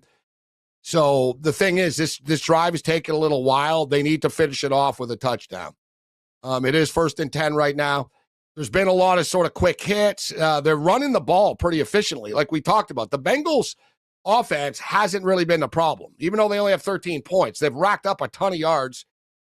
They didn't get a touchdown on the last drive, so they left 4 points on the field, and they missed a field goal. So you could argue they should be at 20 right now. Zach Moss has had a nice game, 9 rushes, 53 yards, 3 receptions for 26 yards. Big drive here for the Cincinnati Bengals, down 28-13, 5 minutes left, and they're on the Washington 21-yard line right now. So it's starting to get real, and it's crazy that a team is down. It reminds me of the Michigan game on Saturday, and Cam Stewart's back. Like, Michigan were down late, yet you knew they couldn't throw the ball, so they kept running, and they were like, all right, one of these, we're going to pop a big hole in a lane, and one of our backs is gonna pop it. This is different, Cam. We were talking about it earlier, about teams in the NFL realize they can run the ball now. You got Joe Burrow, Jamar Chase, T. Higgins.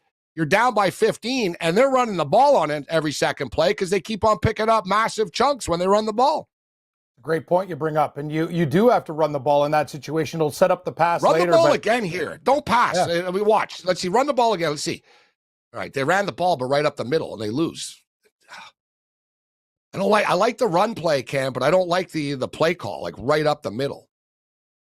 The problem it with never the run works. too is, it does. You're right. That gash play, it doesn't work. And the thing is, though, that keeps the clock rolling, though. At least maybe with an incomplete pass, it could stop it. You're down 15 points. 2 touchdowns, 1 touchdown, 2-point conversion, 15. And this is real for the Bengals. You said it. Dude, I tell you, I had San Francisco in my survivor. Field goal's no good. I'm done. No, field goal's no good. No, a field goal is no good. I'm sorry. 28-12 does not do anything for you with 3 minutes and 51 seconds left in the third quarter there. You have to get points. Like 12, Washington's just going to, if they even put up a field goal again, it becomes a 2-possession game. So, well, it's 28-13. Yeah. So, yeah, 28-13. They're down by 15, exactly. So you cut the lead to 12. They're still down 2 touchdowns. Mm-hmm. Now it's 3rd and goal from the 2-yard line. Jamar Chase just got it. Another catch for Chase. They're close. Man, we've seen teams have a real hard time, man, in these situations, scoring and doing weird things and weird play calls. Me personally, I would go smash mouth 2 times in a row. You've been able to run the ball, but not just sort of right up the middle here. You know what I mean? Like, look at like what Washington have done, Cam. On the second to last touchdown, Jane Daniels walked it in. They're so confident they threw it to an offensive lineman last time. I know. That's the thing. They're like, okay, thanks. You're going to give us this. We'll take it. But this is huge. Yeah, for Cincinnati, you're right. You got 2 cracks at it from the 2. You don't know, no trick plays, no BS. Just pound the ball. Even with the touchdown, you don't go for the 2 now. There's still time left in the third quarter. You make it 28-20 and play the rest of the game out. I don't know how Quinn got this timeout in. I don't think you're even allowed to run that far down the field, but he did. So it's 28. So we got a 3rd and goal and 4th and goal coming up potentially. The game's on the line now. It really is. There's, you know what I mean? You can't say, well, there's still time. And they put themselves, like Cam said, cutting the lead to 12 isn't going to help them. What's the point? The only way that happens is if there was a penalty here and they were on like the 12-yard line or something. You know what I mean? And they have a choice, but it's a full 2 yards. They're on the 2-yard line, and they got Burrow in shotgun. They got him throwing the ball.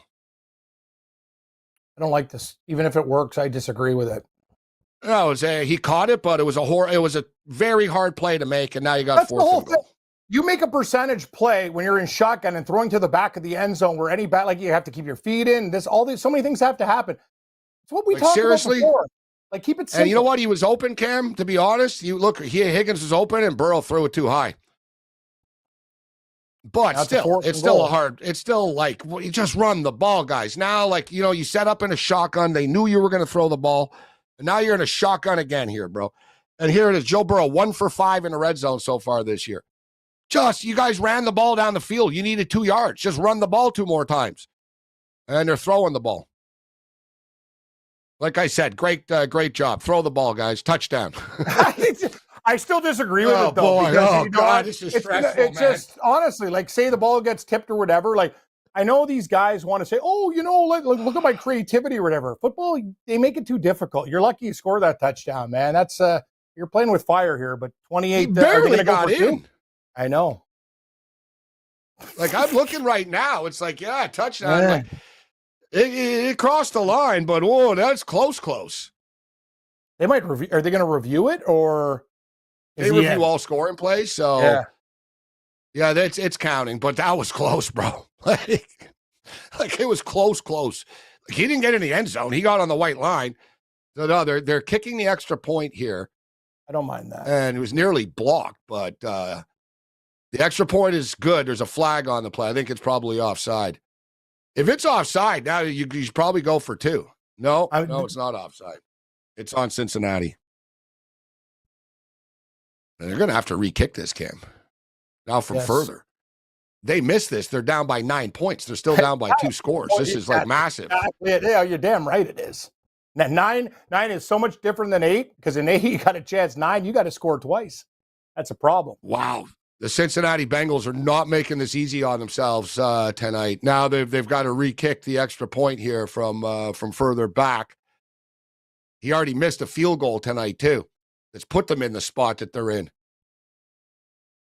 Oh boy, it was barely good. The second one, it was good, but it started to sail. He was like hanging on by a thread, like touchdown right at the line, kick barely in. Like, no, the good news is it's actually working for you though. Like, at least these things are the positive, not the negative. I had the Niners, Gabe. Look at that breakdown with a 14-point lead. That was a train wreck loss to the Rams. You said it, going for the field goal, letting the Rams have that huge return, setting things up for the easy field goal to win the game. The Niners really screwed up. Can you believe the Niners are 1-2? Like Seattle's 3-0 in that division. Long season. Great start for Seattle for the standings. It is. Seattle's another one that's been a big-time benefactor of their schedule, but you got to win every game you play in, right? Like Seattle, there's a bunch of teams, like Seattle and Pittsburgh are very similar. But I think Seattle have been solid, though. Like the Seattle are solid just on both sides of the football. Geno Smith is good. I don't care what anybody says. I watch every play of every Seahawk game. People can rip him. His chemistry with Metcalf, he hits guys in stride. The problem with the Seahawks, though, Gabe, they have a problem that a lot of teams have is once they get a big lead, they kind of lull to sleep. Like they were lucky that Miami didn't have like a quarterback with Skylar Thompson in that team because they didn't do much. They pounded them early, and then they kind of went, okay, we're in control of the game. I thought it was a little bit too conservative, but I will say this. They have Detroit, and I've watched Detroit play, and they let in Arizona linger in that game. The Detroit Lions don't look right. Goff is not his sharp self, and there's a lot of issues with that team right now. Seattle's getting 4.5. Yesterday. Yeah, Seattle beat Detroit when they weren't as good of a team before. Remember, they went into Detroit and won that game. But anyway, they're getting 4.5 in that spot. I think it's going to be a pretty good game, actually. If you look at Seattle, it's been a great, like I said, it's been a solid start. They had a shaky first half to start the season against Denver, and then they came back. They won the football game, 26-20. But they played Bo Nix in his first ever game. They played the New England Patriots, and they played Skylar Thompson and the Dolphins, and even Thompson got hurt. As you say, Gabe, they could only play who's on their schedule. It's a good start. So no, but this is their first real test now against the Lions on the road. You're right. Yeah, it's a big test. There are two kinds of people in the world. Those that listen to SportsGrid and those that blame their losses on zodiac signs. Get the winning edge. This is the SportsGrid Radio Network. SportsGrid TV and radio networks are the premier streaming video and audio channel dedicated to serving the sports wagering audience. Found on major smart TV platforms and streaming on SportsGrid Radio and Sirius XM Channel 159. SportsGrid's real-time data, expert commentary, and entertaining analysis transform viewers into informed sports enthusiasts. Our weekday radio lineup begins with the early line at 8 a.m. Eastern with Ben Stevens and Donnie Rightside. Donnie joins Kevin Walsh on Money Line at 11 a.m. Eastern, followed by Football Full Circle at noon Eastern. Kaplan and crew join the party at 1 p.m. Eastern, and Pharrell Coast to Coast keeps things rolling from 3 to 6 p.m. Eastern. Get in the mix with Kevin Walsh and Game Time Decisions at 6 p.m. Eastern. Evenings simmer with Carver and Lisi, then boils over with Gabe Morency on Sports Rage Late Night at 10 p.m. Eastern. To find out where to find SportsGrid that's best for you, go to sportsgrid.com. It's smarter to be on SportsGrid. The new SportsGrid app is now available on iOS and the App Store. Experience the ultimate sports betting companion that provides personalized content from your favorite hosts. In-depth matchup previews, game and prop picks, live odds, stats, scores, and more. All in one place. And of course, on the SportsGrid app, you can tune into our live television and radio coverage anytime. On the go, wherever you are. Download the SportsGrid app on the iOS App Store now. It's smarter to be on SportsGrid. Football Full Circle. Ramondre Stevenson and Hunter Henry are the two best weapons that we see the New England Patriots have. The only way this team is going to develop Drake May is if you surround them with competent weapons. They don't have to be stars, but just guys that can at least run off the secondary, right? We don't see that with this offense. Slow, methodical, and they basically have a base offense, almost like a high school team. It's Football Full Circle with Ben Stevens and Joe Lisi. Weekdays noon Eastern, 9 a.m. Pacific on the SportsGrid Radio Network. Getting the winning edge is dead simple. There's no fees, forms, pre-enrollment tests, classes, dress codes, or background checks. All you gotta do is listen. And you're already doing that. See? Simple. Get the winning edge. This is the SportsGrid Radio Network.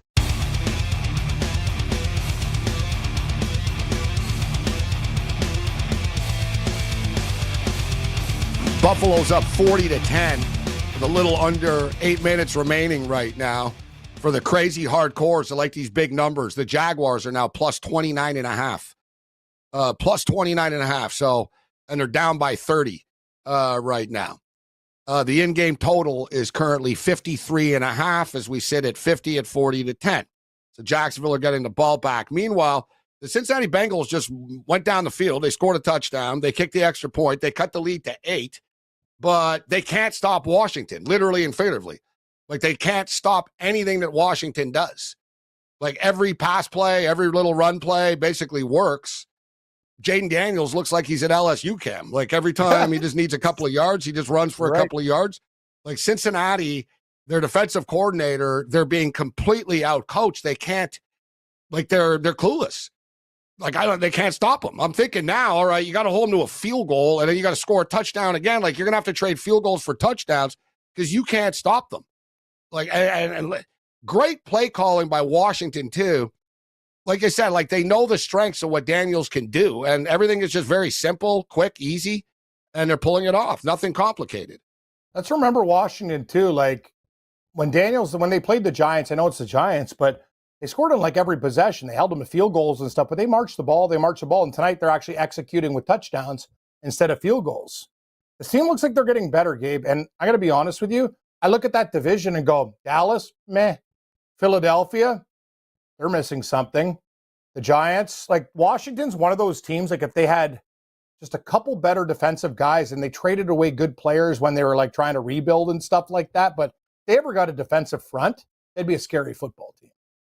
Well, in a couple of years, they'll be good, right? Quinn's a good coach, and Daniels is a freaking stud. Dak Prescott is who he is. Daniel Jones is in his last year in New York. And the Philadelphia Eagles are kind of just sort of, they're okay, right? Yeah. But they're still the best team in that division, the Eagles. Like, they just have so much talent. 28-20 after the third quarter. So it's getting real right now. We're getting ready for the fourth quarter of play. And you got a second down coming up. I think it's 2nd and 9 coming up here for Washington on the Cincinnati 41-yard line. But they're already sort of a play away or two away from being in field goal range here. Like, tell you what, Cincinnati are really digging themselves a hole here by not being able to get a single stop, or they need a miracle turnover. But Washington just aren't making mistakes so far tonight. Mac Jones is in for the Jaguars. I'm not sure if that plus 29.5. There goes the prop. There goes.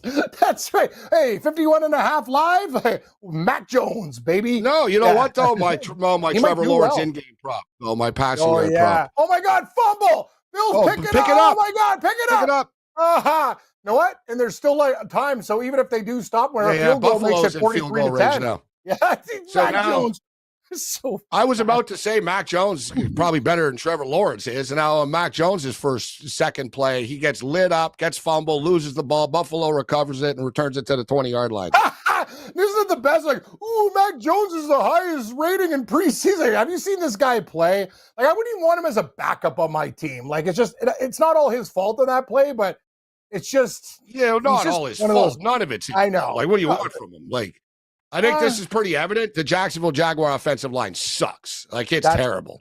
That's true. That is a true statement. Seriously. That is fact. No, but Mac Jones too, Gabe. He's just one of those guys. Like, over time, it's just like he's not good. Like, he's not very good. Their line reeks, though. You're absolutely correct. The Jacksonville Jaguars have so many problems. I don't think we can list them on two hands. Like, there's a lot of issues with this team: coaching, play calling, offensive line, everything. Like, you tell me. Drop balls, everything.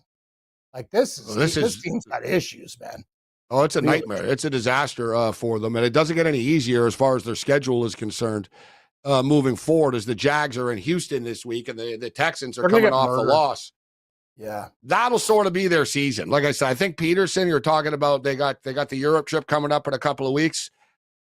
If they lose the Houston, I don't know. I don't know if he gets fired in the morning, but this is pretty bad. But if they fall to 0-4, their season's all but done. He could be done as well. The Bills are just running the ball right now, and look at this. They're going to score a touchdown, the Bills. They are. I love the Bills are doing like what other teams are doing. We're going to like embarrass you at home. But what do you want the Bills to do? They're not even throwing. I love it. Josh Allen is not in the game. They're running the ball on it. They're going college style. They're like, all right, we have our backups in. We're just going to run the ball. McDermott doesn't want to run the score up on Peterson. McDermott's not that type of guy. It's 440 to 10 right now. So, but the thing is, if it's up to Jacksonville's players on the field to stop it. But I brought it up earlier. Jacksonville's defense have kind of quit. right? You get frustrated, you get tired, you've been getting run over all night. Eventually it's like, whatever. What do I care if it's 47-10 or 40-10?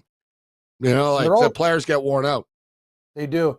They're also running into a Houston team that got embarrassed by Minnesota, so I have to believe the Texans at home will be motivated in that game. And you almost wish if you were Jacksonville that Houston beat Minnesota and they maybe take Jackson. They're in a bad spot in that game. That's the whole thing because Houston hasn't been that crisp either, Gabe.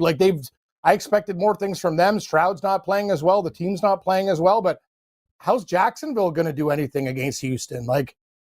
I don't know, man. It's crazy. This team's I didn't see the Jags. I didn't think they were going to be great, but I didn't see this. So now the Cincinnati Bengals have forced the Washington Commanders into a 4th-and-1 situation. And Jane Daniels just called a timeout. This is a big-time play. I have no confidence at all that the Commanders will be able to stop them. And Buffalo scores again. Not Gabe Davis. Damn that parlay. 3 out of 4. Yeah, Gabe, I texted Camera 2 Drew, our old colleague. I go, you're the idiot that put Davis in the parlay when we put it together today. He's not talking to me anymore. Flag. The Buffalo Bills, this is one of these games where it's hard to keep up. I think 6 or 7 different Bills, 5 or 6 different Bills have scored because they kicked a couple of field goals. How many touchdowns? I think they've scored 6 touchdowns. Yeah, so 5 touchdowns, six touchdowns now. So I don't even know. I can't even keep up. But so many different players on the Bills have touchdowns. It's crazy tonight. James Cook had the first touchdown of the game. Ray Davis, the kid out of Kentucky, gets his touchdown. Khalil Shakur got a touchdown. Dalton Kincaid has a touchdown. Ty Johnson has a touchdown. Keon Coleman has a touchdown. And Washington picks up the first down on 4th-and-1. Kaplan and crew. When I see lazy work on ESPN, I can't take it. You know who they had as the game of the night? The Yankees and the Mariners. A game that ended 11-3, I think. Listen, man, if you want to show your East Coast bias, and I know a lot of people may not care about this, but I do. If you want to show your East Coast bias, just come on the show and say, hey, in New York, if y'all were asleep last night, this is what happened to the Yankees. It's Kaplan and crew with Scott Kaplan, Alex Padilla, and John Browner. Weekdays at 1 p.m. Eastern, 10 a.m. Pacific on the SportsGrid Radio Network. The SportsGrid Radio Network presents This Date in Sports History. In 1983, Phillies pitcher Steve Carlton earns career win number 300. In 1979, St. Louis Cards legend Lou Brock steals his 938th career base. Rocky Marciano is the heavyweight champion of the world. And in 1952, an undefeated Rocky Marciano KOs defending champion Jersey Joe Walcott in Philadelphia for the heavyweight championship of the world. For SportsGrid Radio, I'm Mike DeMurgis. Get sports gaming strategies and information 24 hours a day, 7 days a week. Everything you need to get the winning edge. Right here. All the time. No wonder the wife says you never listen to her. This is the SportsGrid Radio Network.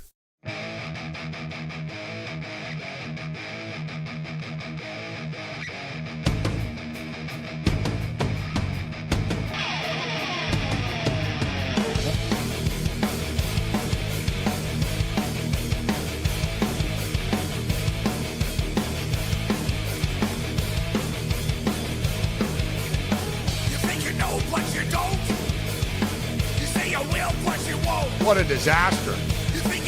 Buffalo rolls Jacksonville, but we can't get a stop here. So we're at 3rd and 5. Can we get the stop here? They're going deep for the end zone. That's out of bounds. So need a missed field goal. That's what I need. There's some problems here, Cam. My survivor dream is going down the drain. And you're $14 thinking, million.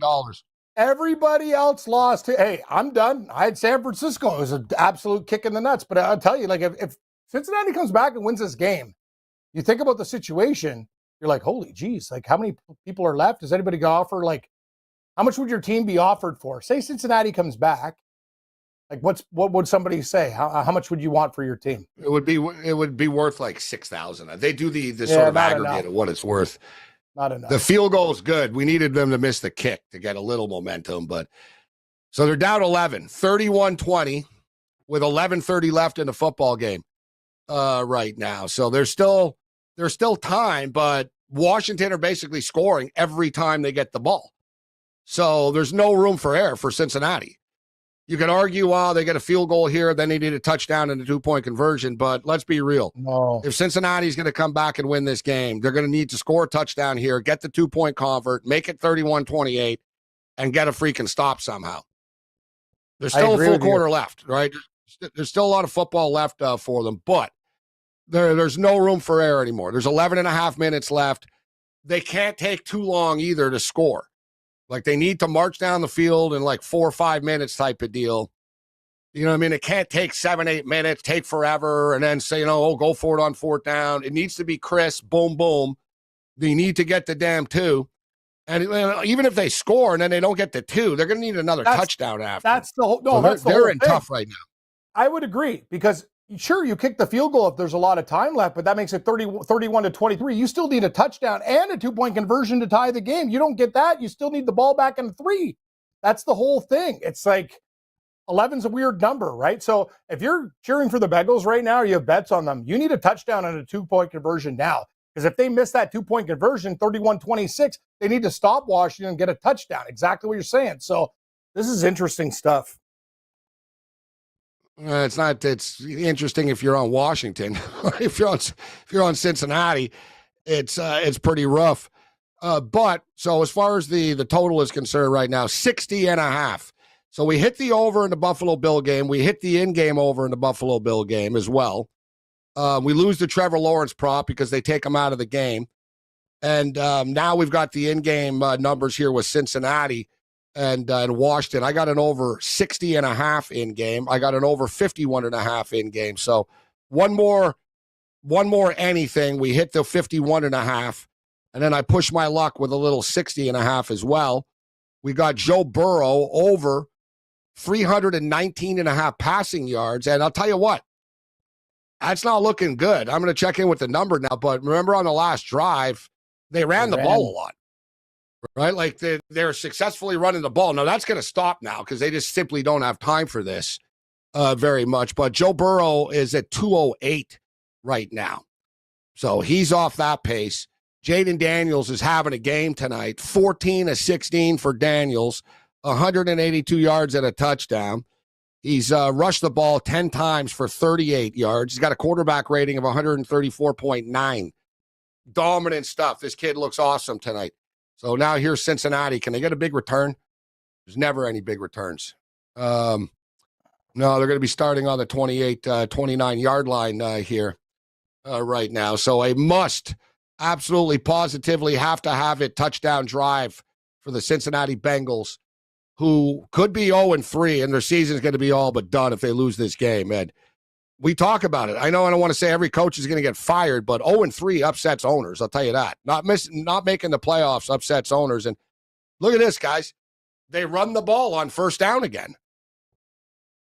They pick up yardage on it, but they run the ball on 1st down again here. You know what it is, Morency, and this team, goes to the Super Bowl, loses to the Rams, but this whole situation with Chase was kind of handled poorly. Like the Bengals organization, it's kind of like, you guys are there. Like you're right there. You're one of the better teams in the league, and now you're thinking like, what's happening here? Like, it's very concerning. Well, the players they play in a tough division too. Very tough. They don't pay the players. Like the players always have to fight for the money, so that it makes it negative in the room. Mm-hmm. Also, like you said, they've been good for a couple of years. It's hard to sustain it, and you sort of get overconfident. I think they think they're better than they are. Good call. Right? So. Like Jamar Chase said, "Oh, we're the team to beat in the AFC, not the Chiefs." It's like, no, you're not. Like, you guys are good. You're not that's the team just to a beat. Stupid comment. The Chiefs are always but like team to beat. They're kind of delusional, right? Yeah. So I think they think, oh, we'll just show up, we'll beat the Patriots. We'll just show up, we'll beat the Commanders, and here they are right now, getting all they can handle. There's a big play over the middle, so hurry up. Like I said, dude, Burrow really hasn't been a problem tonight. The offense has been pretty good for the Bengals. They missed a field goal, and he missed one pass. They didn't get a touchdown on that last drive, but for the most part, they've been pretty efficient. They just didn't finish it off. They are moving the ball now. Get out of bounds. Throw the flag, ref. He pushed him. Ralphie. Ralphie? He pushed him. Hockey's almost him a little out of bounds there, but with Ralphie and Joe. They did stop the clock briefly. 10 minutes and counting. Bengals are moving the rock. They're down 11. They're on Washington's 31-yard line right now. I think we're going to have some big-time drama on the way out here tonight. Let's roll. We give you sports gaming strategies and information at your fingertips whenever you want it. Is this a great country or what? This is the SportsGrid Radio Network. For anyone who's worried about back taxes, has not filed tax returns, and doesn't know what to do next, stop and listen. Not filing your taxes can have severe consequences, especially in this political climate. Now that COVID is over, the IRS is getting aggressive, massively increasing enforcement and collection efforts. With politicians making all sorts of promises, especially when it comes to taxes, hiding and not dealing with your taxes will cause you harsh legal and financial ramifications. But right now, the IRS offers forgiveness and writes off a massive amount of tax debt. The Tax Doctor offers a free service that helps people get out of IRS collections and back in good standing with the government. Don't hide or bury your head in the sand. Take advantage of our free service. Call now to learn more. 800-816-4492. 800-816-4492. 800-816-4492. That's 800-816-4492. The Technology Minute with George Capalbo. Purdue University physicists have opened the world's first quantum disco with the world's tiniest disco ball. And by tiny, I mean a disco ball 1/100th the width of a human hair, made of glowing fluorescent nanodiamonds levitating inside a pure vacuum, spinning 1.2 billion times per minute. The point? Not to improve your platform shoe disco finger, but to simulate what happens to qubits inside a quantum computer. Computing power that could be 150 billion times faster than yesterday's supercomputer. And that's a lot cooler than John Travolta doing the funky chicken. Follow me at Chicapalbo on X and stay tuned to the Technology Minute for more cool stuff like this.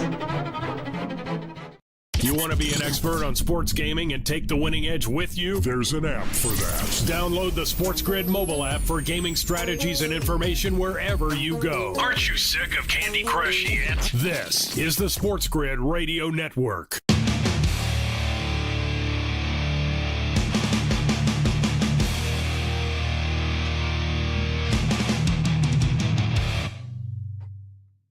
Well, they missed the two. Brutal. Man, we've seen this time and time again in the National Football League. These teams, they score easily. They march down the field, and then they can't get the two-point conversion, and it hurts them after. Dallas yesterday trying to come back, missed 2 times after their touchdowns. So Cincinnati, you knew the play was doomed when Joe Burrow got pushed out of the pocket, and the play blew up. I would have preferred a run play, especially after the touchdown pass. If anything, though, they did this extremely quick, right? Like they literally did, their drive was like 2 minutes. So they scored extremely quickly.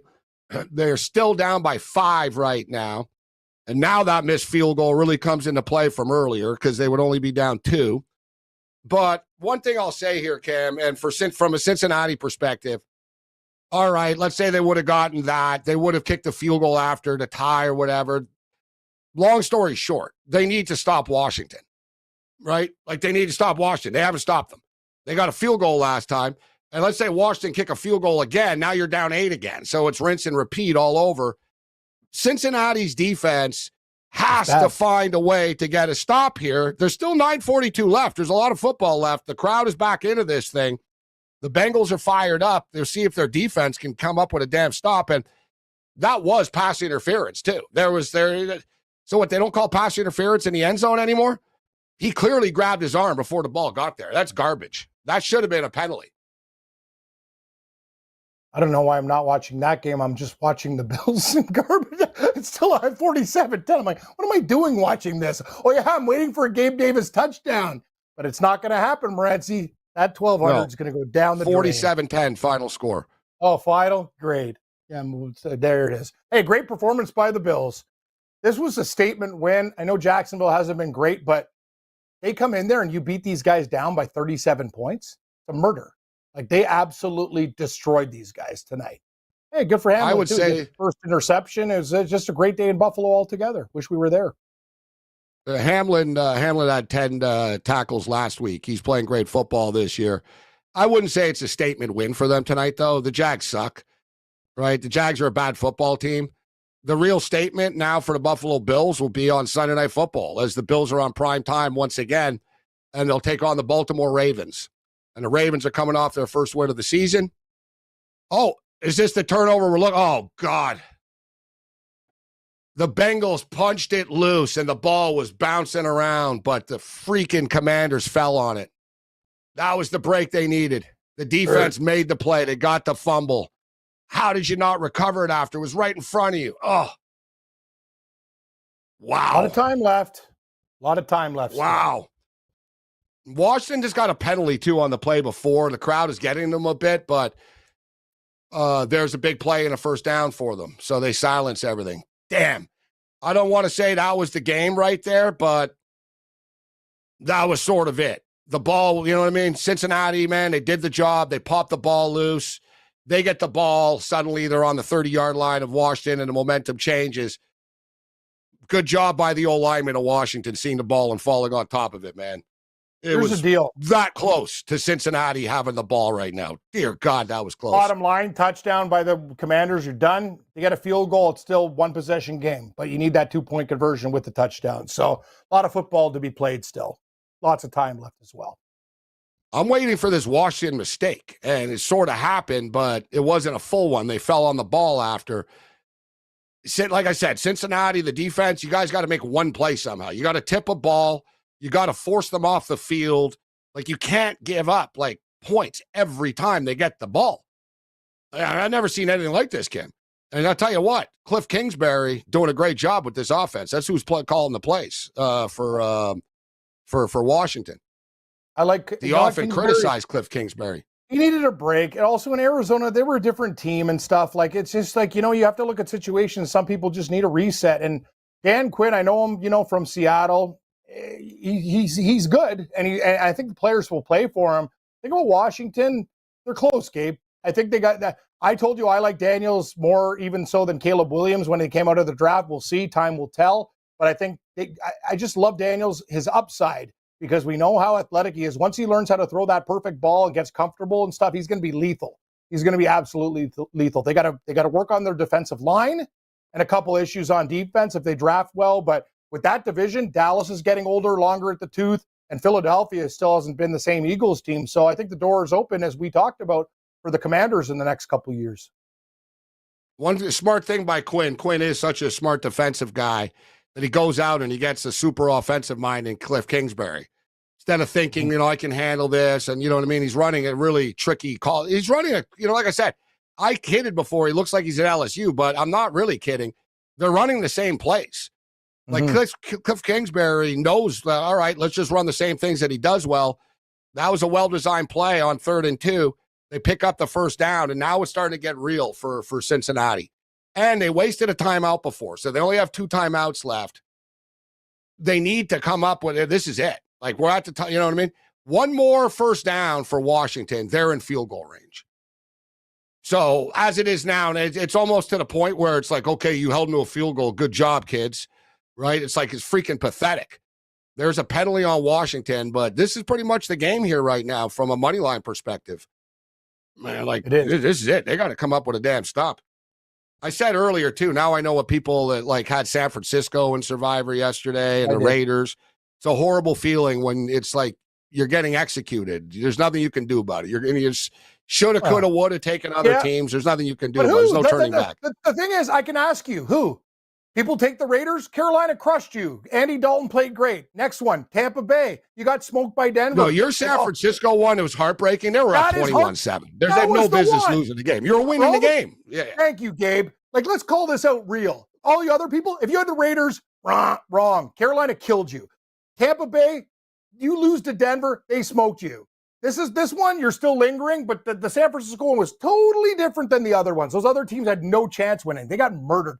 And can you believe it's the big favorites all the time? Like, come on, man. This league, this year's nuts.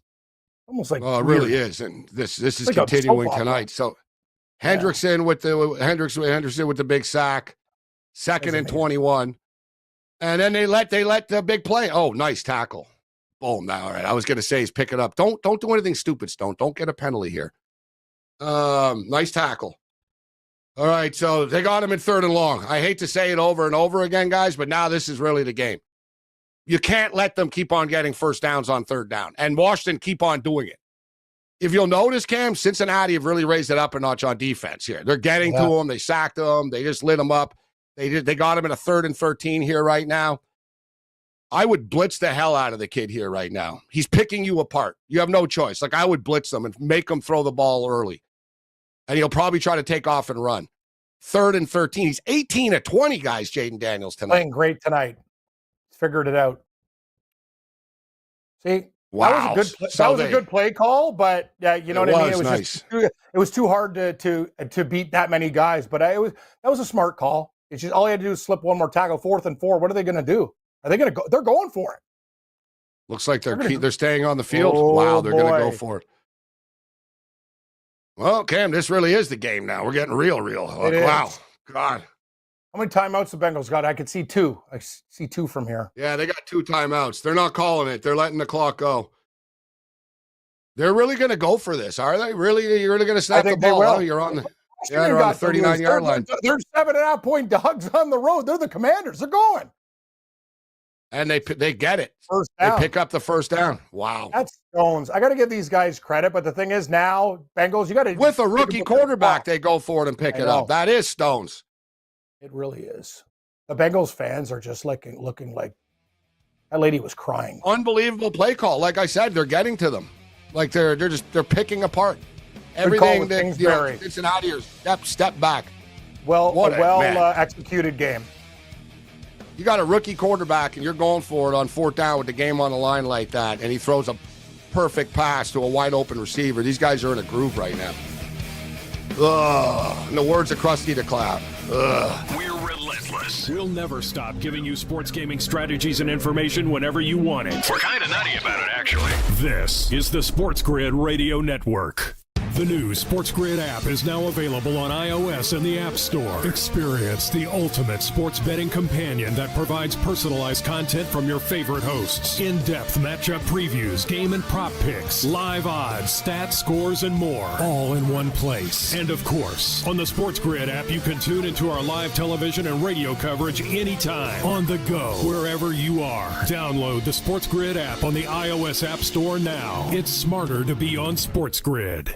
SportsGrid TV and radio networks are the premier streaming video and audio channels dedicated to serving the sports wagering audience. Found on major smart TV platforms and streaming on SportsGrid Radio and Sirius XM Channel 159. SportsGrid's real-time data, expert commentary, and entertaining analysis transform viewers into informed sports enthusiasts. Our weekday radio lineup begins with the early line at 8 a.m. Eastern with Ben Stevens and Donnie Rightside. Donnie joins Kevin Walsh on Money Line at 11 a.m. Eastern, followed by Football Full Circle at noon Eastern. Kaplan and crew join the party at 1 p.m. Eastern, and Pharrell Coast to Coast keeps things rolling from 3 to 6 p.m. Eastern. Get in the mix with Kevin Walsh and Game Time Decisions at 6 p.m. Eastern. Evenings simmer with Carver and Lisi, then boils over with Gabe Morency on Sports Rage Late Night at 10 p.m. Eastern. To find out where to find SportsGrid that's best for you, go to sportsgrid.com. It's smarter to be on SportsGrid.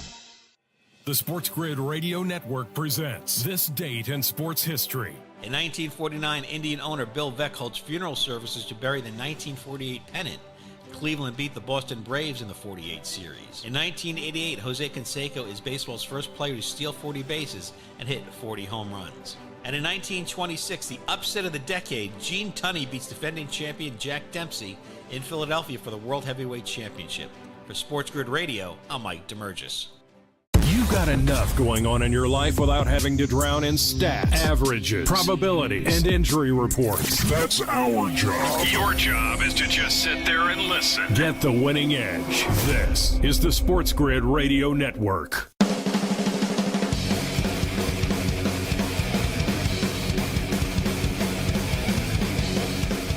Can't believe it. Like I said, it should be a perfect night. The Bills kicked ass. They rolled. And somehow I got to stress out the Bengals. Jaden Daniels is 20 of 22. This is one of the best games on Monday Night Football in history, let alone for a rookie. Another 3rd and 7. See, that's what I was saying. Blitz them. You got to be kidding me. Oh, my God. Is that a touchdown? What a throw. That's a touchdown. That was you can't make this up. This kid's feeling it, man. Holy unbelievable! Geez. I was like, no way. Scary McLaurin hauled it in. He looks like he's in bounds too. It's a touchdown. Yeah, it is. And he also he was getting tackled before he got the ball. One. Yep. Yeah, he's in. Yep. Wow. Touchdown. Let's see. He's got 1, 2, knee. You know what? I don't think his second foot ever actually hit the ground. His knee might have gone in, but it's close. Because down, watch the knee. Oh, his second foot never hit the ground. I don't think it's a touchdown. That's crazy. I'm not just saying it. I don't think it's a touchdown. They're saying it.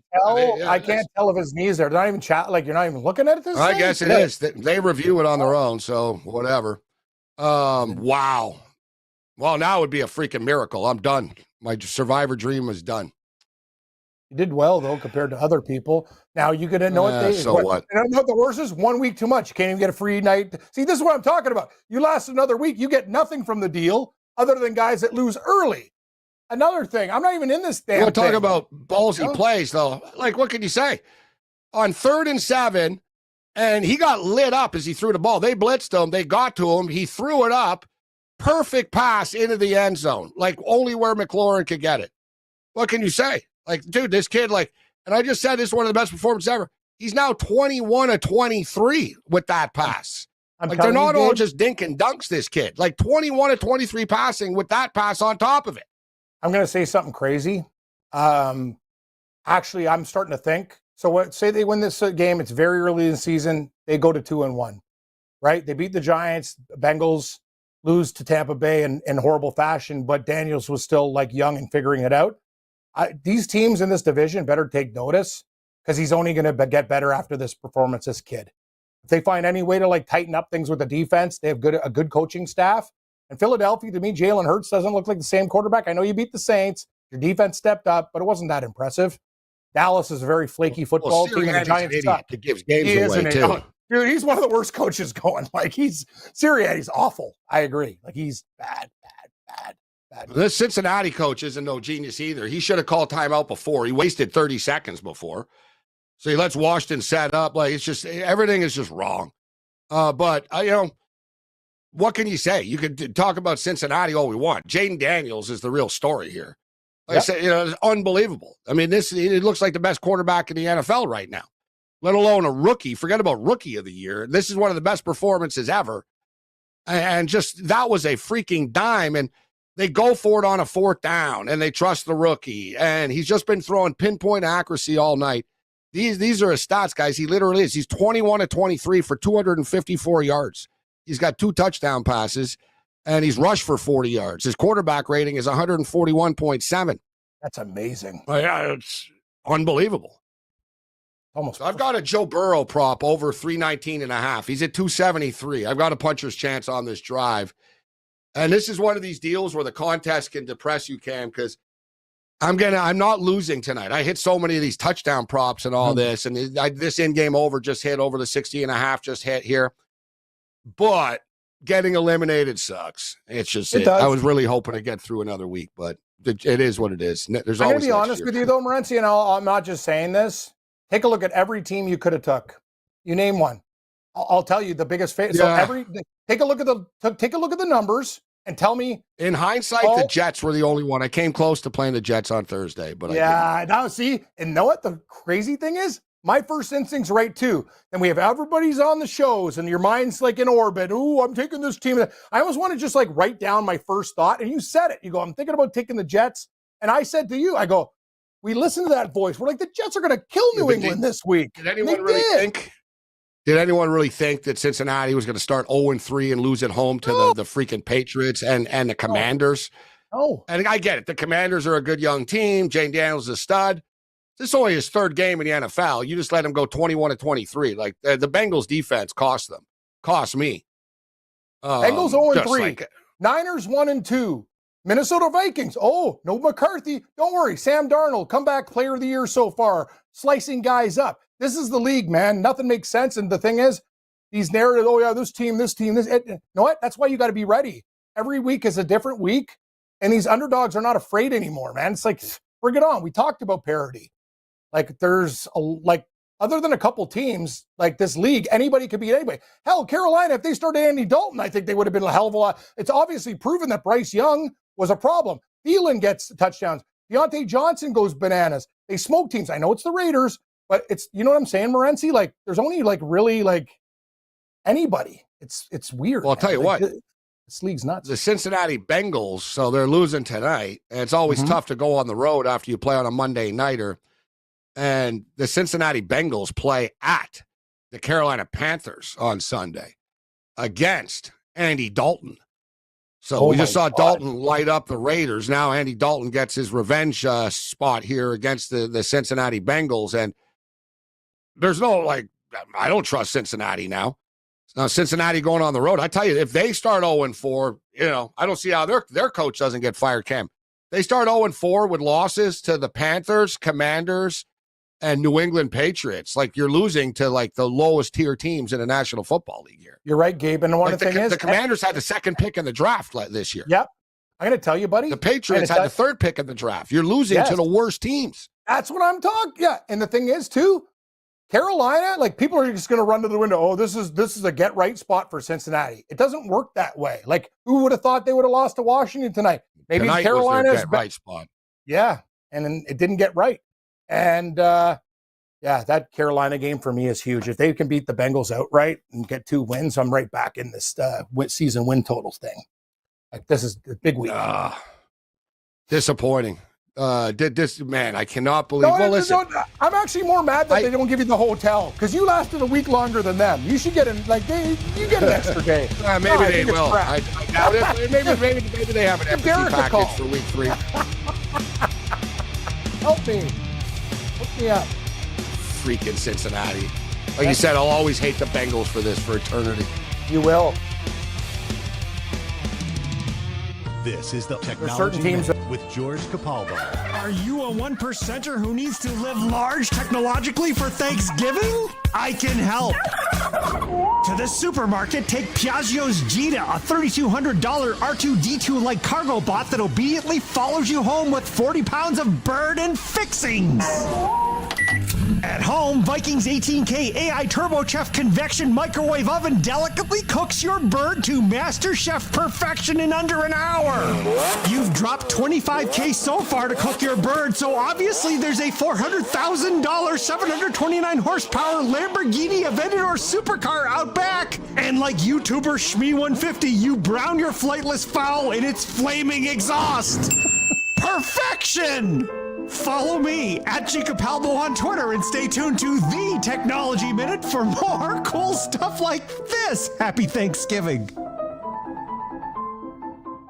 Know someone with a drinking or drug problem? Learn how to get sober after we share these stories. I was 35 with 2 beautiful children when my life and addiction started to spiral out of control. After my divorce, I went into a depression cycle and started drinking more often and using prescription drugs. After my second DWI and arrest, my ex-husband threatened to take our children away from me. I was 17 when I became addicted to heroin and meth. I thought I could quit on my own, but I couldn't. It hit me when I was arrested. Get sober now. Your private insurance may cover costs and we'll get you here. It's simple. Just call Elite Rehab Placement right now. Please, don't wait. Your life matters to us. 800-959-6348. 800-959-6348. 800-959-6348. Call right now before it's too late. That's 800-959-6348. You found it. Sports gaming strategies and information 24 hours a day, 7 days a week. The winning edge. Right here, right now, all the time. All you can eat. Some have even used the word incessant. This is the SportsGrid Radio Network.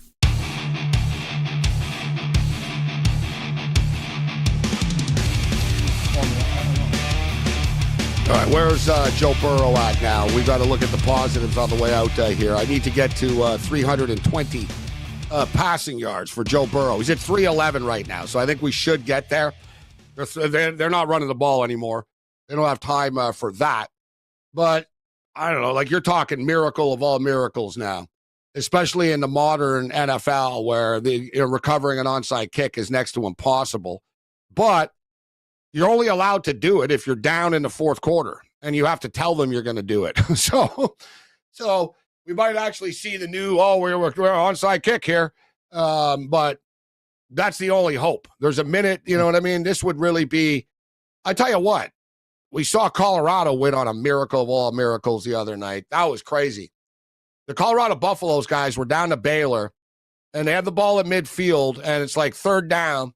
So it's like Hail Mary time, and they show the freaking clip of Michael Westbrook and Cordell Stewart against Michigan. And they're like, well, if any school knows about a thing or two about Hail Marys, they show the Hail Mary clip of Colorado being Michigan on the Hail Mary, the famous Hail Mary with Cordell Stewart. The next play, Shedeur Sanders throws it perfectly to the goal line, and the kid dropped it on Colorado. Except Baylor had one-on-one coverage. The guy was alone with one DB, and it went over the DB's head, and the guy dropped it. It was like, oh, my God, you missed your chance. Somehow on the next play, he did it again, and they scored the touchdown. One of the craziest things ever. Is he in bounds there, or he's out of bounds, right? Yeah. And you know what? There's been a couple of plays that they've missed, right, where they've been close touchdowns, close out of bounds. Higgins has just been it's not on him. They had two defenders on him. I'm holding out hope for a miracle here, Cam. Give me the touchdown, and then give me a 2-point. Give me the touchdown, and give me an onside kick after. But I really need just 9 more yards from Burrow to win one more bet at least, soften the blow on the way out.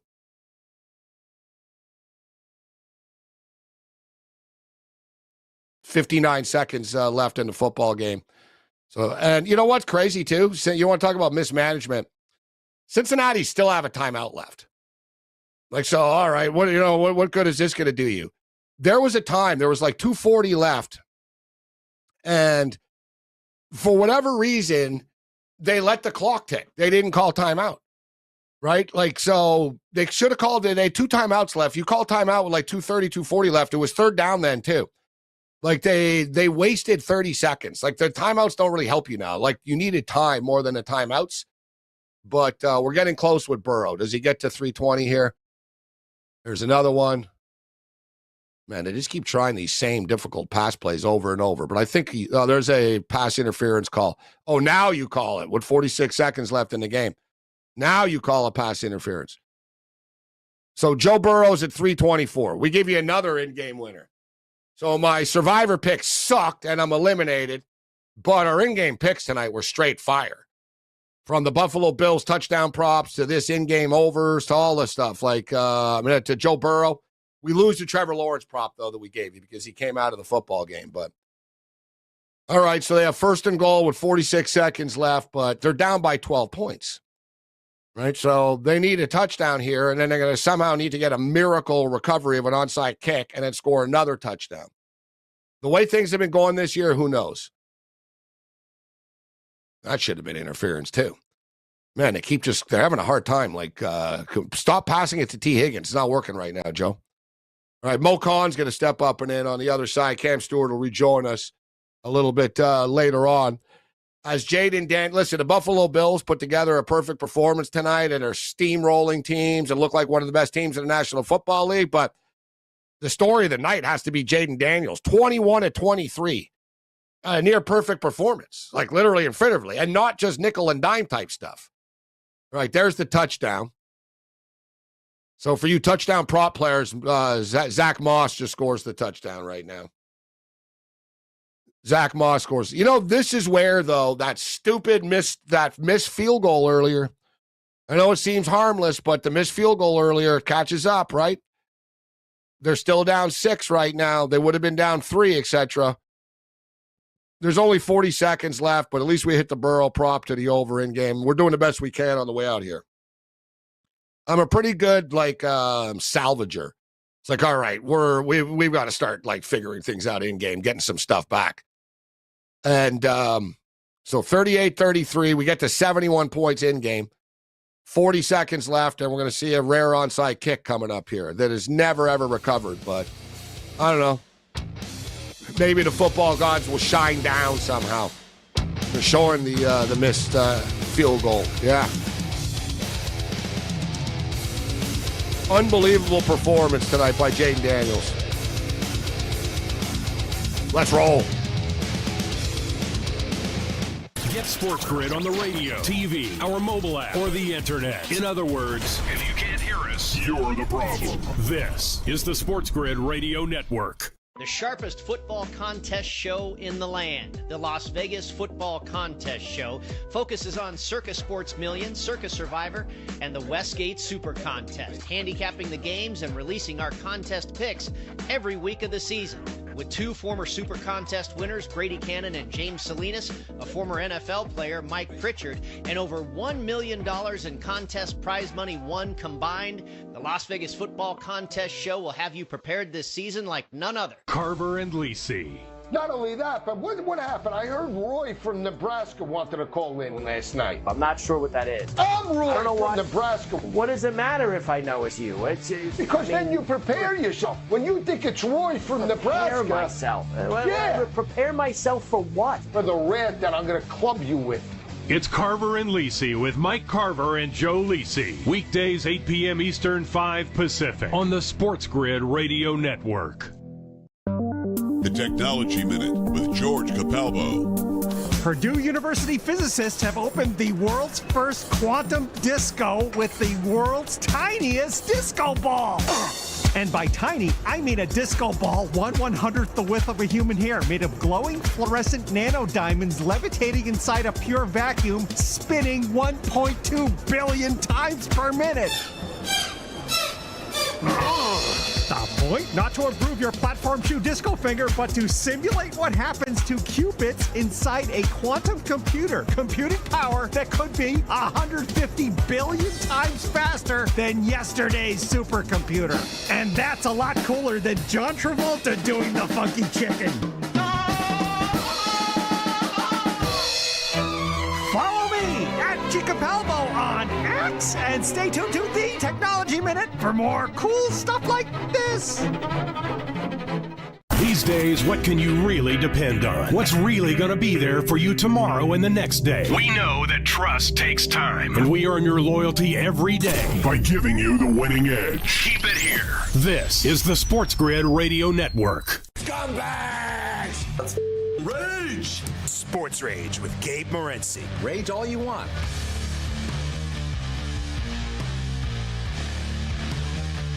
Well, who ruined your Monday? The Cincinnati Bengals. And I'll tell you what, we have the first game ever since 1940 with no turnovers or no punts. We were watching both games at once, so I didn't really realize that there weren't any punts in this game. Why would there be? 38-33. I actually remember being an old school Buffalo Bill fan. The Bills and the 49ers were like the best teams at the time, yet they never played each other in the Super Bowl. Something would always happen, and they didn't play each other. So I remember they played each other in the regular season once, and it was like really heavily hyped. I think it was 1991. It was like really heavily hyped game. The Niners and Joe Montana and Jim Kelly and everything. And it was the first game ever that there were no punts. That's what I remembered about it. Both teams went up and down the field. It turned into like an all-time. The Bills won the game. It turned into an all-time classic. And they went up and down the field all game. But no punts tonight. No turnovers tonight. Let's bring in Mo Khan right now. And Mo, we could focus in on Cincinnati and their problems. But I think the story of the night, and we can get to the Buffalo Bills, and that was a great performance tonight, but Jaden Daniels, 21-23, 264 yards, 2 touchdown passes, sets an NFL rookie record tonight. He also ran for 39 yards. And I'll tell you what, it wasn't just sort of nickel and dime, dink and dunk type stuff as we saw. And super aggressive. They trust a rookie quarterback in his third game to throw the ball on 4th down with the game on the line. They go for it. Then once again, 3rd and 7, he got lit up. They blitz. He got lit up. I called it right before. I said, you got to blitz him, man. And they blitzed him. He still threw a perfect pass, a perfect dime, like 45 yards through the air to McLaurin for the win in the end zone. Forget about rookie performances. That's one of the best Monday night performances in the history of Monday Night Football. Oh, no, Gabe, for Commander fans, it's a small sample size, but it's a sample size that gives you hope that this could be your franchise quarterback. Gabe, we speak about this all the time. There's quarterbacks that make passes, and there's quarterbacks that make throws. And he made 2 excellent throws in this football game. In the first half, the first pass to McLaurin that went for 55 yards, that gave him the confidence that he can compete on the road in Cincy against Lou Anarumo's defense. And then that throw, as you made the point before, with the blitz coming straight down his face, that is what you look at and say, this guy could be a potential franchise quarterback. And for Dan Quinn, you think about this team right now, Gabe, right? He comes into this situation where it's been a toxic dump for the last 4 or 5 years. And he's coached these guys up to believe that they can compete with the best of them, whether it's the Green Bay Packers, the Cowboys, or tonight the Bengals. And if you're a Commander fan, those next few games you have coming up, I think it's Arizona, Baltimore Ravens, and I think the Eagles down the road, it sets up well for them that they'll be in that conversation with Philly, maybe Dallas, for the NFC East by the time we hit mid-November. I'll tell you, I think I brought it up earlier, like 2 years down the road. Like if you look at this division, Dallas are sputtering. Let's just be real. Dallas are regressing. They're sputtering. They're nowhere near being a top contender. Philadelphia are good, but they're not great. The New York Giants, okay, they won the game yesterday, so we'll give them the benefit of the doubt. Let's see what they do on Thursday. But, I mean, the Commanders are poised to take over this division in like 2 years, right? Once they start like getting more talent. Listen, Jane Daniels is the real deal, right? A lot of coaches thought, a lot of people liked them better than Caleb Williams even. The jury's still out, obviously. You can't judge after a couple of games, but you can't teach this, what he just did. And we should know, too. Like, listen, the Bengals defensive coordinator should hang his head in shame because Cliff Kingsbury took him to school tonight. Like, that was literally like a lesson, Bo. Jane Daniels walks in on 1 touchdown. They throw to an offensive lineman on the other. Numerous third down conversions. What were they on third down? Third down efficiency, Washington, 5 and 9 tonight on third down. Fourth down efficiency. Yeah. 3 of 3 on fourth down tonight. And, dude, they racked up. It was just, they got carved up on the ground. They got carved up in the air. Cliff Kingsbury did a great job, and the revenge tour continues. We got Andy Dalton against the Bengals this week. A resurgent Andy Dalton, and Cliff Kingsbury goes back to Arizona, actually. As you just mentioned, the Washington Commanders play at Arizona this week. Yeah, and as I said before in my previous point, right, Quinn and Kingsbury, they're coaching these guys up because talent-wise, they're nowhere near the Bengals when it comes to top to bottom talent-wise, right? They had no business being on the same field, but they went out there and they had a little bit more oomph to work with. And I just think now for the Commanders and believing what they want to believe, for Daniels, my only biggest concern for him, Gabe, is his size. He's not the thickest quarterback out there. He's about 195. And Gabe, being the diehard NFL fan that you are, you go through the jungle of bodies of guys who are 6'4", 250 coming at you at 4.4 speed. You may not survive those car crashes, those human car crashes. So I think for him, eventually as he gets mature in this league and he gets smarter as well at the same time, he'll be in that position where, I don't want to take that hit. Go out of bounds, slide, whatever it is, throw the ball away. Because for the longevity of Jaden Daniels, for what he could be for the Commanders, he's got to be healthy. If he's healthy, the potential is immense for him to be one of the top quarterbacks for the next decade or so if he does stay that for the health reason why. Yeah, and Dan Quinn told him that after last week's game. Don't get hit so much, right? It's a marathon, not a sprint. Don't get hit so much like he did against the Giants last week. But that's 2 wins in a row for Washington. And any defensive coordinator that watch this game tonight is definitely not going to be excited to figure out what they're doing with the ball as, very, very dynamic. Now, on the other side of it, the Cincinnati Bengals, this is just a complete train wreck right now. Not only are you 0-3, so no 0-3 team has ever won the Super Bowl. One 0-3 team made the playoffs in this modern sort of new division format that we're in. I think 2 teams in like the last 40 years. Like 0-3 is pretty much a kiss of death. But it's not just that, Mo. Like, they ain't even played anybody yet. You know what I mean? Like, if you're the Bengals, you haven't even played anybody good yet, besides the Kansas City Chiefs. And like you lost to the New England Patriots, you lost to the Washington Commanders. Like, now you get the Panthers this week, but Mo, the Bengals schedule gets real after. Like, they haven't played their division games yet. right? They've got other big games coming up, and they're already going to have a bunch of losses. They're not going to be able to make up the ground unless they run the table, which I don't think they're going to be able to. And hell, I'm not sure that they beat the Carolina Panthers and Andy Dalton on Sunday. I think the Bengals could be staring at 0-4. I don't know if they're going 4, but I'll say this, though, right? You mentioned about that defense. It goes back to the point where 3 years ago they had core pieces in place, right? The biggest loss, I think, for this defense was losing Jesse Bates to the Falcons.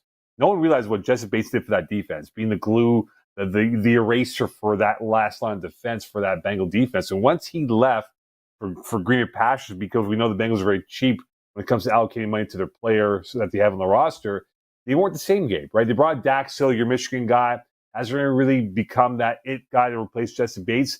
And eventually, you know, these big contracts, right? The whole controversy with, as we know, with Jamar Chase wanting that big dollar deal, did not get it. T. Higgins likely out after this season.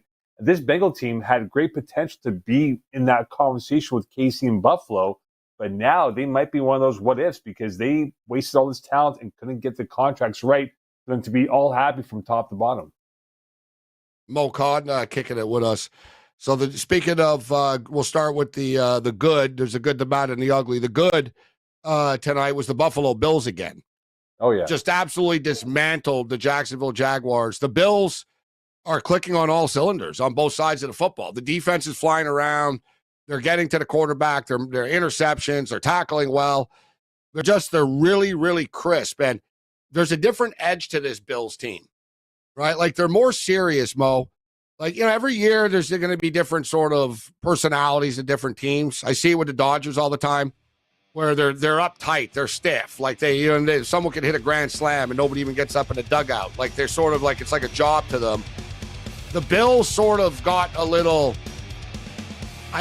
too, not carefree, but, you know, I think they're tired of losing. I think the Bills, like, are super focused right now. We'll see, and they have a statement test game coming up against Baltimore. Get the SportsGrid mobile app. Take us to places where the wife would definitely not approve. Not counting the bank. This is the SportsGrid Radio Network. Are you retired like me, and you just found out you owe the IRS a ton of money? Well, what would your life be like if they took your retirement savings away from you? They can do it, and your property. If you owe the IRS back taxes or you haven't filed in a while, the Tax Relief Line is here to help you. They can stop the IRS from taking your retirement savings. If you qualify, you could have your tax bill reduced to zero. That's right, if you're retired and you owe the IRS a lot in back taxes, you could have your entire tax bill reduced to zero due. The IRS has now hired thousands of new employees, so they're ready to come after you. Don't let them take your retirement savings or property. Make this free call now. 800-590-4933. 800-590-4933. 800-590-4933. That's 800-590-4933. Carver and Lisi. Not only that, but what happened? I heard Roy from Nebraska wanted to call in last night. I'm not sure what that is. I'm Roy from Nebraska. What does it matter if I know it's you? Because then you prepare yourself. When you think it's Roy from Nebraska. Prepare myself. Yeah. Prepare myself for what? For the wrath that I'm going to club you with. It's Carver and Lisi with Mike Carver and Joe Lisi. Weekdays 8 p.m. Eastern, 5 Pacific on the SportsGrid Radio Network. The new SportsGrid app is now available on iOS and the App Store. Experience the ultimate sports betting companion that provides personalized content from your favorite hosts. In-depth matchup previews, game and prop picks, live odds, stats, scores, and more. All in one place. And of course, on the SportsGrid app, you can tune into our live television and radio coverage anytime. On the go, wherever you are. Download the SportsGrid app on the iOS App Store now. It's smarter to be on SportsGrid. When you're a SportsGrid listener, you have an advantage. We bring you sports gaming strategies and information 24/7. We call it the winning edge. Everybody else calls it Stop messing around. Get the winning edge. This is the SportsGrid Radio Network.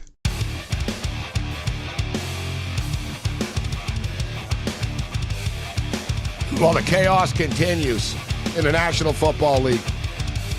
Sirius XM Channel 159, SportsGrid Radio Networks. I'm Gabriel Morency. Our boy Mo Khan kicking with us right now. TSN, play-by-play statistician, former college football player, meteorologist, and more. So, yeah, just a wild, wild week, Mo. It's been a wild year to start the year. And, in fact, teams that are 5.5-point underdogs or more are now 14-2 against the spread, which is pretty much unheard of. Yeah, just like, the Bengals lost to the Patriots in week 1. Week 2, the Raiders beating, the Ravens, etc. But yesterday, just total carnage again. The Buccaneers beat the Buccaneers lose to the Denver Broncos at home. The New York Giants beat the Cleveland Browns. They were like 6.5-point underdogs.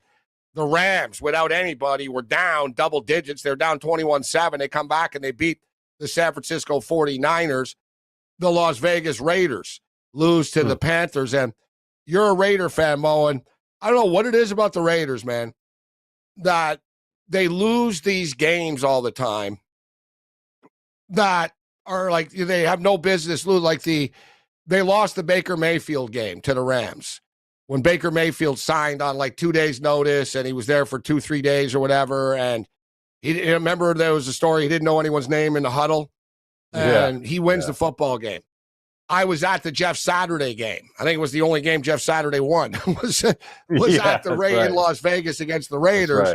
And now you get the Carolina Panthers. I get it. They made the quarterback change, but it was no fluke win. Like the Panthers D-line, who does have talent, actually. Like the Panthers do have some players on the D-line.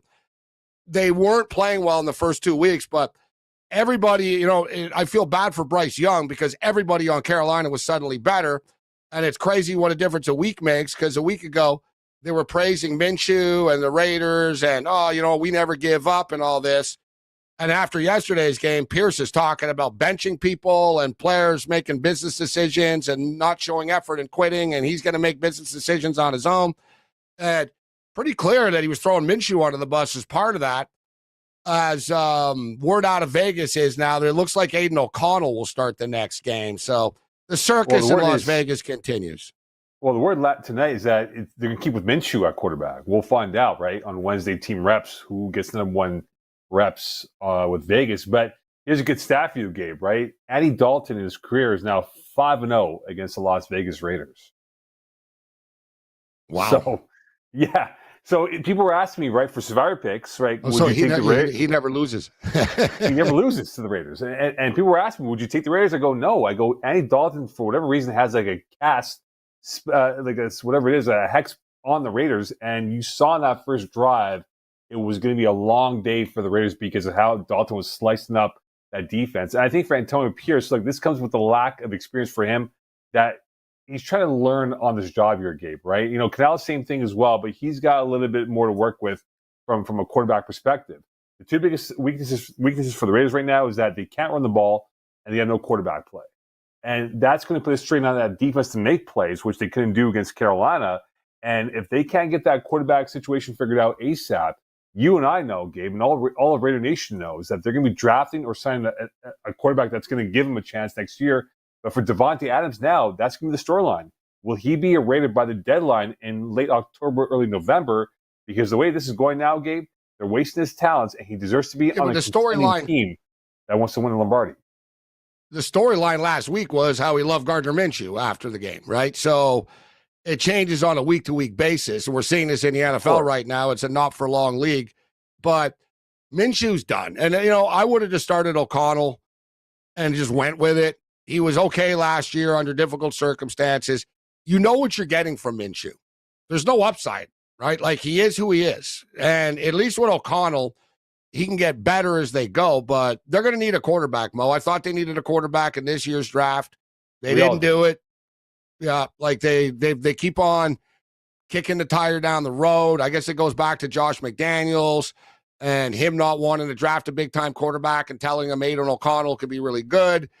And it's not Aiden O'Connell's fault, but he's not a star quarterback. And look at the division you're in. You're dealing with Justin Herbert. You're dealing with, with Patrick Mahomes here. It's just not going to work. Maybe Bo Nix.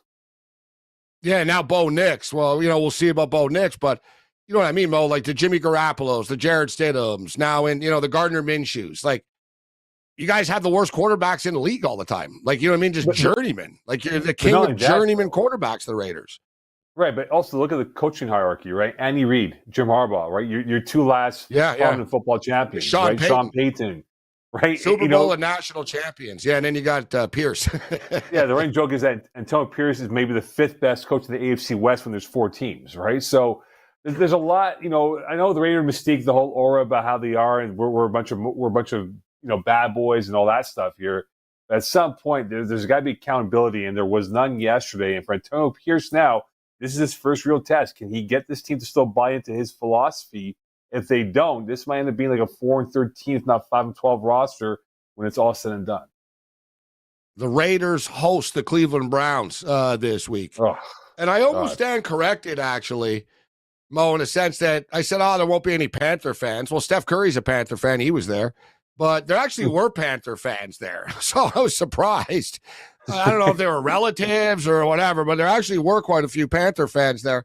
But point blank, Cleveland Brown fans, even though the Browns have their problems, you know how many Cleveland Brown fans are going to go to Vegas this weekend? They're going to take this stadium over, man. 100% they are. Like it was at SoFi with the Rams and Niners. It's not going to be that level, but there will be probably a 65-35 ratio of Raider fans to Browns fans, but there will be a lot of Browns fans in Vegas this weekend.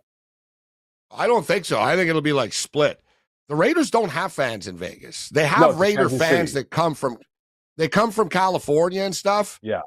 But only 37% of the people at the game are from Vegas that go to Raider games. Right? So it's a massive tourist thing. Like, people go to NFL games, guys, that aren't, you don't have to be a Browns fan or a Raiders fan. If you're an NFL fan, a lot of people don't live in NFL cities as well. Right, so you go to Vegas, or you're this and that. You bet on the game. Hey, let's go to an NFL game and bet on it. You're at Mandalay Bay. The stadium's like connected to Mandalay Bay, basically. All right, more with Mo on the other side. One more segment with Mo, and then Cam Stewart will rejoin us. The Monday Night Meltdown continues, and I'm melting down as the Bengals have eliminated me. So complicated. Just a few years ago, you only worried about what toy to ask for at Christmas. Now, only we get you. This is the SportsGrid Radio Network. The SportsGrid Radio Network presents This Date in Sports History. In 1949, Indian owner Bill Veck holds funeral services to bury the 1948 pennant. Cleveland beat the Boston Braves in the 48 series. In 1988, Jose Canseco is baseball's first player to steal 40 bases and hit 40 home runs. And in 1926, the upset of the decade, Gene Tunney beats defending champion Jack Dempsey in Philadelphia for the World Heavyweight Championship. For SportsGrid Radio, I'm Mike DeMurgis. Sports Rage tonight. Bryce Young with the Carolina Panthers. Yeah, does Bryce Young suck? Yes, he sucks. He's too small. He doesn't have any talent to work around him, but it's a team effort. The Carolina Panthers defense is terrible. It's not like, oh, God, if the Carolina Panthers only had a quarterback, they'd be good. Look at all the ridiculously stupid moves that the Carolina Panthers have made. It's like, oh, we need players. You had Christian McCaffrey. It's Sports Rage tonight with Gabe Morency. Tuesdays, Wednesdays, and Fridays. 10 p.m. Eastern, 7 Pacific. On the SportsGrid Radio Network. SportsGrid TV and radio networks are the premier streaming video and audio channels dedicated to serving the sports wagering audience. Found on major smart TV platforms and streaming on SportsGrid Radio and SiriusXM Channel 159. SportsGrid's real-time data, expert commentary, and entertaining analysis transform viewers into informed sports enthusiasts. Our weekday radio lineup begins with the early line at 8 a.m. Eastern with Ben Stevens and Donnie Rightside. Donnie joins Kevin Walsh on Money Line at 11 a.m. Eastern, followed by Football Full Circle at noon Eastern. Kaplan and crew join the party at 1 p.m. Eastern, and Pharrell Coast to Coast keeps things rolling from 3 to 6 p.m. Eastern. Get in the mix with Kevin Walsh and Game Time Decisions at 6 p.m. Eastern. Evenings simmer with Carver and Lisi, then boils over with Gabe Morency on Sports Rage Late Night at 10 p.m. Eastern. To find out where to find SportsGrid that's best for you, go to sportsgrid.com. It's smarter to be on SportsGrid. You don't have to listen to SportsGrid. You can always go to a horse stable, find one with shoes, pry one off, and hang it over your door. Or you can get the winning edge right here. And you won't take a hoof to the head. No! This is the SportsGrid Radio Network.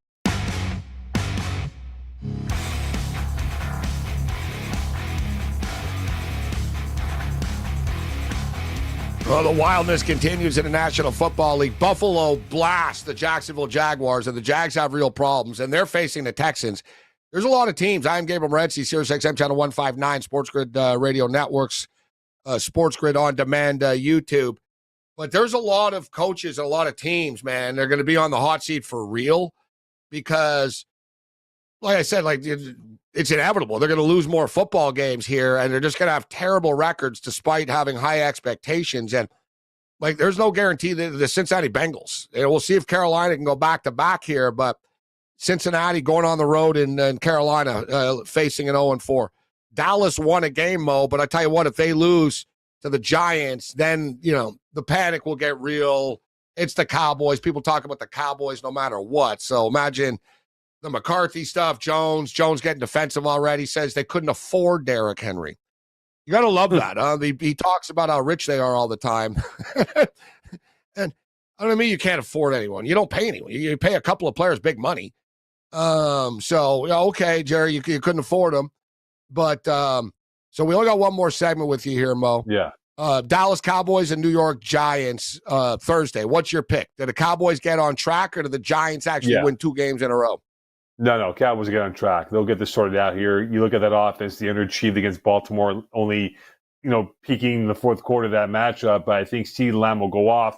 They'll get the running game established. I think the Giants have a lot more question marks.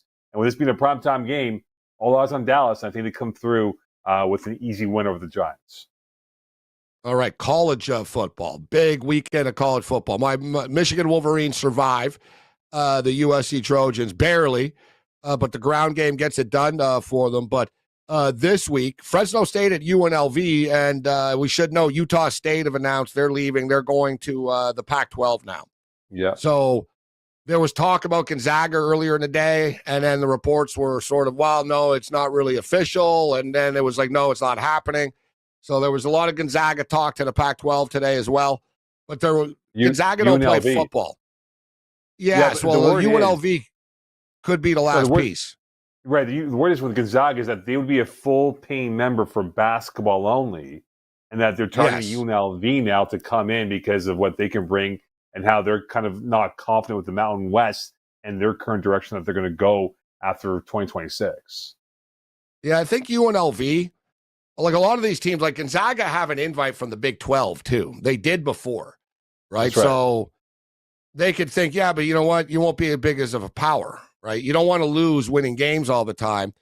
And the UNLV stuff too, UNLV are getting a little cocky now because they're good. And there's a thing too, UNLV don't own Allegiant. Obviously, they don't own Allegiant Stadium, but they have no power of Allegiant Stadium. No. So it was one thing to turn the original Pac-12 off, and UNLV were kind of getting cocky because the American Athletic were talking about, all right, how about we steal UNLV instead of you stealing Memphis, right? But the UNLV athletic director came out last night and said it doesn't make sense for us to take a couple of more dollars to go to another conference and then spend all the money traveling, because you got to do 16 sports. So it's inevitable, Mo. You're right. I think it'll be UNLV that there'll be more. They're going to get to 10 and 12 again, but I think UNLV will get in before they miss out on this. They'll be the centerpiece with Vegas. But Alabama and Georgia this week is the game of the week. Unlike past years, the Georgia Bulldogs actually have a tough schedule, and they barely survived against a mediocre Kentucky football team on the road. Now they're going on the road, and they're actually 2-point favorites over Alabama. Who do you like? Who do you got in this game, Mo? Georgia or Alabama? This is close, Gabe. I know it's early right now. I give the slightest to Bama. I think right now, for how they're kind of peaking under DeBoer, no one's really talked about Bama yet. They've had some hiccups here and there early on against USF, in particular from 2 weeks ago. But I think they're getting better and better here. My biggest concern for Georgia, you're right, they've underachieved so far. You watched that Kentucky game. The offense didn't look right. I know they've had some suspension and all that stuff here, but for Etienne, if he's going to be available, which he should be, he could be the difference maker for Georgia and why they could pull off the win on the road and maybe get themselves that upper hand in the SEC going towards October. Man, what a big-time game for Kalen DeBoer here and his early legacy. You beat Kirby Smart. You want to be a hero in Tuscaloosa? You beat Kirby Smart, man, in Georgia, and they'll be saying, Nick who? Right? Like, they won't be like Nick Saban. Exactly. Like, probably. They're not going to forget Saban. You know what I'm saying, though? Like, this is big. This is big for him. Like, as far as getting everyone to buy in. They've already bought in. They like him, but just to put it over the top, what a game. The total is 48 and a half, Mo, in that one. Mo, we'll have more time next week. We have a roving schedule, as you can see. And we got a doubleheader next week, actually, as well. Monday Night Football. Can't wait. Thanks, Mo. Take care, bro. SportsGrid is available on the radio, internet, TV, satellite, and our mobile app. If you're not getting it, ask the nerdy kid next door. This is the SportsGrid Radio Network. Do you use the expensive blue or yellow pills to charge your sex life? Are you thinking about it? What if we can promise you the same results for less than $3 a pill? If you're paying $20 a pill for the other pills, you're getting taken to the cleaners. Our pills deliver the exact same results for less than $3. You'll save more than $16 a pill for the same results. And right now, radio callers will get 44 blue or yellow pills for $120 with free discreet shipping. You can save more than $700 off pharmacy prices. Charge your sex life now and save a ton of money. Call now and get your 44 pills and save over $700 and qualify for free shipping. Stop overpaying and call right now. Paid for by Steel Man Pills. 800-823-3851. 800-823-3851. 800-823-3851. That's 800-823-3851. The Technology Minute with George Capalbo. Purdue University physicists have opened the world's first quantum disco with the world's tiniest disco ball. And by tiny, I mean a disco ball 1/100th the width of a human hair, made of glowing fluorescent nanodiamonds levitating inside a pure vacuum, spinning 1.2 billion times per minute. The point? Not to improve your platform shoe disco finger, but to simulate what happens to qubits inside a quantum computer. Computing power that could be 150 billion times faster than yesterday's supercomputer. And that's a lot cooler than John Travolta doing the funky chicken. Follow me at Chicapalvo on X and stay tuned to the Technology Minute for more cool stuff like this. You may or may not be a good SportsGrid listener. If you've ever looked around to see if anyone's watching before you tear the Do Not Remove tag off your mattress, you may not be a good SportsGrid listener. This is the SportsGrid Radio Network.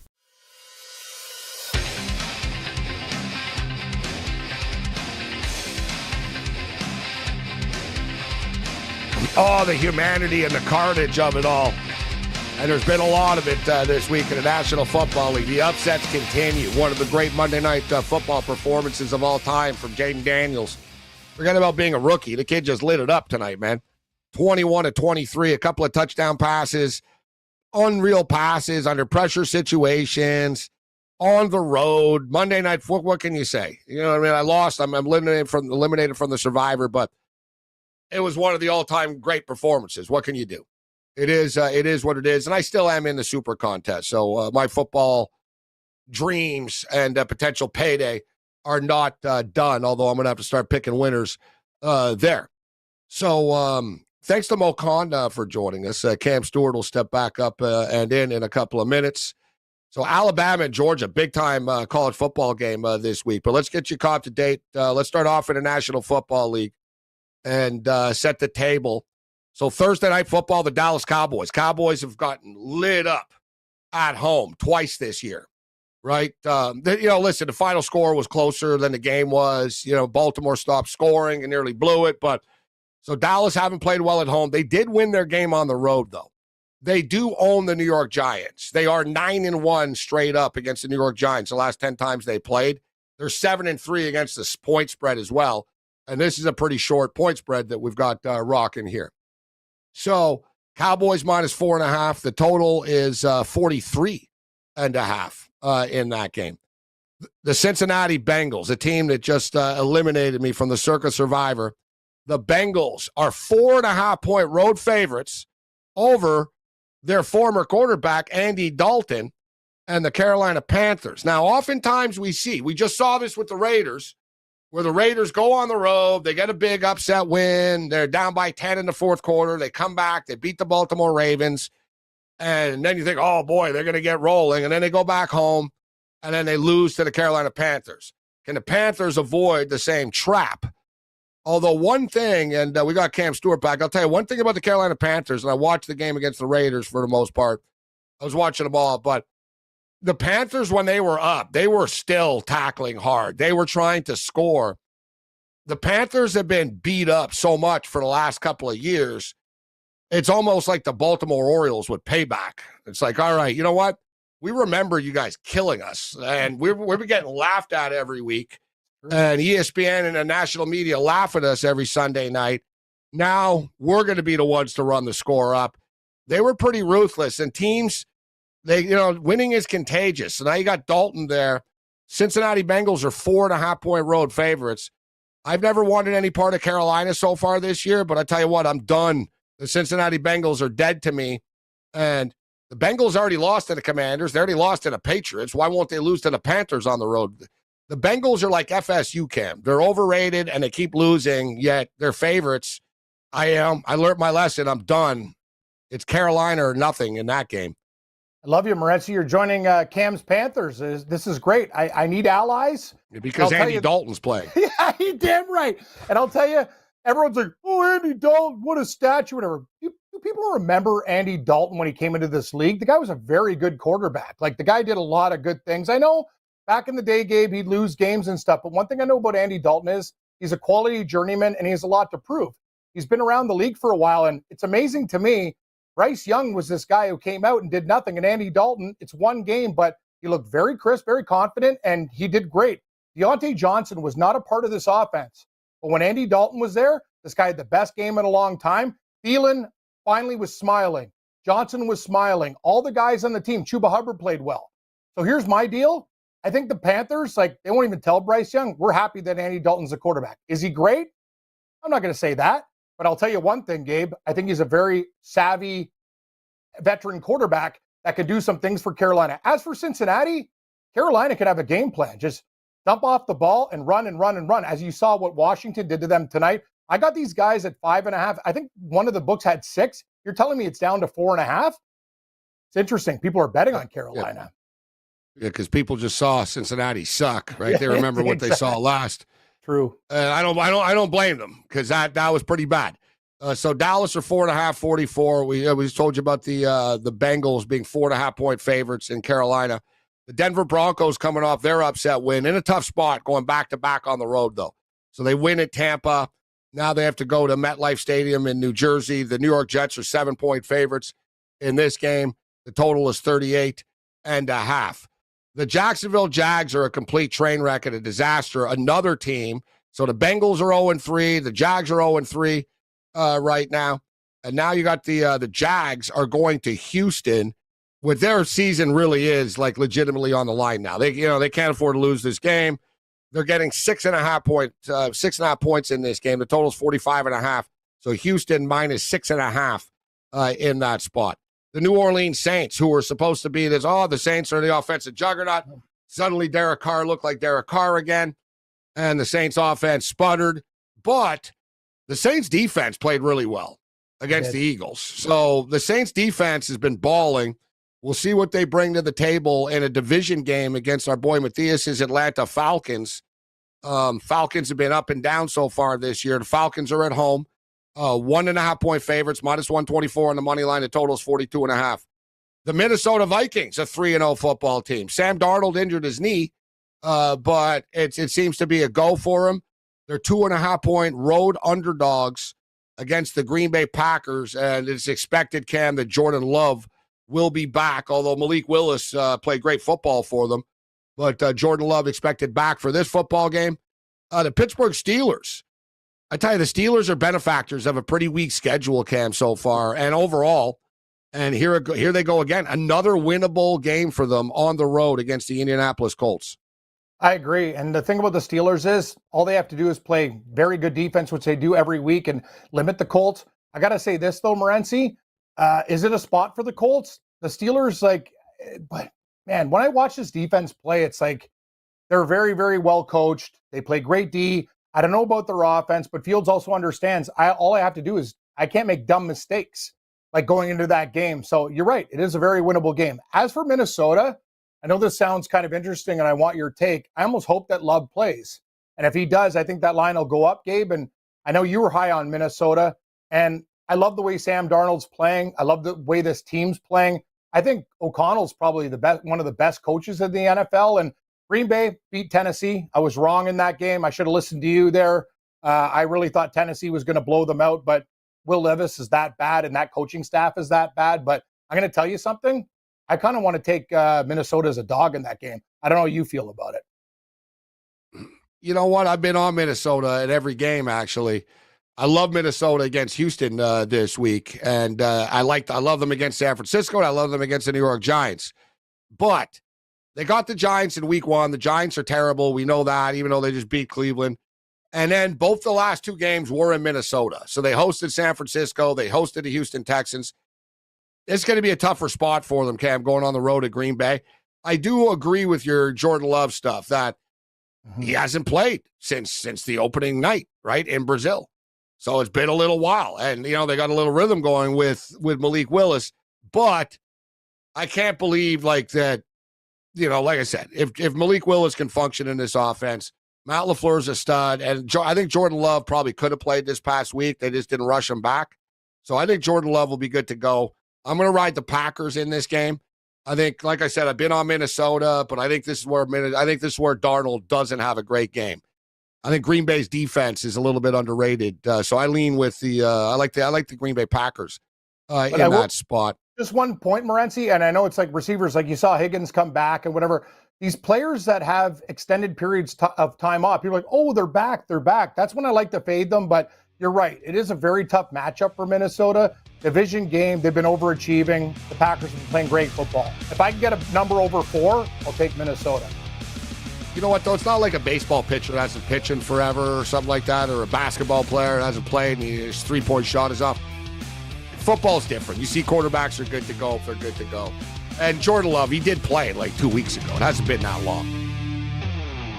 Your source for the winning edge. All to make you the sports gaming big dog. Is this a great country or what?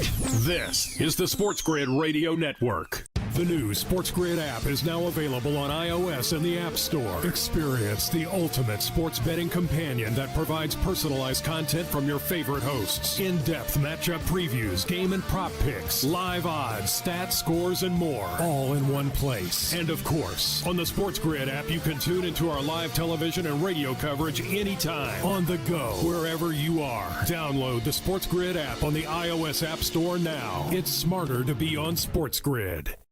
The SportsGrid Radio Network presents This Date in Sports History. In 1949, Indian owner Bill Veck holds funeral services to bury the 1948 pennant.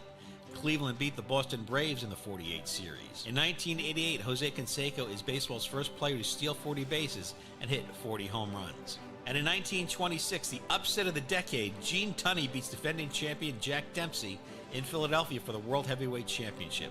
For SportsGrid Radio, I'm Mike DeMurgis. SportsGrid TV and radio networks are the premier streaming video and audio channels dedicated to serving the sports wagering audience. Found on major smart TV platforms and streaming on SportsGrid Radio and SiriusXM Channel 159. SportsGrid's real-time data, expert commentary, and entertaining analysis transform viewers into informed sports enthusiasts. Our weekday radio lineup begins with the early line at 8 a.m. Eastern with Ben Stevens and Donnie Rightside. Donnie joins Kevin Walsh on Money Line at 11 a.m. Eastern, followed by Football Full Circle at noon Eastern. Kaplan and crew join the party at 1 p.m. Eastern. And Pharrell Coast to Coast keeps things rolling from 3 to 6 p.m. Eastern. Get in the mix with Kevin Walsh and Game Time Decisions at 6 p.m. Eastern. Evenings simmer with Carver and Lisi. Then boils over with Gabe Morency on Sports Rage Late Night at 10 p.m. Eastern. To find out where to find SportsGrid that's best for you, go to sportsgrid.com. It's smarter to be on SportsGrid.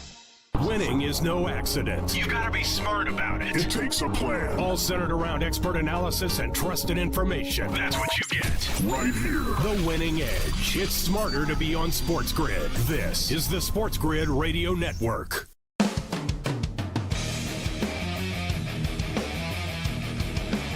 The Monday Night Meltdown. You got a bonus show tonight. 4.5 hours of a roller coaster. Excitement early with the Buffalo Bills. It was sort of like the 5 stages of grief, actually, with tonight. Sort of up, down, then you got into the acceptance, and I've sort of accepted the Cincinnati Bengal fate. It is what it is. We grinded out a bunch of wins, and I didn't kill it tonight or anything like that because the Bengals losing did cost me money as well. But we grinded out, at least we grinded out a couple of wins tonight. It is what it is. We had one entry, so how far we made it pretty far considering we had one entry. And the fact that Jaden Daniels was as good as he was, it's hard. What are you going to do? He's 21-23. I mean, the kid was unbelievable. But the Cincinnati Bengals got problems. Like I said, they're playing the Carolina Panthers this week.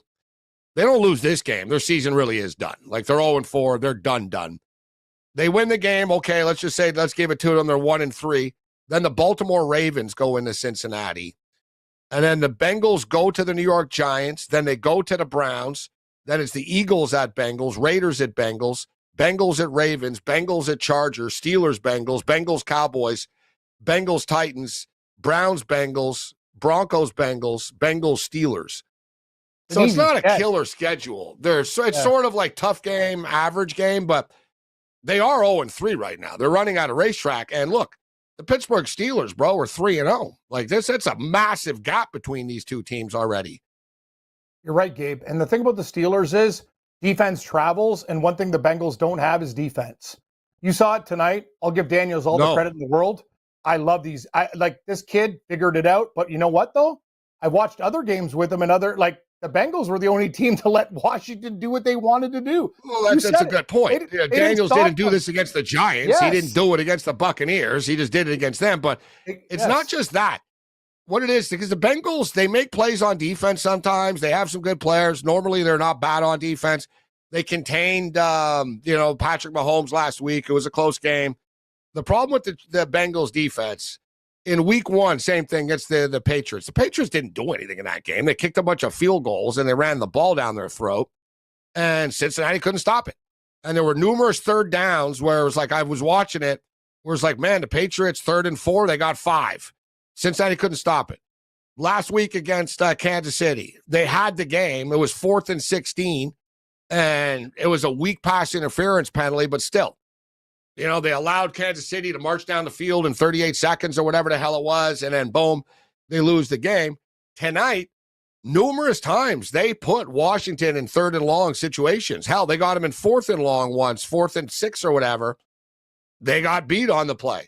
On the goal line, they got beat on the play. You know what I mean? Like, they got, really, really outthought and coached tonight. Nobody thought. I was shocked that they threw a bomb into the end zone. I was like, good, glad you're not going to complete this. And I'm like, oh, my God, it's a perfect pass and a beautiful catch. That was a ballsy play. They went for it on 4th down. Ballsy play. You got to give credit to Dan Quinn and to Cliff Kingsbury, because it wasn't aggressive, stupid aggressive, but just sort of, they can't stop us, so why should we stop doing it? And it worked out for them. And now we have a fun football game this week. We'll find out if the Commanders are for real, which I think they're pretty dangerous. Like, we've seen this offense is scary. They're 2-1 right now. They won last week. They beat Arizona. Then it gets real. Suddenly they're 3-1 and they're in the playoff mix. I know it's only a month in, but they're off to a great start at 3-1 after 4 games is a great record. We'll see if Arizona is able to bounce back at home. It's Arizona's 3rd consecutive home game. So they beat the Rams last week. The Lions went in there. The Lions' defensive line just ate them alive. Aiden Hutchinson was a freak. And, that's a big bet, guys. Just take Aiden Hutchinson and record a sack in games. So now the Cardinals, I think the Cardinals will be better against Washington than they were against Detroit. They had a hard time against Detroit defense. Washington doesn't have the same pass rush, so I would expect Arizona to have success in this game, but I don't trust Arizona as a favorite in this spot, but I do think that Arizona and Detroit guys will be a straight-out track meet this game. Exactly. You know what it was, Gabe? The Detroit game, everybody was on the over, and it got a little bit weird with 4th downs and teams not executing. This is the week, and I'm with you. I know you play more totals than I do, but I looked at the board and I'm like, I think the Commanders are good for like 27 and Arizona's good for like 30, 31, like maybe even more. Like I see a track meet in this game too. And the way Daniels is playing and the way the confidence that he looked into, Arizona will get theirs on the Commanders, but the Commanders will get theirs against Arizona. I think the best play in the game is the over. And I'm looking at the points right now. There's something going on with the Commanders, and maybe they can build this momentum into next week. It's what are they getting 5? I think they can actually cover, and I love the over. Thing is, teams, it's 4.5 right now, which is a little steep because Arizona and Washington look like they're pretty evenly matched teams. Mm-hmm. But it's the teams that, especially playing on the road on Monday Night Football, going on the road again on a short week to the West Coast now, is not the ideal situation and spot to be in. And the Buffalo Bills lived up to this tonight, where we talked about it. I brought it up. I brought it up a couple of times on a couple of shows, but teams that had 10 or day more rest, they're like 72-22 against the point spread. And remember, Buffalo played on Thursday Night Football against Miami and all the way to Monday night, which is really rare. Teams usually don't have that much time off in a regular season. So they played a Thursday night game, and then they didn't play again until Monday night. So teams with 10 or day, teams in that spot, the Thursday to Sunday spot it's real. Like these rest angles really come into play a lot.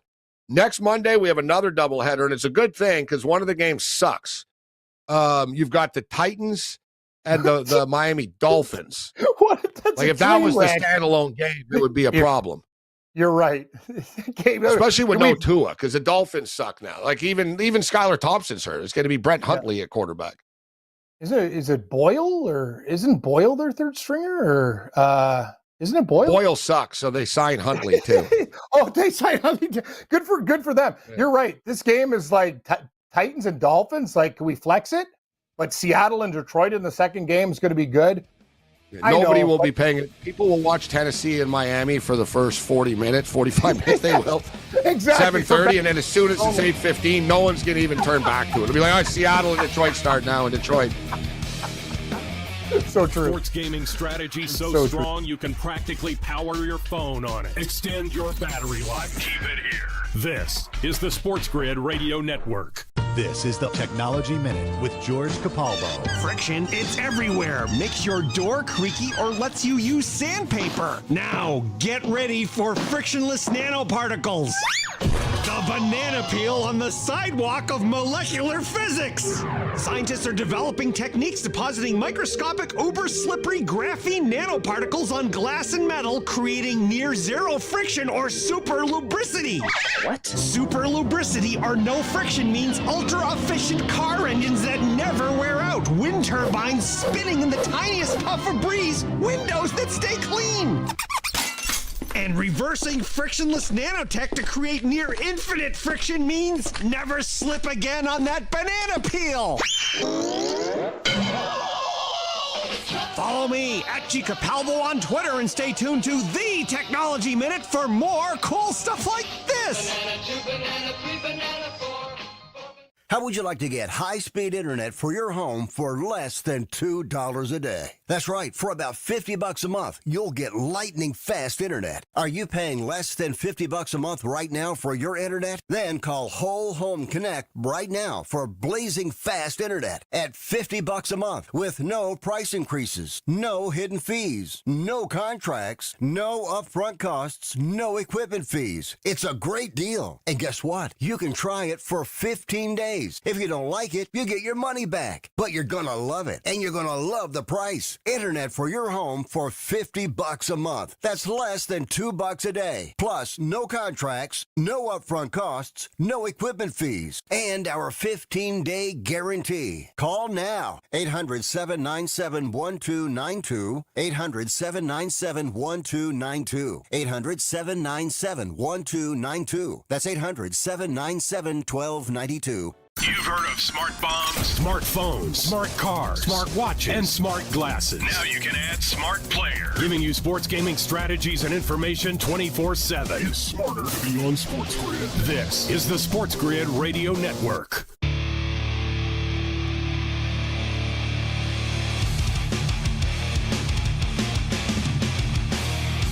The Monday Night Meltdown. We're into the home stretch here. I'm Morency, Cam Stewart in the house. Tomorrow night, we're back on our regular TV, 10 to midnight. Tomorrow night, the Twisted Tuesday.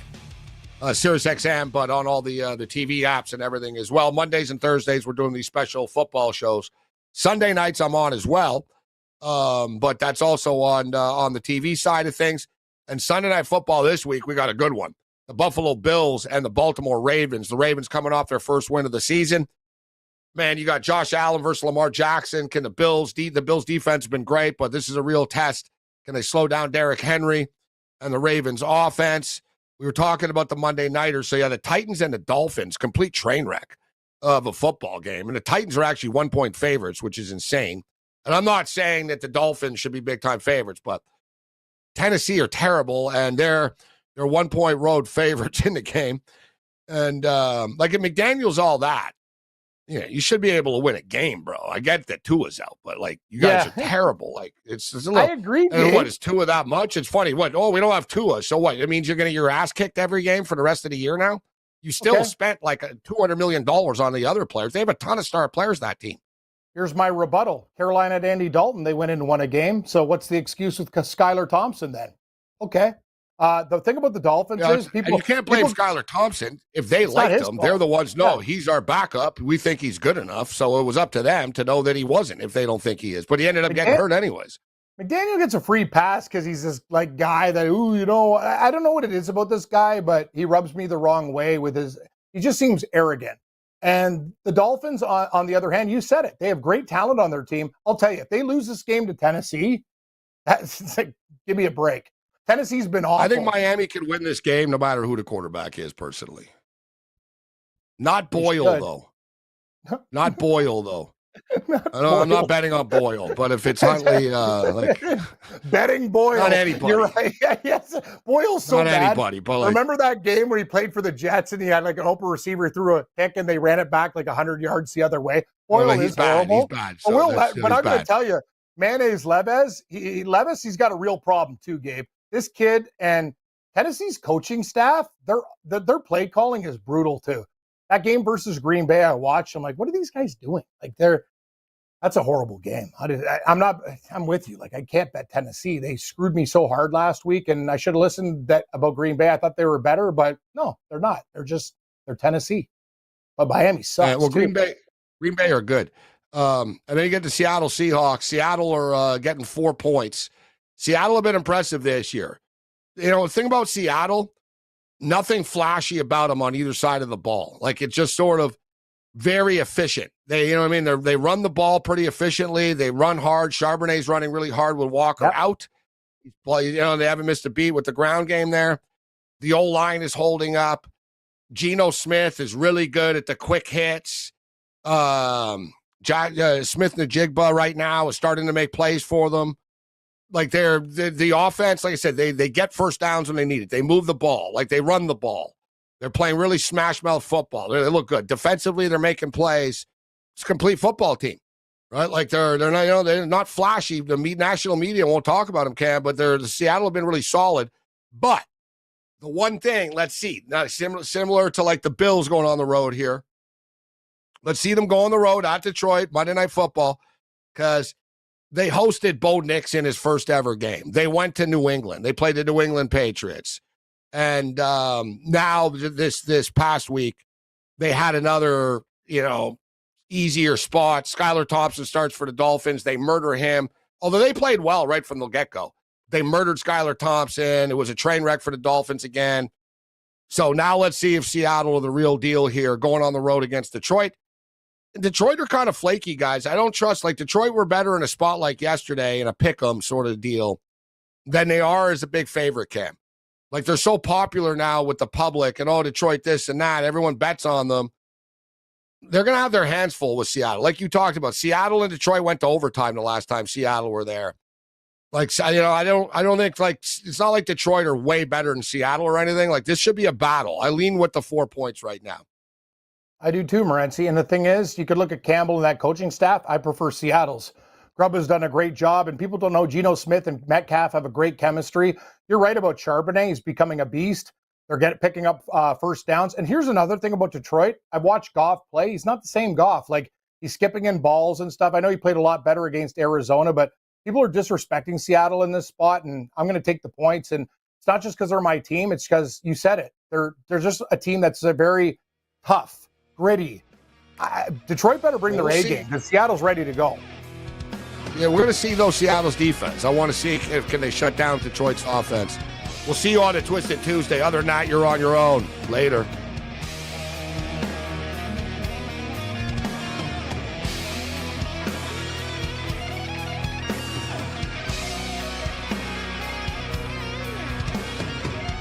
It's a harsh world out there. Get the SportsGrid mobile app and take all that sweet, sweet winning edge with you. Download today.